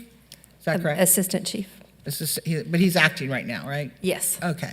So just so we can get it out, if we get it out tomorrow so that somebody with that level of expertise can also look at it, and if we can do that as well. So I just want to be clear, and similar to Councilman Vasquez, so we're putting out the RFP, let's say tomorrow. So what are you seeing? So part of it's a little bit of a chicken and an egg thing. The actual commission and the municipal code allows for the commission to make a recommendation to the full council on their independent oversight director. And as Sonia had pointed out earlier, the independent oversight director is a contractor directly for the city council. So upon the proposals that are received for the RFP, it will go to the commission for them to make a recommendation to you as to which one they would like to see as the director, and you have the final decision, of course. And where will that director be housed? What department within the city? The direction that we received from council in January was that you selected to go with a contractor model. So I don't believe that is an individual that will maintain an office and be Monday through Friday, 8 to 5. We certainly would be able to find private working space for the contractor for their convenience. And the admin position, where would they be at? That will be housed in the city attorney's office. Madam City Attorney, be in your office?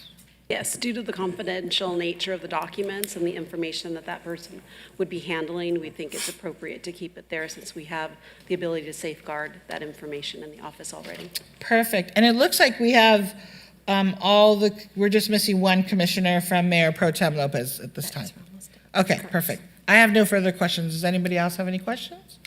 So I move to approve this item. Second. Oh, I'm sorry. Oh, I'm totally supportive. Just a clarification, because the staff report does mention it. When the the Police Oversight Commission makes the recommendation, we as the council would still have the ability to interview 3 candidates. Yes. Okay, thank you. So it was moved by, I moved it, you seconded it? I'll second. Okay. Oh, I had a second from Councilmember Vasquez. I'm sorry? I heard a second by Councilmember Vasquez. Okay, perfect. I'm looking over here still. All right, let's vote, please.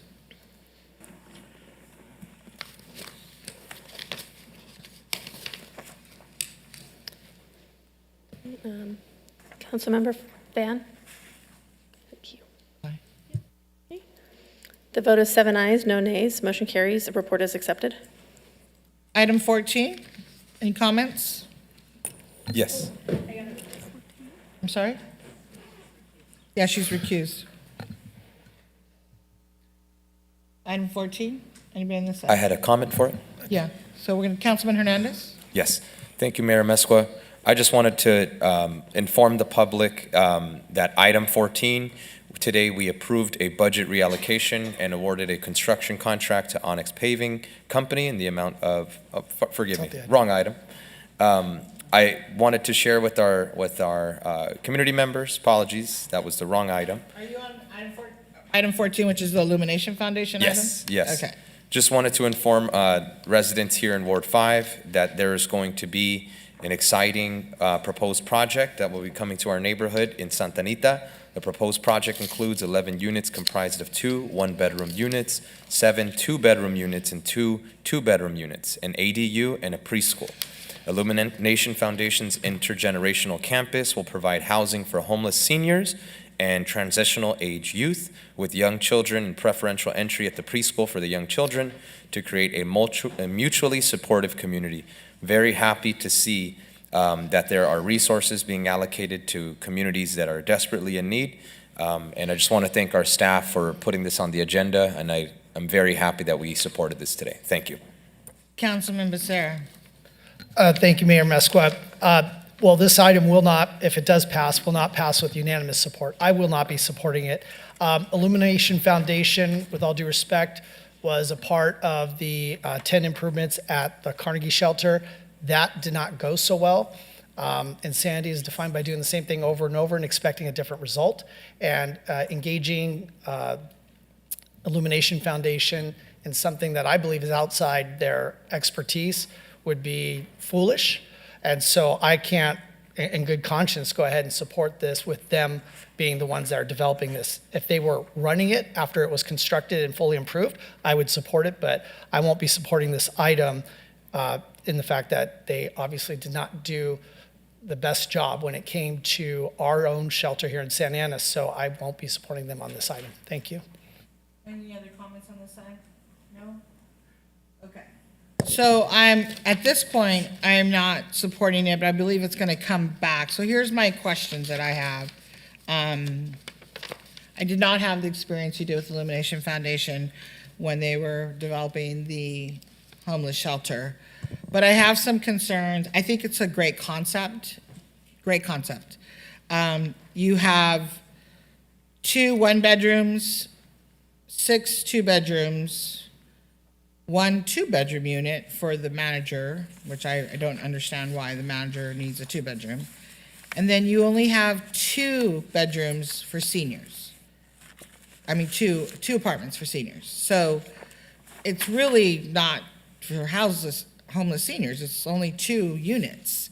And I understand we want them to engage with younger people.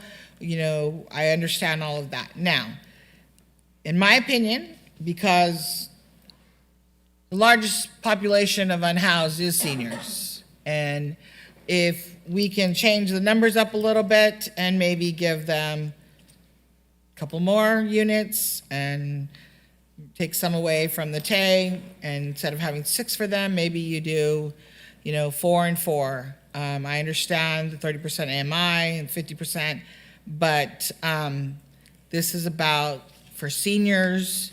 And it says 1 unit will be reserved for an on-site manager. Again, I do not know why an on-site manager would need a 2-bedroom unless they're going to house them with their family. And if that's the case, I would like to know. They said in the information here, I read it and wrote all over it, and I'm not going to go into a lot of detail, that they're going to have meetings with the community. Yes, it is in Santa Anita. It's on Bewley Street. And we need to make contact with the community and see that, and ask them and meet with them to say, do you want this in your neighborhood? Because Santa Anita neighborhood has been through a lot.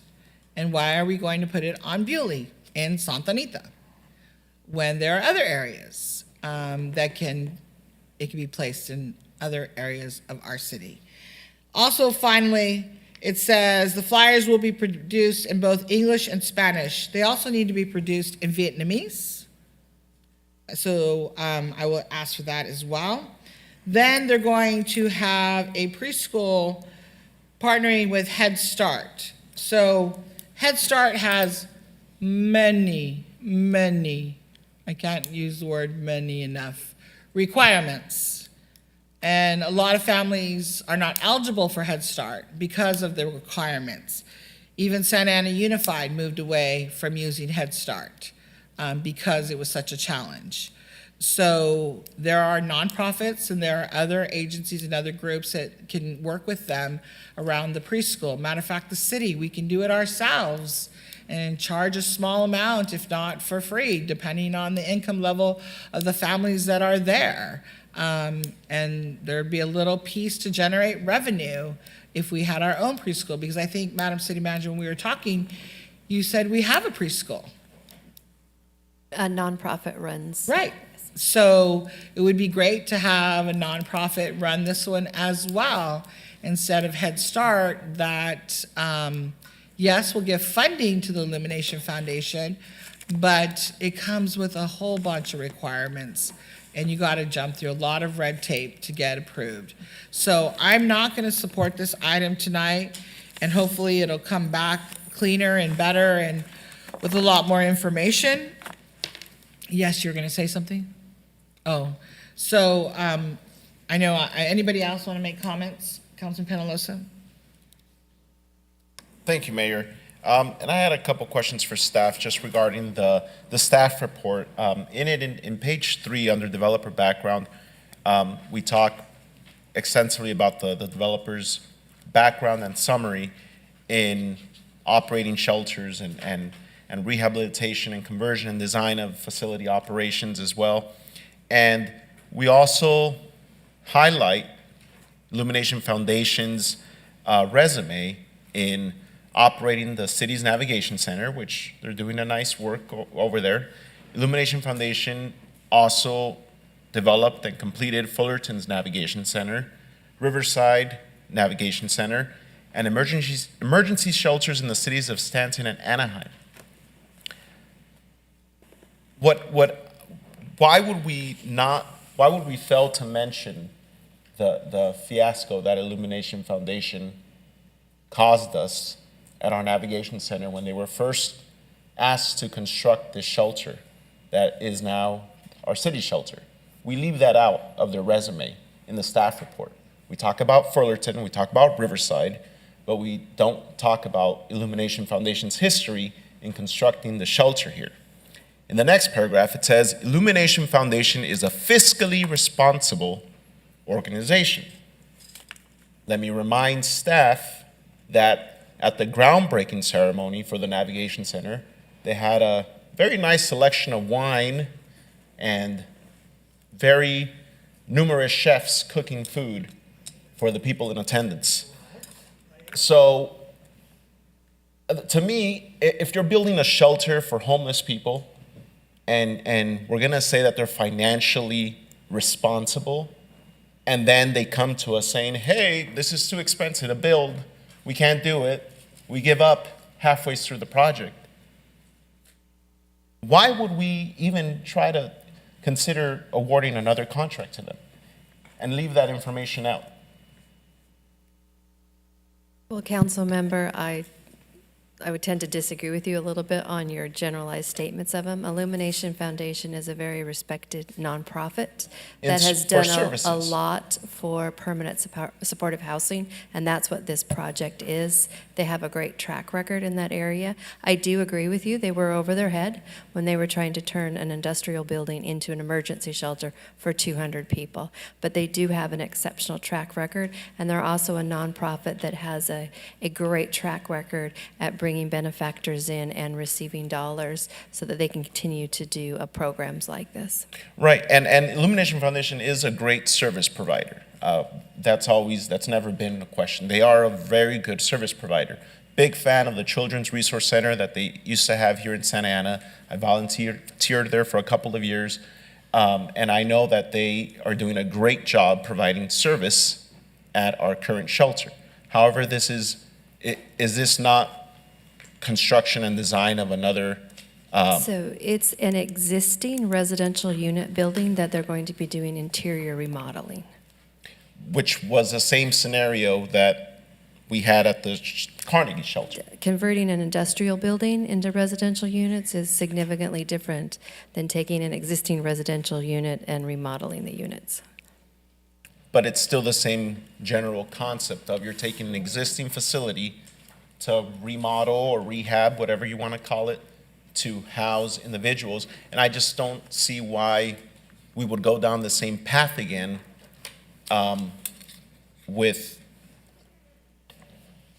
was there a reason why we left out the Carnegie history from the staff report? I would have to defer to our Executive Director of Community Development, Mike Garcia.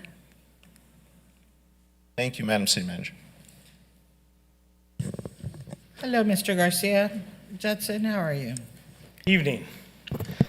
We are both here. Judson has a lot more history on this, but it is an existing space that was utilized as a convent. The rehabilitation is significantly different than doing tenant improvements to create congregate housing, which essentially is what happened at the Carnegie Shelter. Thank you. And to build upon that point, there's a key difference here in terms of the tenant improvements at the emergency shelter and the development of this project. First and foremost is that this commitment, tonight's commitment, would expire after 2 years if the developer doesn't secure all their other remaining financing to develop this project. So there's no coming back to City Council asking for additional funds for this project. This is one-time $2 million request, 8 project-based vouchers to make this project possible. There's not the additional liability of the tenant improvements and the development of the emergency shelter. A clear, very key difference between these two. Thank you, Judson. Any other questions? Yes, Madam Mayor? Yeah, hold on. Any questions on this end? No? Okay. Yeah, I'm on the. Go ahead. Yeah, City Manager, can you just walk us through what this item is intended to do, and if it does not pass, what it will mean? Okay, certainly. So what is before you tonight is to consider approval of a pre-commitment of a little over $2 million in HAP money and 8 project-based vouchers. So this is the city committing to Illumination for this level, Illumination Foundation, and now Illumination Foundation. I don't know what their gap is, how much more, but they will now be cobbling together the rest of the financing. And then if they're successful in it, what would return to you is the actual loan agreement to provide them that funding, if they're successful at getting the rest of their funding. Mr. Garcia, do you know what their gap is? Yes, it's $5.3 million to build out the remaining amount, so it's about a $7.3 million project estimate. They have commitments at this point, a major gift of $1 million. It's anonymous at this point, I believe. We've got Illumination Foundation immediately behind me. $125,000 from a Chick-fil-A grant, $100,000 from a Wells Fargo grant, $20,000 from a George Hoag Family Foundation grant, and then $1 million pending from the community project funding of CA-46. So there is a slight bit of a gap there, but not much, and so they've already got some secured and some pending funding there. Okay, thanks. Look, this is step one, and what may be a step two that will come back to this council. We don't know that, right, because of the funding in the gap, which is a little bit steep. However, I will be supportive of this item because I think it's important. So I'll make a motion to move the item forward. Councilman Hernandez? Thank you. Thank you, Mayor Mesqua.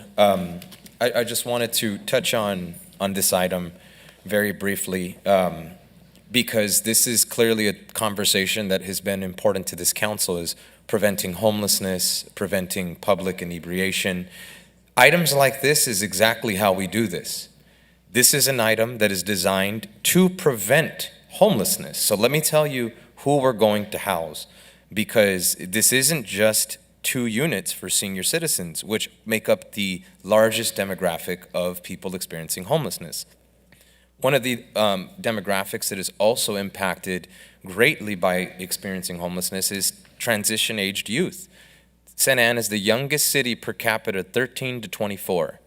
This is a proactive item that is going to ensure that residents who live in this community can stay in their neighborhood.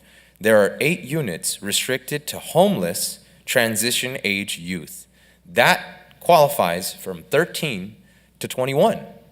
And so when you look at who this permanent supportive housing project is trying to house. It's trying to house your neighbors, because that is ultimately a priority to the city of Santa Ana. But all of a sudden now we're going to pretend it's not, when there's $2 million in front of us that can help literally, change the course of this neighborhood story by taking, a dilapidated building, redeveloping it, and housing people that are vulnerable. So, Head Start. I'll say this because I am the only person on this council with a child under the age of 18.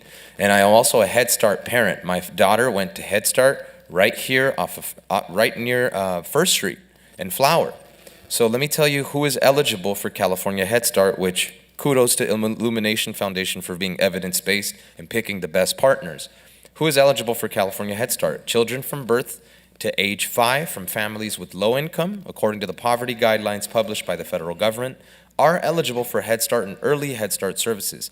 Children in foster care, homeless children, and children from families receiving public assistance, temporary assistance for needy families, or supplemental security income are also eligible for Head Start and early Head Start services regardless of income. Head Start programs may enroll children from families that have incomes above the poverty guidelines. Pregnant women may also be eligible for early Head Start. So I want to diminish the notion that Head Start is incredibly difficult to enroll your child in.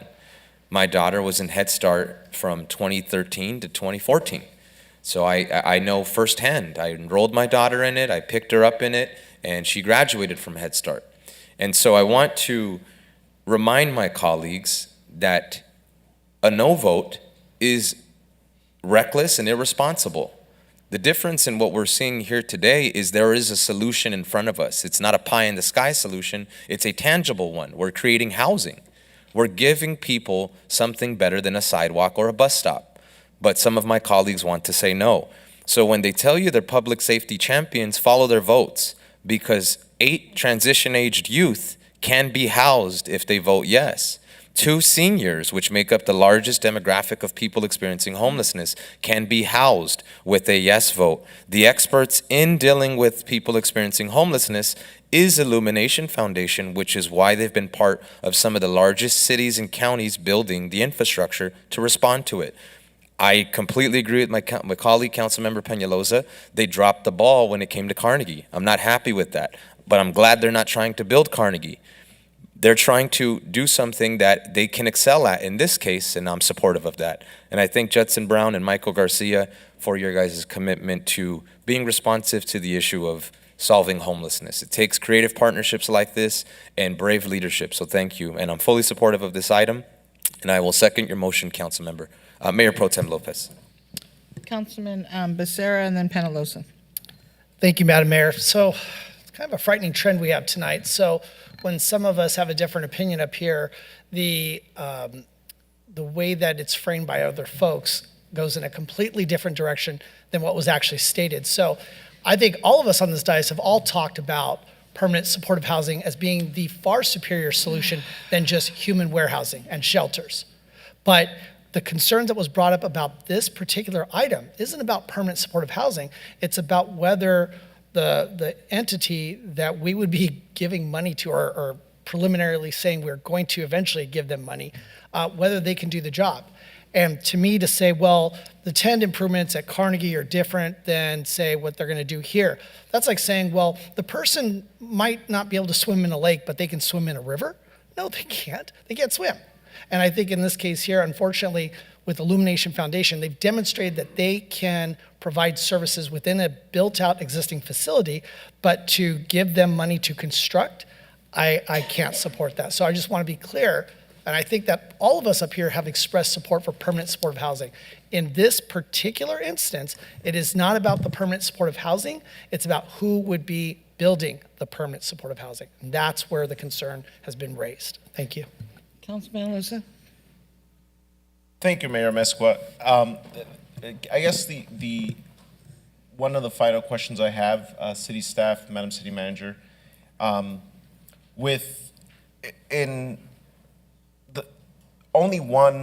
city only received only this one eligible proposal, was from Illumination Foundation? Yes, that's correct.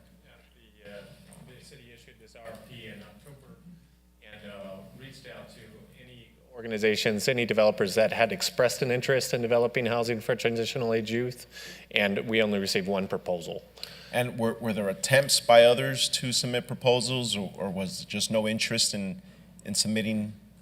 There was just really no interest. It's a unique target population to serve, and these funds are restricted to serve only transitional age youth.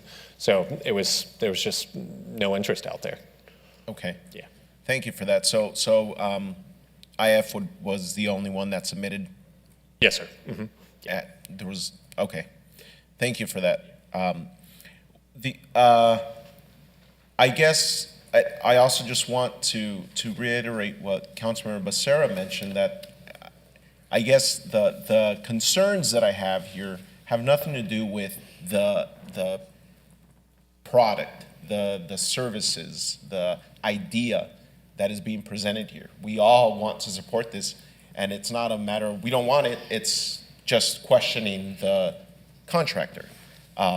I know that I've been consistent, and Executive Director Saba will tell you that's the reason why I asked for resumes of each contractor that we award contracts to, because there's a lot of very crappy work being done on our streets. Not all of them, but a few.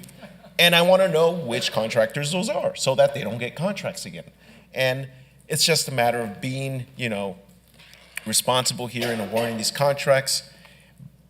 But if this would be, is there a way where we could open it up further for to see if any other service provider would desire submitting proposals? Maybe they weren't aware or made aware of them.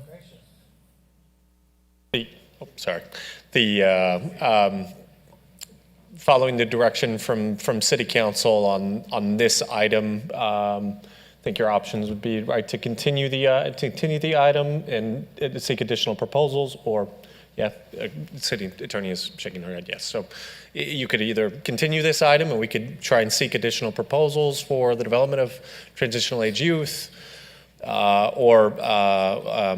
and return to City Council, or the item either passes or fails. Continuing the item, would that automatically allow staff to reopen for proposal?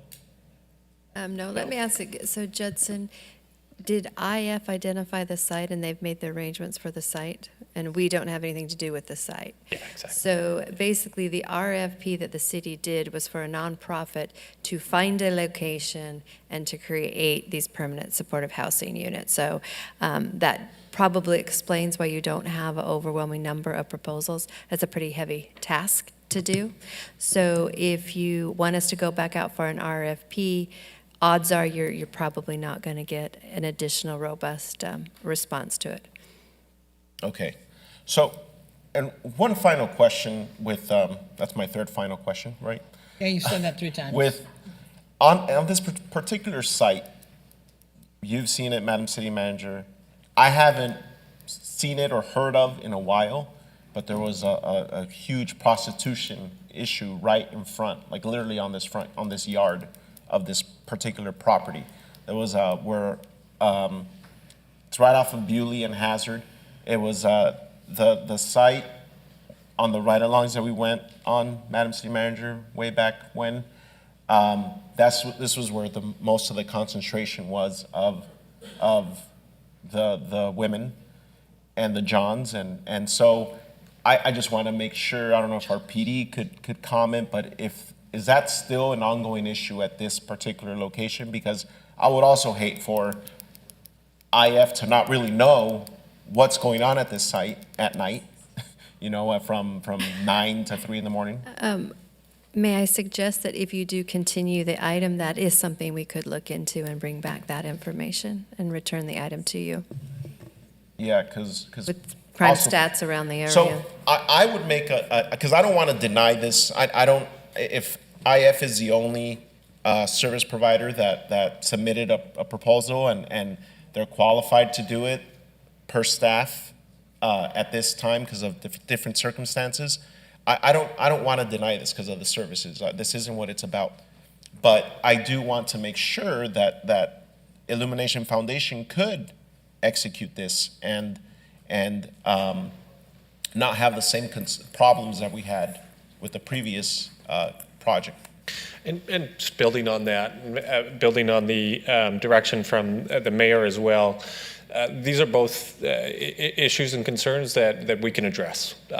We can, if you continue the item, we can meet with the proposed developer. We can inquire if they can potentially add a development partner to increase their capacity to ensure that this project is successfully completed and that fully addresses any concerns about their technical capacity to construct and complete this project. Relative to the mayor's concerns, we can meet with the developer regarding the unit mix, regarding their outreach strategy, regarding their you had one more, Mayor. Barriers to entry to Head Start. We could discuss all those concerns, and depending on the outcome of those discussions, we could either return to City Council if you can continue the item. I will make a sub-motion then to continue the item to the second meeting in August. Is that okay? I'll second that motion. Okay. Thank you, Judson. Thank you, staff. Okay. Did you already speak, or this is new? Oh, no, yeah. Oh, go ahead. Thank you. So just very quickly, two comments. Maybe I think the last one is a question, but to Councilmember Becerra's comment about when someone doesn't agree with you or someone's philosophy, the narrative being turned around. And I agree that we shouldn't do that. We just witnessed your behavior during your agenda item, very unprofessional and rude when I simply asked for a clarification and towards the end, trying to thwart really the majority direction that this council gave. So I agree, we should not engage in that way. Now, we do have the folks from Illumination Foundation here. Can they possibly address the concerns that they're hearing from the dais tonight? If you would like to hear from them, maybe they can talk about whether they are using the same construction company that worked on the Carnegie. If they're not, maybe they can talk about the qualifications of the group that's doing. This is an already built out. It's different, you know. The comment was whether it's built out. It's built out. It is rehab more than it is construction. So the group that they're working with may not be the same group that they were working with at Carnegie. So. Yeah, and not to get into the details of every single concern, but really macro, addressing some of the issues that you've heard here. I am interested in. And they acquired this site for $3.9 million. This is a little different than you will I'm sorry, let me normally see, interrupt you, Mr. Garcia. Madam City Attorney, can you address this? Madam City Manager? You're the presiding officer. Correct, so I'm going to make this very clear. So Illumination you. Foundation, thank you. We don't need you to come up. There's a sub-motion. Mike, thank you. You can ask the questions, Mayor Pro Tem, but this is the pre-commitment, and so there was already an amended motion. Did you get a second? Well, I was going to say that I would like to make a motion to listen to Illumination Foundation. So, right in now. the interest of time, I'm going to remind this council that we are going back into closed session. So it's already 11 p.m. So unless we're going to continue the item in closed session to August 1st, then we're going to, and it's not that I don't want to hear from you either. It's just that we spent a lot of time on other items. And so this is a pre-commitment letter. Can you come back, as the amended motion was, to address the concerns? I think that were pretty clear from the council of what they're looking for. Certainly. So and you can meet with Illumination Foundation and bring them all back. So continue it to August 8th. That would give us adequate time to do just August that. 15th. It's the 1st or the 15th? Oh, I'm sorry. Did I do it? We have the 1st and the 15th. The 15th. So, because that was your motion. Otherwise, we're going to be here till 2 o'clock in the morning in that back room. We've been here till 5. Well, I don't do that. We're not going to make decisions at midnight. It just doesn't work. People turn into pumpkins. But there's 3 motions on the floor. Can we just Yeah, go through so them? Can you repeat the motion? No, there's not 3. There's only 2. Madam Clerk, what do you have? I did hear the last motion from Councilmember Penaloza, seconded by Mayor Pro Tem Lopez, to hear from Illumination Foundation. Right. Is it that as a chairperson, I can make that decision. And again, I'm saying that we're going to go on. We can vote on your amended or vote on the first one. You tell me, Madam City Attorney, because I'm happy you want to sit here. We're not going to go back into closed Is session. that a substitute motion, or was it the first motion made? The first motion made was by Mayor Pro Tem Lopez, seconded by Councilmember Hernandez to approve the item as presented. Then the substitute motion was by Councilmember Penaloza, seconded by Mayor Amezcua to continue the item Exactly. to August 15th to allow staff to discuss further with Illumination Foundation. That's exactly what we have on the floor. Can we vote? And so you're saying there was a second substitute motion? Is that Yes, what to they're bring attempting to do? Illumination Foundation to the podium to answer To allow them questions. to speak. That was a procedural motion, though. That's not a motion on the That, item. that's procedure. Can you clarify? Yes. Well, this is why I'd like you to act on the other item about adopting Rosenberg's rules, but it's much easier. It is a matter of process. The chair, it is your discretion as a matter of process, unless you're overruled by supermajority vote. So substantive motions, you can have up to 3 on before you. As a matter of process, again, if you can make that decision, you can be overruled by a supermajority vote. Okay, good. So I'll do the amended motion, and then August 1st, they can come back and present and speak. August 15th. Oh, August 15th, I apologize. August 15th. So if everybody's okay with that, I don't mind hearing from them. I'm just reminding you, we have to go back into closed session after this. So if I prefer that we bring them back August 15th, they've heard our concerns, they can address it then. So. Just vote on it. How does that Could be work? taking what she's referring to. I'm sorry, Councilmember Hernandez had a question, just so that you know. What is the question? There's 2 motions on the Yes, floor. and she's referring to the substitute motion, which is to refer it to August 15th. Correct. Unless you want to stay here until.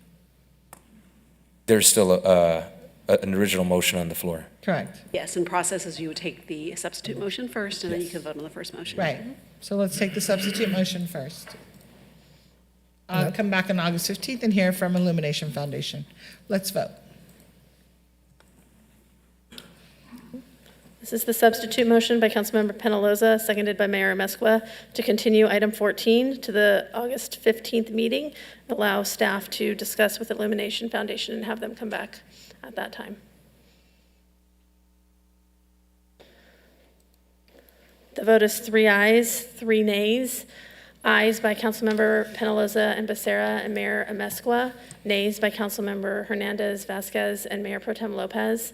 And a recorded recusal by Councilmember Fan. Motion fails. Now you would take a vote on the first motion, which was to approve the item.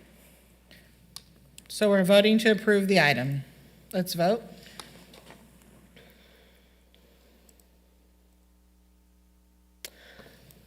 Motion by Mayor Pro Tem Lopez, seconded by Councilmember Hernandez to approve item 14.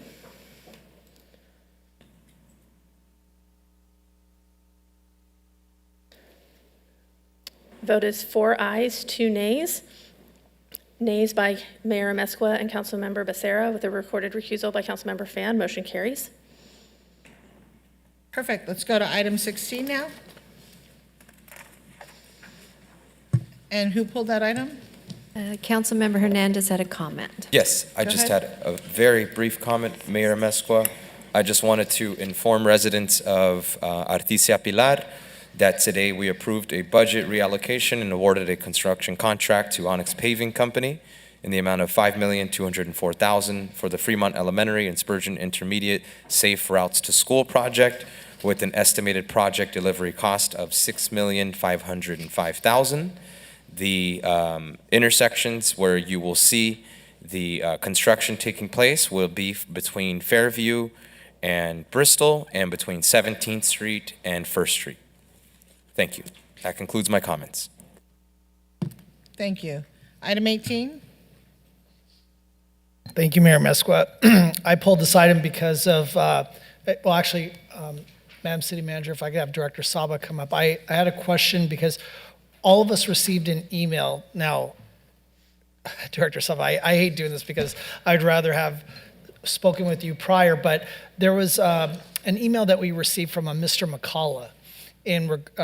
He is with Southwest Pump and Drilling.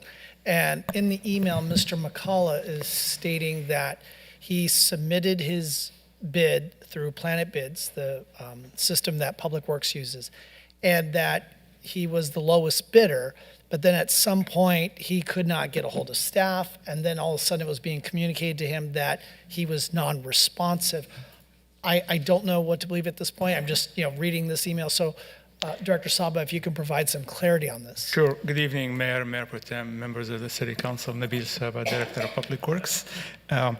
Southwest Pumping and Drilling Company did submit a bid. The bid is consistent of two items, the application and the support documentation. The company did submit the application by the deadline. However, no attachments were included in the submittal, and therefore their application was incomplete and not responsive at that point. Okay, because, and again, There was no attachment with a signed bid document. If you look at the staff report itself, there is an itemized list of items that they bid on with a signature at the end. That document was not included in the electronic submittal through the Planet bid. Okay. And therefore, it's not responsive because we did not receive the attachment, and that's part of the bid itself. So, and maybe I'm misreading this, but from what I'm reading from the email, it sounds like they were initially the only company to submit a bid. Is that correct or no? No, we received two bids. You received the two bids, okay. Yes. And so because the other company completed all the documentation. The submittal, yes, it was complete application. Okay, so at this point, then that's why they were deemed non-responsive. Yes, just 'cause- exactly. And so and help me understand it, just so we're all clear. So when somebody, excuse me, when they utilize Planet Bids, they submit the documentation, because they're alleging in here that they were trying to contact staff, and staff was non-responsive. And I guess there was some, I'm going to call it a third party or something that they were going through, or you guys were going through, and there just wasn't communication. Again, that's what's in their email. So I just want to understand. So if I'm submitting something through Planet Bids, and maybe I have a question, or just, there's always something, right? Right. How does that work as far as them contacting When staff? someone submits a bid and there is a question about the bid process or the bidding document, on any question, those questions need to be put in through Planet Bid. So everyone will know what the question is about and what this company is looking at. Okay. So I don't believe that was followed. But again, when we look at the bid, we look at the application itself and the support documentation and all the signatures and the legal documentation that comes with the bid packet. In their case, there was an application. They met the deadline. However, there was no signed sheet like what you see here that was signed and submitted as an attachment to support the application. Okay. No, thank you for that clarification, Sure. because again, I mean, I don't appreciate receiving this email so late, right before our meeting, but it did bring up a concern that I appreciate you providing that clarity. So with that, Madam Mayor, I'll go ahead and move staff's recommendation on this item. I'll second. There are more comments. If done, let's prepare to vote.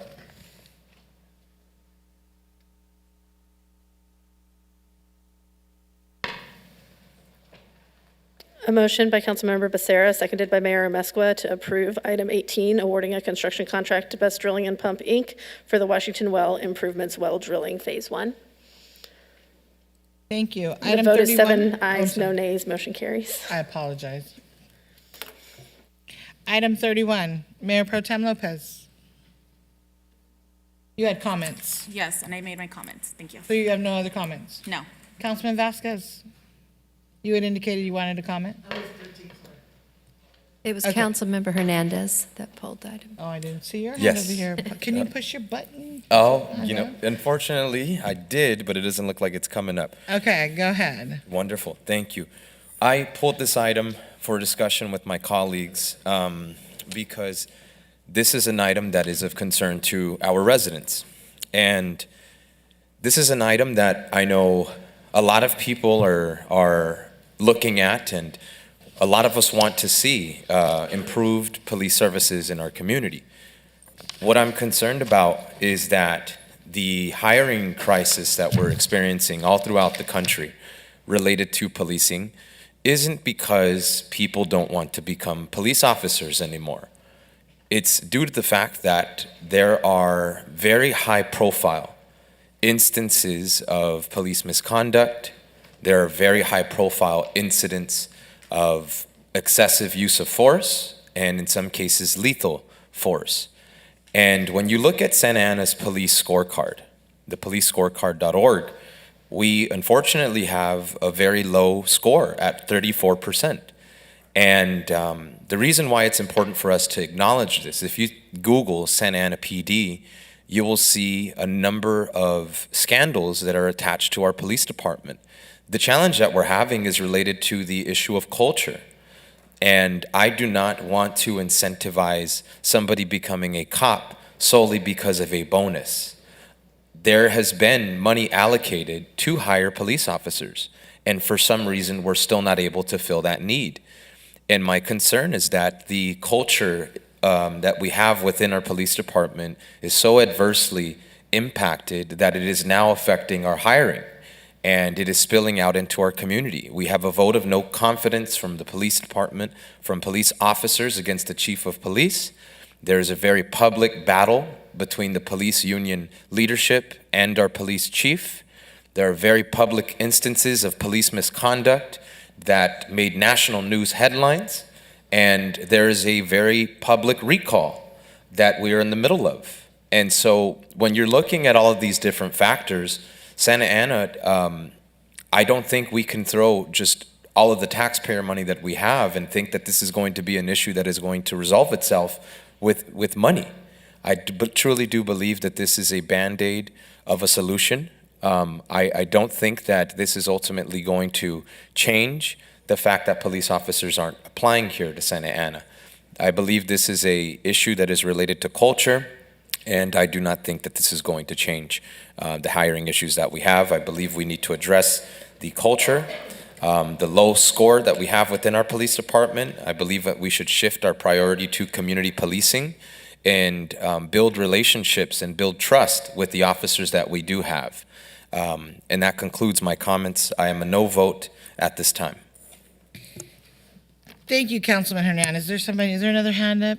Okay, I'm gonna let you speak before I speak. Go ahead. Thank you, Mayor Mesqua. I think it's important that we do talk about that. The fact that, well, there's two factors when it comes to why we are even having to do these hiring bonuses. They both do involve culture, but what it is, and it was shown tonight, if I was a police officer looking for an agency to work for, I would unfortunately have to take a pause when I look at Santa Ana, because when I look at leadership and I look at what's going on, I go, would that council support police? And on some of the votes that you see this council take, if I was an officer, I'd say, ooh, I don't feel too comfortable there. I don't feel too confident. If would they support us being proactive and keeping the community safe? Unfortunately, no. I think there are some votes that you've heard up here tonight that would give any good, promising officer pause. So the fact that we have to have this hiring bonus program, part of it is because you have seen police portrayed, I think, unfairly in many cases, but also, too, you see what's happening here in Santa Ana on this dais. So this is, when you talk about decisions having costs, that's what this is. This has a cost. This sort of what we put out there, that what police or potential police are seeing, that's what happens with this. So I agree that there is that concern, but unfortunately, because of all that, we can't unwind that. So we are in this point where we are hiring bonuses. I want to thank staff for the way they've structured this, because I think it incentivizes trying to bring in officers that have further education and further skills. So I appreciate it, and I'm going to be supporting this item. Thank you. So there's no other comments. So Councilman Hernandez, thank you for your comments. I appreciate them. I'm a big supporter of community policing, and I think it's very important. And we've had numerous conversations about police getting out of their car, making contact with the public, engaging with them.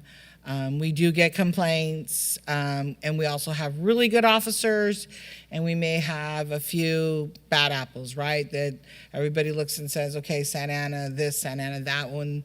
The majority of our officers are very good officers, and you know, I'm glad they're working for our city. Yes, if you Google Santa Ana PD, it comes up with all kinds of stuff. I agree with you. I won't mention names, but I'll just say the leadership I have some concerns about. I think that you and I don't know about the others, have been very clear about our position on that.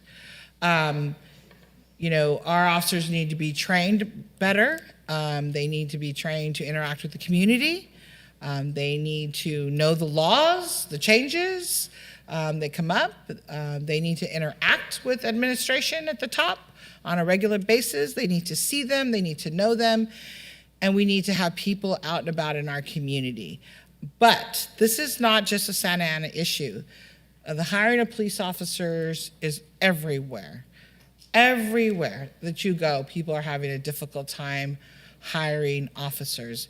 So I am going to support this item, but Madam City Manager, just like the earlier item about arresting people, I would highly encourage you to really work on the leadership and training and holding officers accountable to get out of their car, interact with the community, you know the laws, know the basic changes, you know, keep their little cheat sheets in their vest so they not arresting people for jaywalking when it's no longer illegal to do that.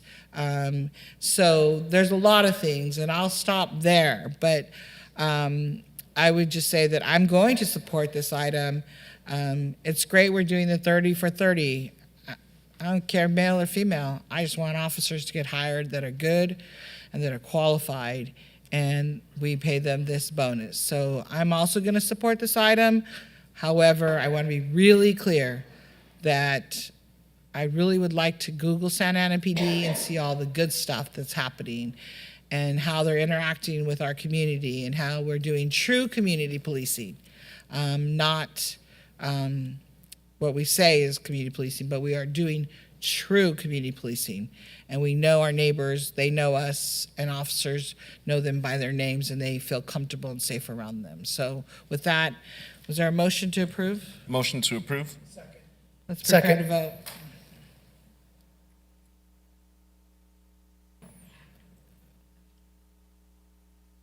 Should we wait till Mayor Pro Tem comes back? No, I'm not waiting. We're voting.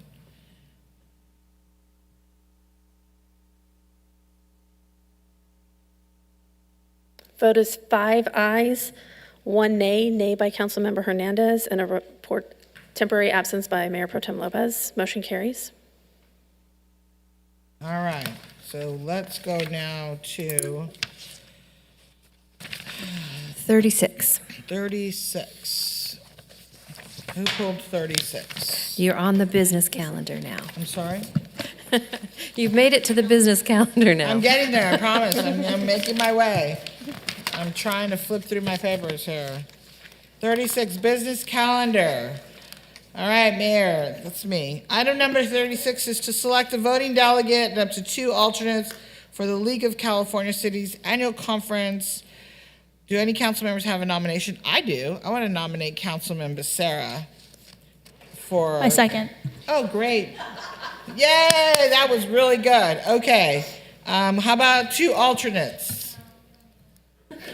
Got to have 2 alternates, people. Councilman Vasquez, I don't believe you sit on any commission or committee. I didn't even have a chance to reject this or Which not. one do you sit on? You're an alternate. Mayor, But you're an alternate. Mayor, may I make a recommendation? So Well, I guess it depends on who's actually going to attend the conference. He's going to attend I the guess I'm going to conference. attend, but I'll nominate Mayor Mesco as my alternate. I second. I don't think we need more alternates. So how many alternates are there? You got to have 2. Do we have to have 2? You have to submit Mayor, 2. You Mayor, up if I to may. 2, you don't have to. Oh, well, just me. Oh, thank you so much. I sit on like You're 5 welcome. commissions or committees. May I motion to approve the nomination of Councilmember No, I Becerra heard you were going to be the alternate. and then the alternate to Mayor Mescua? That's There my we go. We got our motion. 2. That was easy. I'm voting no. All right, let's prepare to vote. I'm not going to the conference. The motion is by Councilmember Fan, seconded by Councilmember Becerra to appoint Councilmember Becerra as the voting delegate and Mayor Amezcua as the alternate. And the vote is 6 ayes, no nays, with a noted absence by Mayor Pro Tem Lopez. Motion carries, delegates approved. Yes.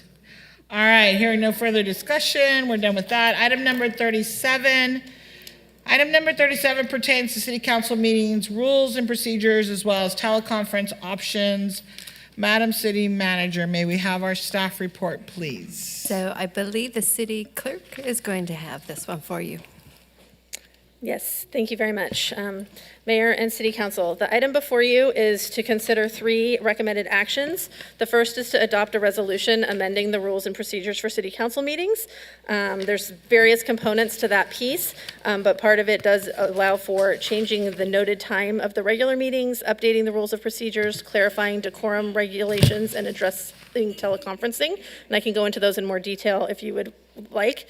The second recommended action is to approve a revised teleconferencing policy. This will allow you to have a policy in place that stipulates when and how council members may use teleconferencing during your meetings. And then 3 would be to provide direction to staff regarding the continued use of Zoom and teleconferencing for public participation in city council meetings. So I'm happy to go into the details of the resolution if you would like, but I'll just note that the last resolution that was adopted was in 2013, so it's been in place for 10 years. As the city attorney mentioned earlier, one of the components would be to update the rules of procedure, so to no longer be utilizing Robert's Rules of Order, but to be using Rosenberg's, which is more of the municipal government standard at this point in time. It is a little simpler, it's more easy to follow, and we can provide guidance and a cheat sheet, if you will, in that regard, if that action is approved. Other options are, regarding the start times of meetings, is to really help allow us not to have to notice meetings as special meetings whenever we change the time within a specified window. For your consideration also is a meeting end time. A curfew with the allowance for council to vote to extend past that time if needed, setting public hearing speaking limits beyond just the standard public comments, particularly for public hearings related to land use entitlements and appeals, decorum enforcement regarding state law, and then various clerical edits to do a cleanup measure. So I'm happy to answer any questions that you might have. That was quick. All right. Comments or questions? Go ahead. Thank you, Mayor.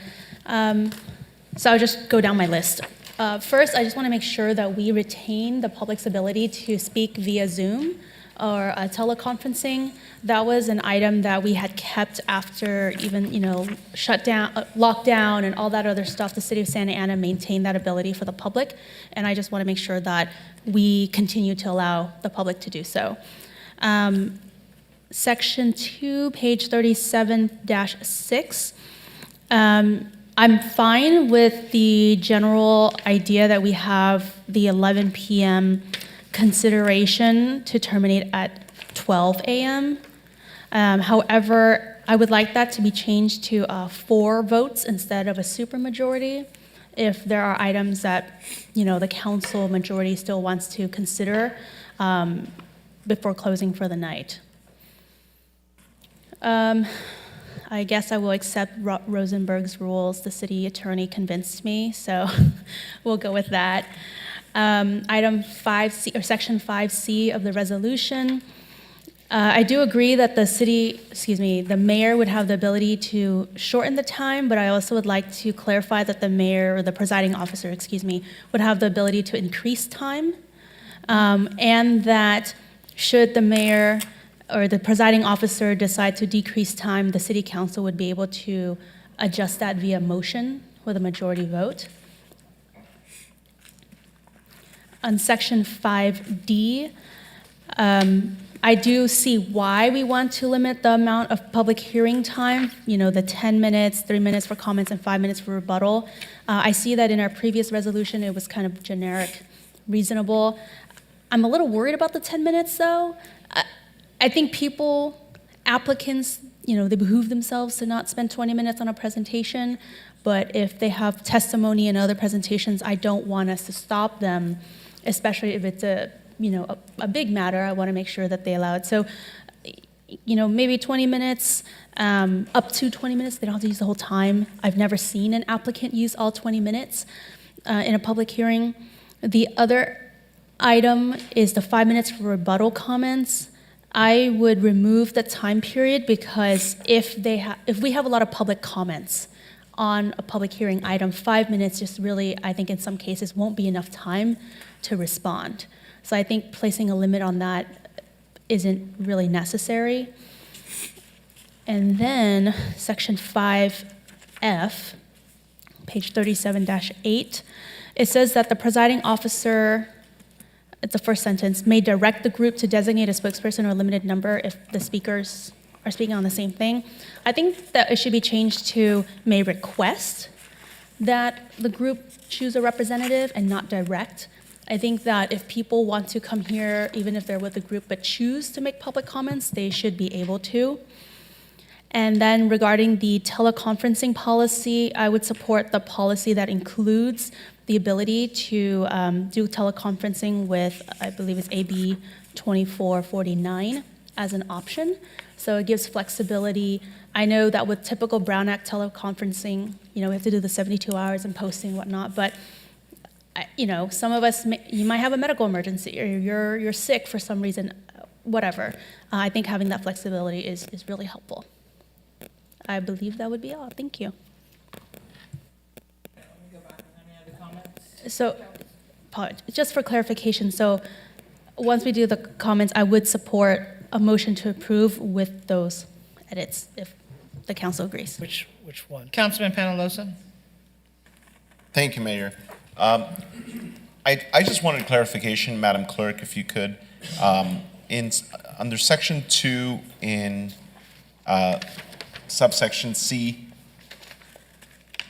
it states that a special meeting may be called by the mayor or the mayor pro tem. In my past experiences, I've always been under the impression that only the mayor could call a special meeting. So I'm not sure why it says that the mayor pro tem could call a special meeting. That's carryover language from the previous resolution, and looks like the city attorney has some additional input. I think the intent was probably the mayor pro tem in the absence of the mayor. So Yeah. that may be the language, or at least 4 members of the council. Okay, I think it's very important that we add language that if and only in the event that the mayor says, hey, I'm going to Europe for a month, and the mayor pro tem would be the presiding officer, but I do believe that we should follow our charter and make sure that only the mayor or a majority of the city council has the ability to call a special meeting. Yeah, so just to be clear, it would be the mayor pro tem in the mayor's absence, or 4 members of the city council. Okay. And would the mayor, Madam City Attorney, would the mayor's absence have to be defined? We have defined the mayor's absence in another provision of the municipal code when it comes to signing documents. With your direction this evening, you could direct us to clarify that and use that same language. And the language we used in the municipal code was in their absence, in a noticed absence away from the city, or a refusal to carry out their duties. And we put it there in terms of the signatures because we did have an instance where we had a mayor not want to sign a document that was related. I think some of you may remember that. Yeah. And so we could use similar language if you want to be consistent. Yeah, I think that would be appropriate for this, just to make sure that only the mayor or majority of the council. I'm okay with the start times and end times. I do want to continue the pre-pandemic teleconferencing policy for us council members. I think that's important, and as well as and also want to. I know that the school district recently did it, and they were moved away from all telephone comments during public comments, and I think we should do the same. And telephone and Zoom comments is what I meant during public comments. And that's it. for now. Thank you, Mayor. So I understood you to say you want to no longer have Zoom or telephone comments. Correct, yeah. Okay. Any other comments? Councilman Vasquez? I do, sorry, David, for contradicting, but I do want to continue public speakers via Zoom. I think that's a great way to get people to speak, especially our senior citizens or mothers with children and families with young children to be able to speak. We had a nice amount of people speaking today. I'm okay with the Rosenberg's rules. Thank you very much. I need a workshop. And I do support council members' ability to participate remotely as well. And include to the finish time at 12 a.m. Mayor. That's it. Thank you. Thank you. So on teleconferencing, I support continuing the option for the public to have the option of calling in remote. You know, we live in a digital world now. I think we really need to learn how to adapt to what works best for people's schedules. I also support the continuation of teleconferencing for council members and the commissioners, but I do understand that there are state guidelines that we must abide by, city clerk, so of course being in compliance with them, I'm supportive. I'm supportive of the proposition of Councilmember Fan to change the supermajority vote to 4 votes. And I am also supportive of the idea that the councilwoman brought forth in terms of addressing the motion to reduce the speaking time by a motion. Since we've heard public comment, pretty much tell us that they're not happy with the times that have been reduced in the past. And for the public speaking time regarding land use entitlements, can you let me know if which I think the answer is going to be yes, whatever the minute is for the council would be for the planning commission as well? Planning Commission does have their own bylaws that dictate their timeframes for their presentations. Do you know what their time limit is? I believe it is, for applicant presentations at the Planning Commission.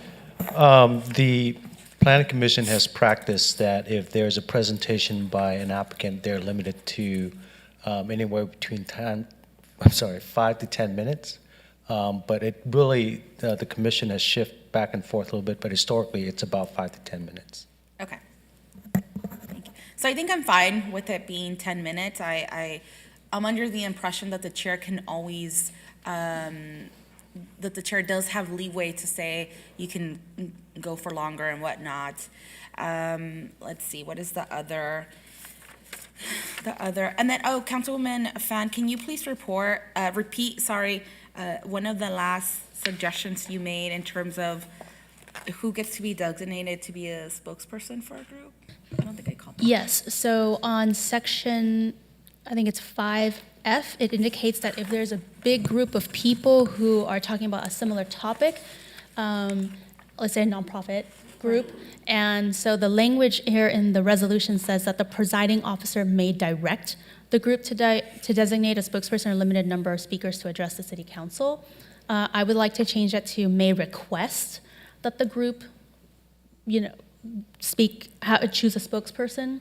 So if there's 20 people who want to talk about something, Madam Mayor can say, hey, you guys are all here for the same thing. Maybe you want to choose somebody to speak on your behalf rather than 20 people repeating the same thing.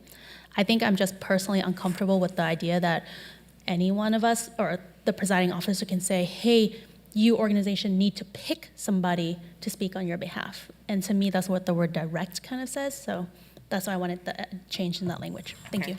So it's just like a word change. So I'm fine with that. And the second or the last issue that I'm supportive, although I think I struggled to get here, was I'm changing from Robert's rules to the recommendation that staff is making. And so hopefully you will send, can you send me some sort of compare and contrast or some sort of cheat sheet? And we have circulated in the past, and the Rosenberg rules is a really nice, what I call a cheat sheet, really simplified version. And we can provide copies at your desk.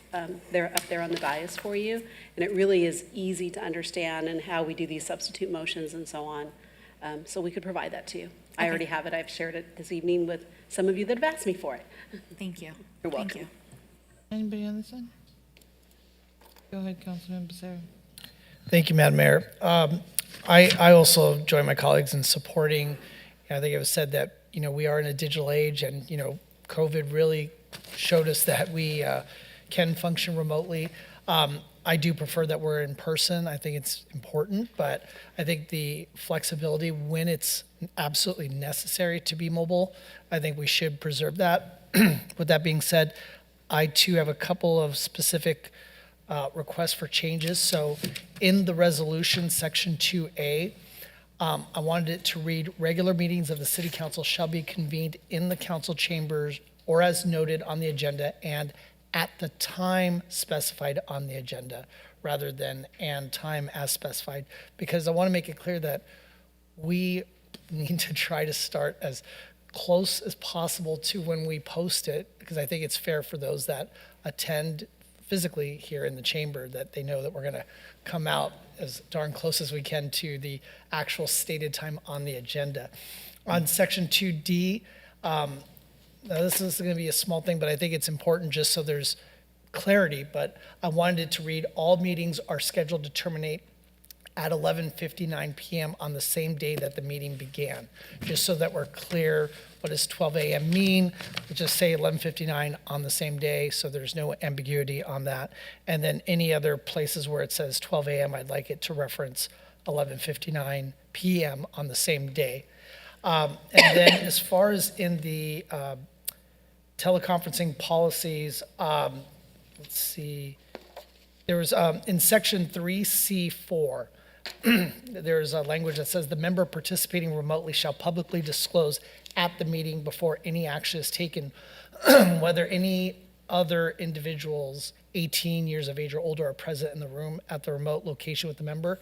I think it should be disclosed who's in the room, no matter who it is. I don't know that having an 18-year-old threshold would be suffice. I mean, if somebody's in the room, if they're 16 years old or 14 years old, I think it's important that we know that who is in the room with the member.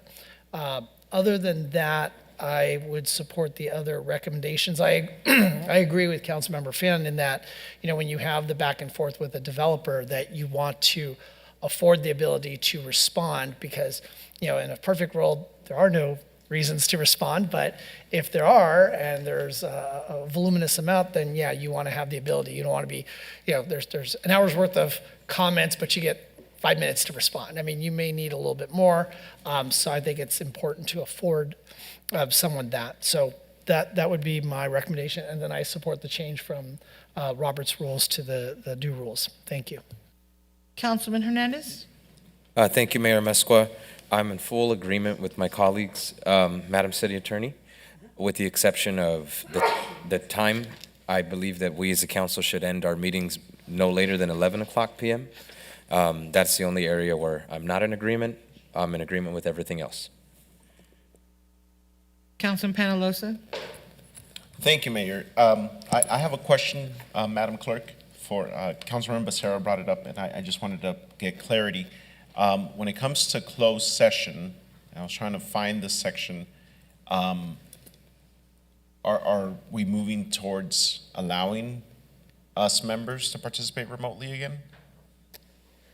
No, it would still be under the same provision. So if you had a need that you currently have, either a notice on the agenda that you are participating from a set location via teleconference, or potentially under the provisions of AB 2449 for just cause and emergency provisions. Okay. I got it. I got a little Not confused. just on a general basis. Okay, thank you.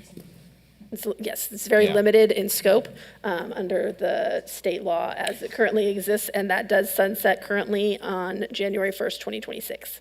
And I guess I would like to add that if somebody would to exercise on that limited scope or that provision to participate remotely, aside from identifying anybody that's in the room, I would like that we include in here that a working camera must be on, so that. I Yes, mean, that's in part there, of the right? provision Okay. through the state law, actually, that it does have to be through audio and video Okay. component. Thank you. So they do have to have their camera on.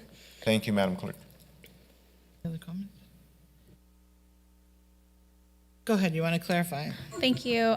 So Madam City Clerk, I just, or maybe I'm trying to understand. So if we have, I support allowing traditional teleconference, meaning, 70, we have to give you notice prior to the 72 hours for, 1 week really, to post it on the agenda with the address. Like, so if I'm at home sick and I still want to participate, I have to post my home address and print the agenda and post it on my door and allow any member of the public to come into my house and participate. That's correct. Right? Traditional. And if I miss the agenda deadline under Brown Act, then I cannot participate via Zoom at all. Teleconference, okay. And then on top of that, my support for AB 2449 is to say, hey, because that allows for the emergency or just cause provision. So if I plan a vacation and forget to tell you, I can't use that. Correct. Right? I have to, maybe my mom went to the hospital or something, that's an Yes, emergency. there's very specific proponents under AB 2449, illness of yourself, childcare, and things along those lines. Definitely official travel on business, but again, that might be able to be noticed in advance, so we could put that on the agenda. But it would have those very specific provisions only. And I just want to clarify that one of the things that I think causes some confusion is that what we call the emergency or just cause provisions that allow you 2 times a year to say without notice, you can only exercise those if the council is providing a virtual environment. So for cities or public agencies that are deciding not to provide a virtual environment, then you go back to the old rules and default, and if you didn't notice it, you missed the meeting. So just want to make sure that's clear. Thank Yeah, you. okay. And then one last thing that Councilman Peñalosa made a good point about is typically with traditional Brown Act teleconferencing, even in participation in closed session, you could be just on the phone. Can we as a council mandate that it also have your camera on? Because we've had that issue in the past, or would that be just a separate item? I think if you have a policy that requires that, then you can require that. Yeah, we Okay, can put I it would in there. support that. I would as well. As part of the teleconferencing, at the very least for closed session. Thank you. Go I ahead, thought that's Councilman what, Madam Clerk, yeah, you said that we. That's for So 2449. let me re-clarify. I apologize if I misunderstood the question. Under the just cause and the emergency provisions of AB 2449 requires audio and video. Traditional pre-pandemic teleconferencing with your location posted on the agenda, your agenda posted at your location, people being able to attend there, that only requires telephone participation. But like the city attorney just mentioned, if we would like to add that to the policy to require video in that instance as well, we could add that to the policy. Yeah, I would personally like that. Anybody else? Is there a motion on the table? I'm going to make a motion. Is there a motion? Oh, you want to speak? I do, but there is a motion, right, by Councilmember? Well, I made a whole bunch would of support a changes. motion to add all these items, but I don't know if staff I have a might question want to about come your back. items first, though. Yeah. So, Yes. So this is for the council. We there had been, I think, a thought about possibly starting our meetings or closed session about an hour earlier, because we do sometimes tend to have 2-hour closed sessions, and in order to not, make the public sit there for 2 hours or wait a lot longer than what they really should be, we had entertained the thought of, starting at 4. And so I just want to put that, out there to see if there is any interest from the council in entertaining the idea of starting closed session at 4 p.m. So I would entertain it if we have a lot on closed session items, and I know the city manager, Madam City, she's asked a couple times where, it's full agenda closed session, can we start at 4:30, and yeah. So if you want to make that recommendation, I'm okay with it. I think some people that don't get off work until almost 5, or it's kind of hard. So if you're flexible to say between 4 and 5 starting time, I think we could probably get more support. Yes, so Section 2A of the resolution does state that the closed session may start between 3 and 5. And 5. Just depending, I think, as staff determines is needed, but without having to post special meeting. It's in here from 3 to 5. Right, so that's what we've been exercising now. No, the current resolution reads that closed session will start at 5 p.m. So anytime prior to this that you've started at 4:30 or 4 or 3, we've had to call and notice that as a special meeting because it Right. deviates from your rules. And the mayor has to, do that because she's the one that can do the special meeting. We can't just decide as staff at that point in time. So this would give us the flexibility when there are a lengthy closed session agenda to have the start time at 4 p.m.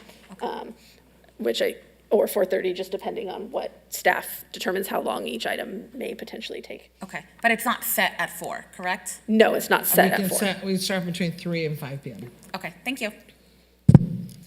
So just to clarify, Councilman Pham, nobody else, right? We're good? Everybody's good? Okay. So I think you were speaking and everybody was kind of going, so I just want to be clear that the 3-minute limit, we're going to keep it that as the mayor, whoever the mayor is, has the ability to keep it at 3 minutes. You didn't change that.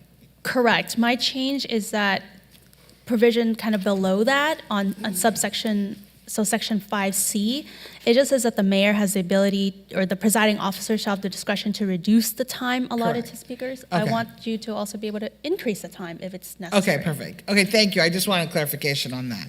Okay, is there a motion on the floor?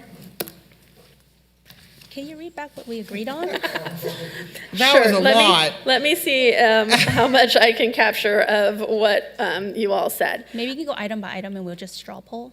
Go ahead, do your thing. You just do what works for you. Okay, so the notes I have from Councilmember Fan saying to keep Zoom for public comments.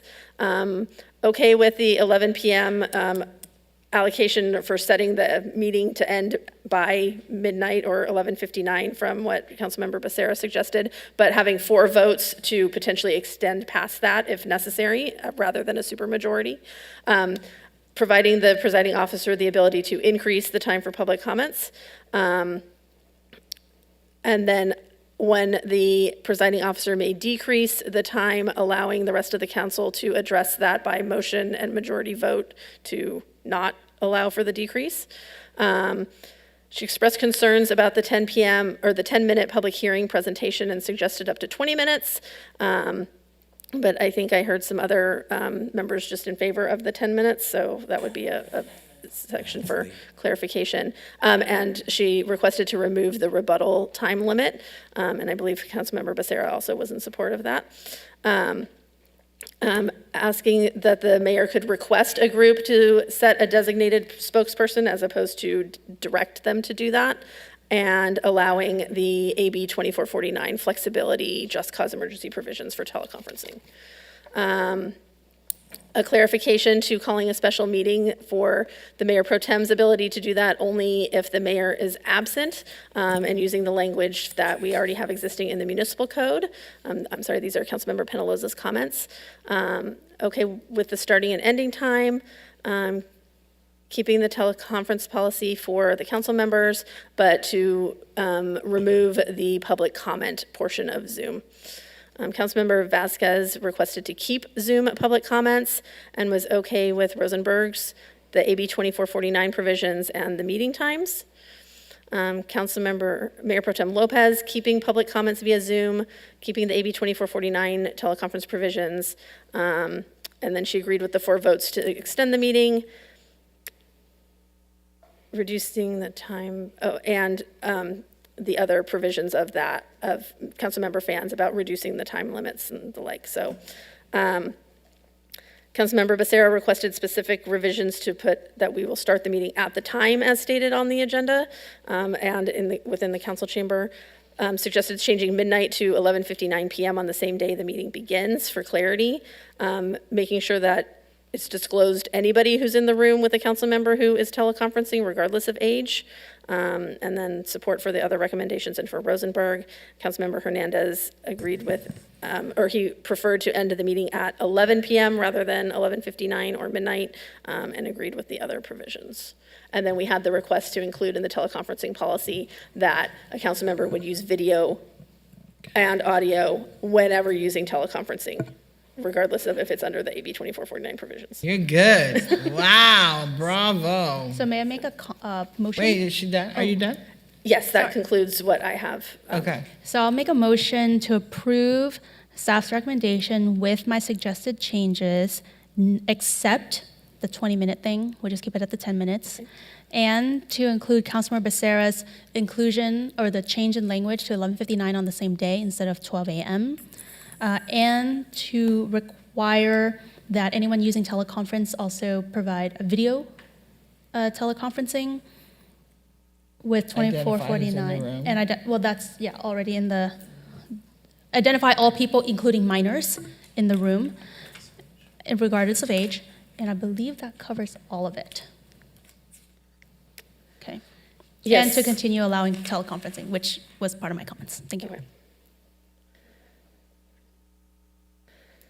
We're good? So that's a motion to approve staff's recommendation for adopting the resolution with the edits as stated by Councilmember Fan and just now, and approving the revised teleconferencing policy with the provisions of AB 2449, including identifying all members in the room and requiring video during traditional teleconferencing procedures, and providing the direction to staff to continue public comments via Zoom.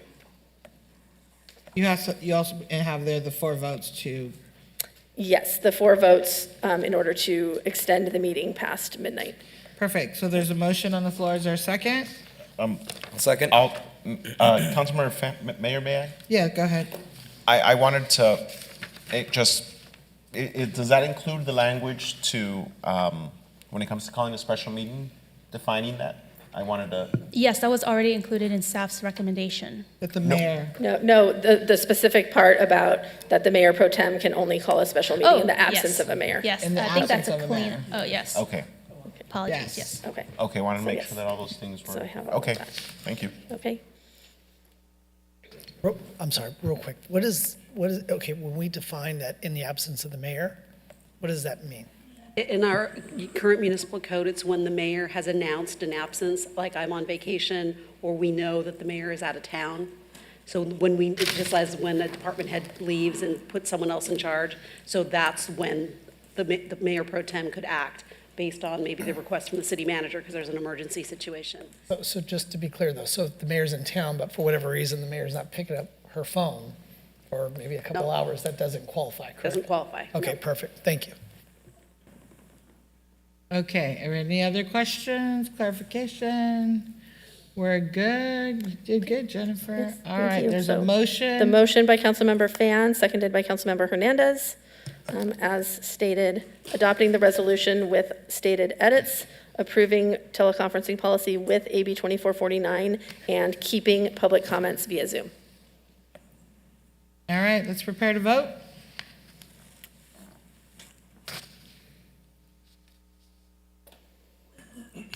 Vote is 7 ayes, no nays, motion carries. All right, now we're going to go to public hearing. Before public hearing item 38, Madam Clerk, please provide instructions to the public who'd like to make a comment on this public hearing item only. Thank you, Mayor. If there are any members of the public joining us by way of Zoom or conference call who would like to make a comment for public hearing item 38 only, please dial *9 from your phone or select raise hand from Zoom now. Are there any comments for item 38? There are no one on Zoom, but we do have one card. Okay. Mr. Ed Danoff? Yes. Come on up, sir. Thank you. Thank you for waiting. Thank you. Either good evening or almost good morning. We're close. Anyhow, what I'd like to do is oppose the assessment being made against my property, AP 398-523-07. I believe the city council members got a copy of the letter that I submitted. Has everybody seen that? We can't engage with you, sir. Oh, I'm sorry. Well, the problem is, there was never any property removed from that parcel number or 1323 North Broadway. There was no warrant, no permission to remove any property. Well, actually, there was permission to remove it from that property, but there was no property there. The city, Mr. Rodriguez, when they found out there was no items that were to be abated at that particular parcel of property that they got a warrant from the court for, they went to another property that I have around the corner on Sycamore and removed property from there without a warrant. So the bottom line is, I asked that it be denied, the assessment be denied, or if nothing else, at least stay or vacate a ruling on this until we're done with the courts. Because this is something that's going to be before the courts, and let the court rule whether they can remove property without a warrant. And that's where we are. They removed property from another address that was not on the warrant, without any permission, and took about $200,000 worth of property and absconded with it. It's going to be in the courts to find out whether they can do something like that. Personally, I think if you have the wrong address on the warrant, you just can't go to another property and take property from a different address. The warrant, it was very specific. It said what parcel, what address. And the property they took the property from was in the letter that I sent you, it was a different address. It was 1322 North Sycamore and a totally different parcel number, 398-523-16. So I asked that the court deny that assessment. I mean, this mayor and the council deny that assessment, or in the alternative, stay it until it's decided by the courts. Thank you. Thank you, sir. And Mayor, stating for the record that we did receive one email comment related to this public hearing that was distributed to council and posted online. Thank you. Excuse me, Director Todd, can you address this, please? Our legal team has reviewed the property, and it's one property with two separate parcels, and that the action was taken for the property as a single site. The site has frontage both along Broadway as well as Sycamore, and the removal of the work was done on the property as a whole under the citation. The action that's being requested at the City Council tonight is to affirm that we spent the money and that you would authorize staff to be able to, if we are unable to recover the cost through the owner, is to submit it to the county assessor so that we can recover it through the tax roll, through the lien process. By doing this action, it doesn't mean that the owner can't come in, sit down, discuss the issue with staff, and hopefully be able to resolve the issue through that process. But what your action you're taking tonight is just to confirm the fact that we did spend the money, which we have, and that if we cannot recover it from the property owner, that we have the ability to submit it to the county as a lien. So what, no, sir, sorry. So what I hear you saying is that we'll confirm this. If it gets confirmed tonight, then they can come and meet with you. Absolutely. And then you can work it out. Correct. Okay. We would welcome to meet with the owner That's tomorrow. perfect. Okay, great. as needed. All right, are there any questions? Sir, we can't engage like this, sir, we can't. Sir, we don't engage this way. Thank you so very much. Thank you, sir. Are there any questions from the council? On my end, Mayor Mesqua, no questions, but I would like to make a motion to end the meeting with the newly adopted rules that we just voted on, to end the meeting and bring our closed session item back to the next meeting. So we're going to vote on this item. I don't believe we have a vote. We don't need to vote. We're good with this item? On this item, well, you'll need to vote and close up this public hearing. Right, and that's then what your I'm motion saying. could come right That's after. what I was about to do. Long so. night. Apologies. But you're recommending that we discuss our closed session item August 1st? Yes. Okay, great. I'll second that motion when we get there. But, okay, so let's go on item 38. Let's close this out. Is there a motion? Make a motion to move the item. I'll second. Prepare to vote.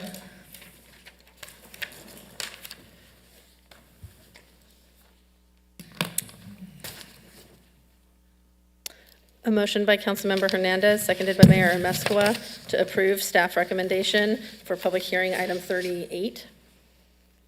With no further comments, I hereby, Mayor, I'm sorry, go ahead. Still waiting for the final votes to come in. I'm rushing to apologize. Mayor Pro Tem Lopez? Okay, if you could voice your vote, please. If I could what? Voice your vote. Oh, yes. Councilmember Penaloza? Yes. You might as well just do a roll call since we did two. It's 7 ayes, no nays, motion carries. Okay, perfect. With no further comments, I hereby close the public hearing. No other questions or comments by the council members. Okay, item 39 was already discussed.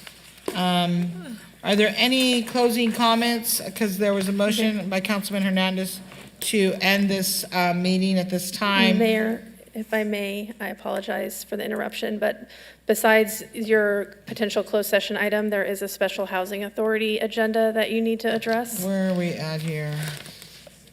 Oh, I apologize. Let's go to the housing It's authority. a separate meeting. Where are we at?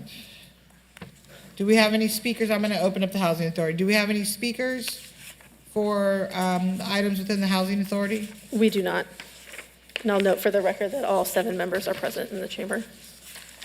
Is there a motion? I'll make a motion to move the items. Mayor, I need to state a recusal.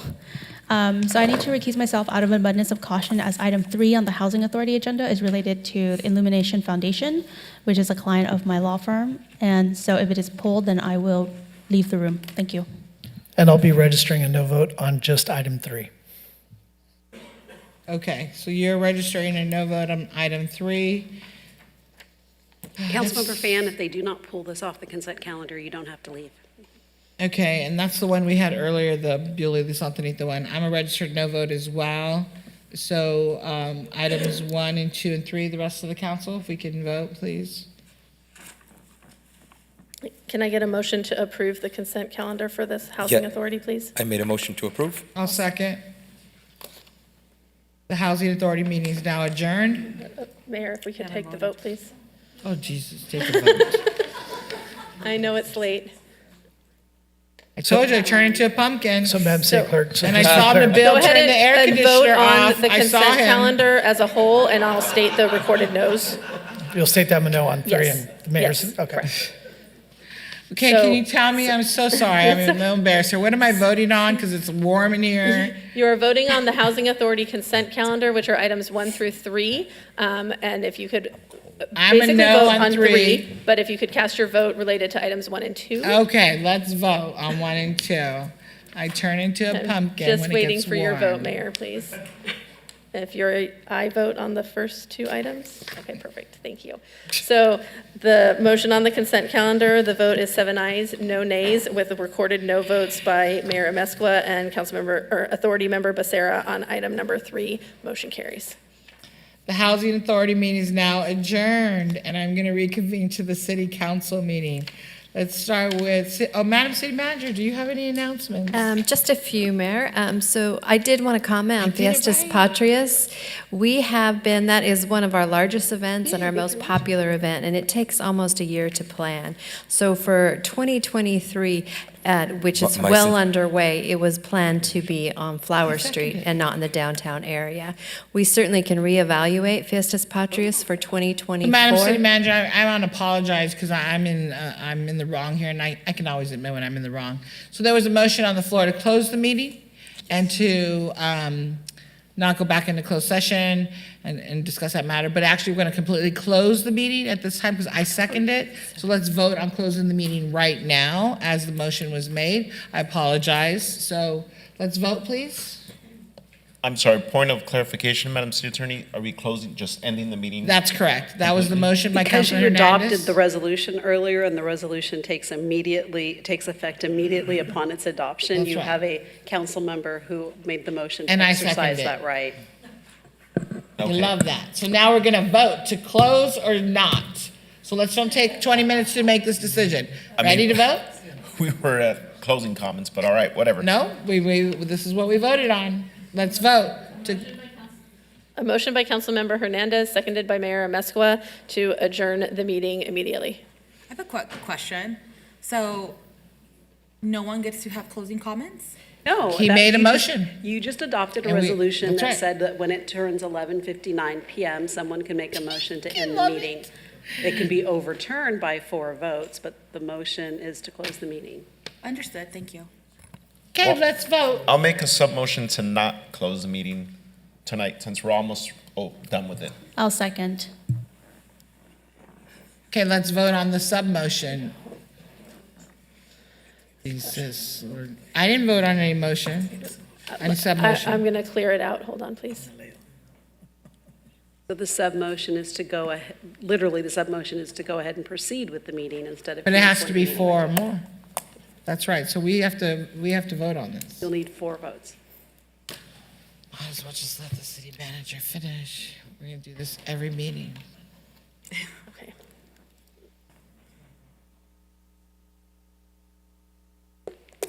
Please let me just do a roll call vote on this now. This is a sub-motion by Councilmember Penaloza, seconded by Councilmember Fan, to continue with the remainder of the agenda. Councilmember Becerra? No. Councilmember Hernandez? No. Councilmember Penaloza? Yes. Councilmember Fan? Yes. Councilmember Vasquez? Yes. Mayor Pro Tem Lopez? Yes. Mayor Amezcua? No. Vote is 4 ayes, 3 nays. Nays by Mayor Amezcua, Councilmember Becerra, and Hernandez. Motion carries to continue the agenda. And we were on city manager comments. Go ahead, Madam City Manager. This is gonna be a regular thing every meeting. We say we're gonna get out early and then we don't. All right, I was commenting before that 2023 Fiestas Patrias will be held on Flower Street. We can reevaluate the downtown area, but because that event has become so popular, it does require quite a large footprint. And over the history of having that event in the downtown area, it has been mixed between the merchants that want it there and the merchants that don't want it there, because it does require like a closure for 4 days. So we'll reevaluate based on the feedback that we heard from commenters tonight. And the only other thing is I just want to announce that today the Orange County Board of Supervisors approved my appointment to the Commission to End Homelessness, and I will be on there representing the central region of Orange County. That's it. Great, now meeting is adjourned because she finished. So at this Mayor- time. No. Mayor. There are closing What's comments. the motion? What was the motion? The motion was to continue the remainder of the agenda, which does, the next item would be council comments. All right, do your thing, Councilman Vasquez. I just like to, for transparency reasons, and I have to say, I went to a conference paid by the city in New York City, and it was great. So I went to be trained for NALEO, which is a National Association of Latino Elected Officials. I went to a few workshops, they were great. I went to the nuts and bolts of budgets, and I learned that we're doing a great job at presenting our budget to the community. Good job, Santa Ana, you guys are, it's amazing. The only thing that everybody messes up, including ourselves, is community input for the budget, so let's do better. I went to a small business and Latino entrepreneurship workshop as well, and what we found out is it's very difficult for Latino businesses to get loans. So there's systematic racism is happening. I went with the workshop, and a few of us went for electrification and growing alternatives, and this is more about electric cars than anything else. It was a good informational. If anybody wants information, I got it for you. And the last one was on Latinos and housing, being able to create partnerships with different groups, and using those groups that are Latino-based, that are Latino-owned, to use federal and state incentives to build housing, affordable housing for families. Oh, and then we do have rent control in Santa Ana, so I am going to come out with a workshop. I'm organizing a workshop hopefully soon in August, so look out for that. Besides that, we're going to have on Rosita Park, we're going to have a concert. Great, thank you. I can't wait. It's at 5:30 it starts. And then on Friday, SAS is organizing a bike ride from the Delhi around, and it'll be great as well, at 6 p.m. That's all. Mayor Pro Tem Lopez. Yes, thank you. Let's see. Well, first, I'd like to request to adjourn this meeting in honor of Tania Valencia, who was tragically killed not too long ago on West 17th Street due to a pedestrian accident. And I really just want to take this opportunity to urge all Santa Ana residents to slow down. I've said it multiple times here. I've advocated for it, with different organizations. And that's really one of the top concerns our office is receiving, the concern of people speeding on the arterial roads, but also in the neighborhood roads. And so please slow down. Everything has consequences. And tragically, we've lost one of our community members. Her name is Tania Valencia. I would also like to, per AB 1234, I also attended the national conference with NALEO, and several of my colleagues here in the week really consisted of adhering to multiple sessions that they had prepared for all of the electeds, like the housing session and the role of electeds and Latinos and whatnot, in solving the housing crisis that every state is really facing here in the nation. Another one was how to manage your role in an era where everything is so incredibly polarized, how to deal with, unprofessionalism, bad behavior, bullies, things of that sort. We also attended an opening ceremony with welcome remarks from a number of elected leaders and universities and nonprofits to discuss the various trends that are happening in the nation and how they impact different states like California and different counties. So there was just like a lot to do, and one of the favorite things that I actually got to participate in was in their service project, which is a tradition for NALEO of every year picking a nonprofit organization and having the elected that attend that are willing to do this. It's voluntarily, do some sort of service hours. And the organization that they picked this year was a violence intervention program that benefits women. And so folks got to pack health and hygiene kits for the beneficiary of this year. And they work with Latinas, victims of domestic violence and sexual violence. In closing comments, I just want to state that for the record, the $1 million that was mentioned earlier during public comment for the recall was approved by this council. It was a line budget item that we approved because 2 recall petitions were submitted, one against me and one against Councilmember Fan. And so that is a fact. Again, not only will residents be burdened with the cost of a special election this year, they will have to pay for another one if it is successful, unless the rumors are true that the council seat has already been promised. In closing comments, I do want to invite everyone to Portola Park's event. We're having a tree planting event to celebrate Parks Month, and so I hope that really any enthusiasts out there will come out and support the Public Works Department and our Parks and Recs Department. Thank you so much. Have a good night. Councilman Penalosa. Thank you, Mayor. I just wanted to also state for the record, per AB 1234, that I also attended the NALEO conference along with some of my colleagues in New York, and the city paid for the conference and the flight. I think one of the things that we need to discuss here further is, and I heard some of my colleagues mention it, is as we move forward, and especially in this state with the electrification of vehicles and how it's different here in the state where we do have rolling blackouts every summer, and then the state tells us not to charge our vehicles, but they're telling us to move towards electric vehicles, but how we have a lot of unused parking lots and that there's potential there for multi-purpose facilities and mixed use, but also building this electric system that we need for charging stations to charge these vehicles, because we don't have many of. And I thought, well, we in Santa Ana, we started using our public spaces to partner with electric companies and installing these electric charging stations. So it was nice to see that we're already moving in that direction, but there's definitely ways that we could further implement it.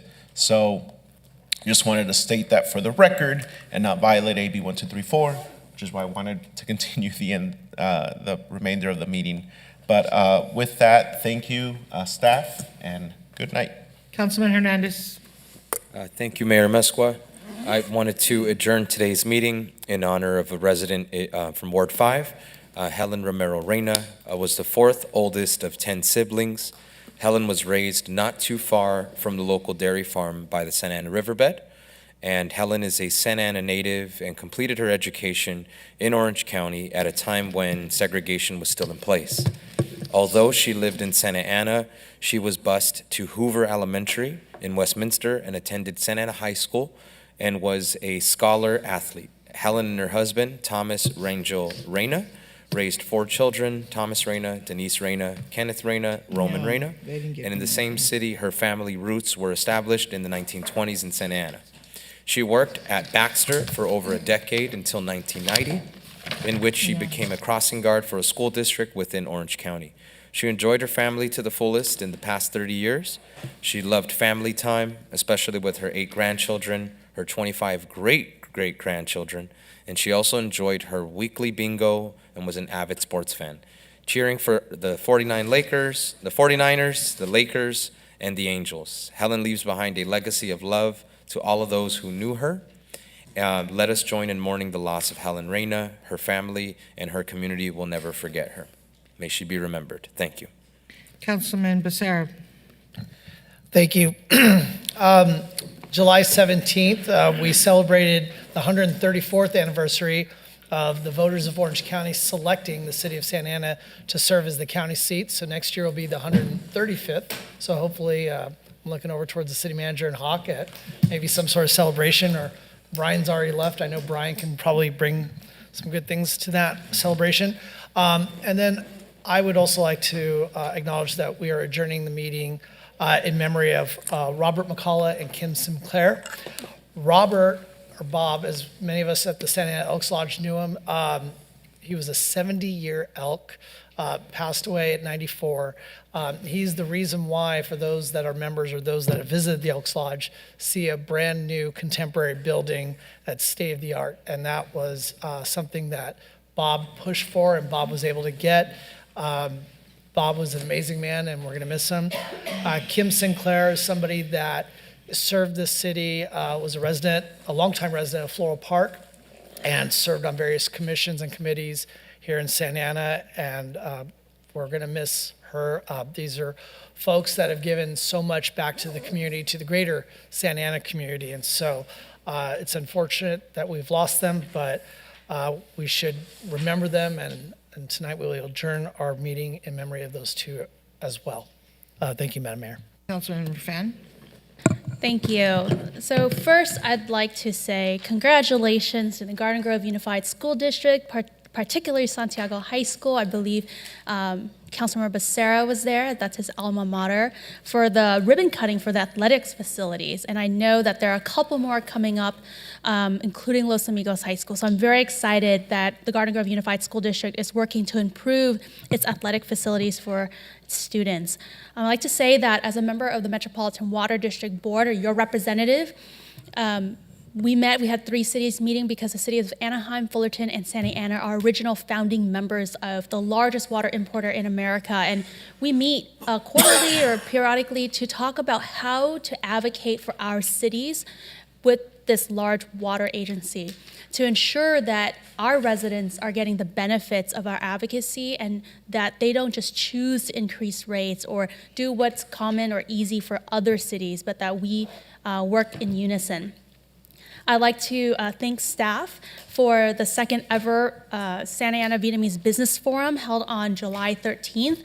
It was, the first one we ever had was in 2008, and I'm really glad we brought it back. It was in the Doubletree, and Councilmember Becerra was also there. That was a really fantastic event. I hope that we can continue to do it each year because I think it'd be really great to bring all of our businesses into the city and ensure that everyone who wants to own a business here feels comfortable and knows the processes to do so. I would also like to make a couple additional items. 4th of July was pretty crazy. The fireworks were pretty terrible this year, and I know that I brought up the issue about banning fireworks in the city. I received multiple emails from residents, and I really wish that we would ban safe and sane fireworks because they are not safe nor sane.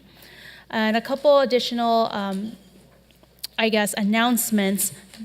This Thursday, I guess that's technically tomorrow, July 20th at 5 p.m., 5:30 p.m., it'll be summer concerts in the park at Rosita Park. It's going to be featuring Latin Soul. I also want to highlight an organization that is going to, I think it's called Kids Business, but they have been working with students to teach them about opening their own businesses. So go and see what they're going to be presenting to everybody. And then finally, before I forget, is August 1st, we will have the 2023 National Night Out at Rosita Park at 4 p.m. So I hope to see all of you there right before you come and join us at City Council. And have a good night. Thank you. Very quickly, I'd like to also close this meeting in the honor of Molly Lee Dowdy. She was born in Santa Ana on June 10th in 1940. She raised her family here. She was very involved. She's a large real estate business, comes from a very big family, so I do want to pay my respects to the family and give my condolences and close in her honor. This Saturday, I'm having coffee with the mayor. There are always wonderful events with a lot of people, and Nabil seems to be the most popular one, or Hawk, or they don't want to really see me. They want to see city staff, and Avida will be there, and PD, and Daniel, and so I'm looking forward to coffee with the mayor this Saturday. They're always fun. And thank you to all the staff tonight. It was a little interesting tonight. Thank you, Madam City Attorney, Madam City Manager, Madam City Clerk, for all of your hard work and all of the staff out there.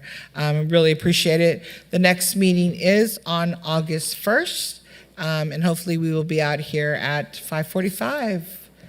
Thank you. And Councilman Hernandez, thank you so much for trying to adjourn the meeting. I really appreciate it. I'm going to actually try again. I was going to make a motion since we got the public comments. I was just about to close it. Oh, I was just going to say, if I would like to place a motion on the floor to bring this item back to August 1st, placing it on the closed session and closing our meeting here today. What do you mean? So, meaning closing the closed session and bringing it back for. Oh, yeah, that's what I said. We're not going back into closed session right now. Oh, wonderful. Yeah, I said that right. I said that. Wait, Mayor, but you can't just say we're not going back into closed session. No, she actually responded to me. What? Okay, so we're not going back into closed session. It is okay with the city manager, and I didn't know we needed a motion because we had said it multiple times. And so can you send a cheat sheet out for the new rules so we all understand? Mayor Pro Tem's already running out the door, so there's no meeting. So, all right, we're good. Meeting is adjourned.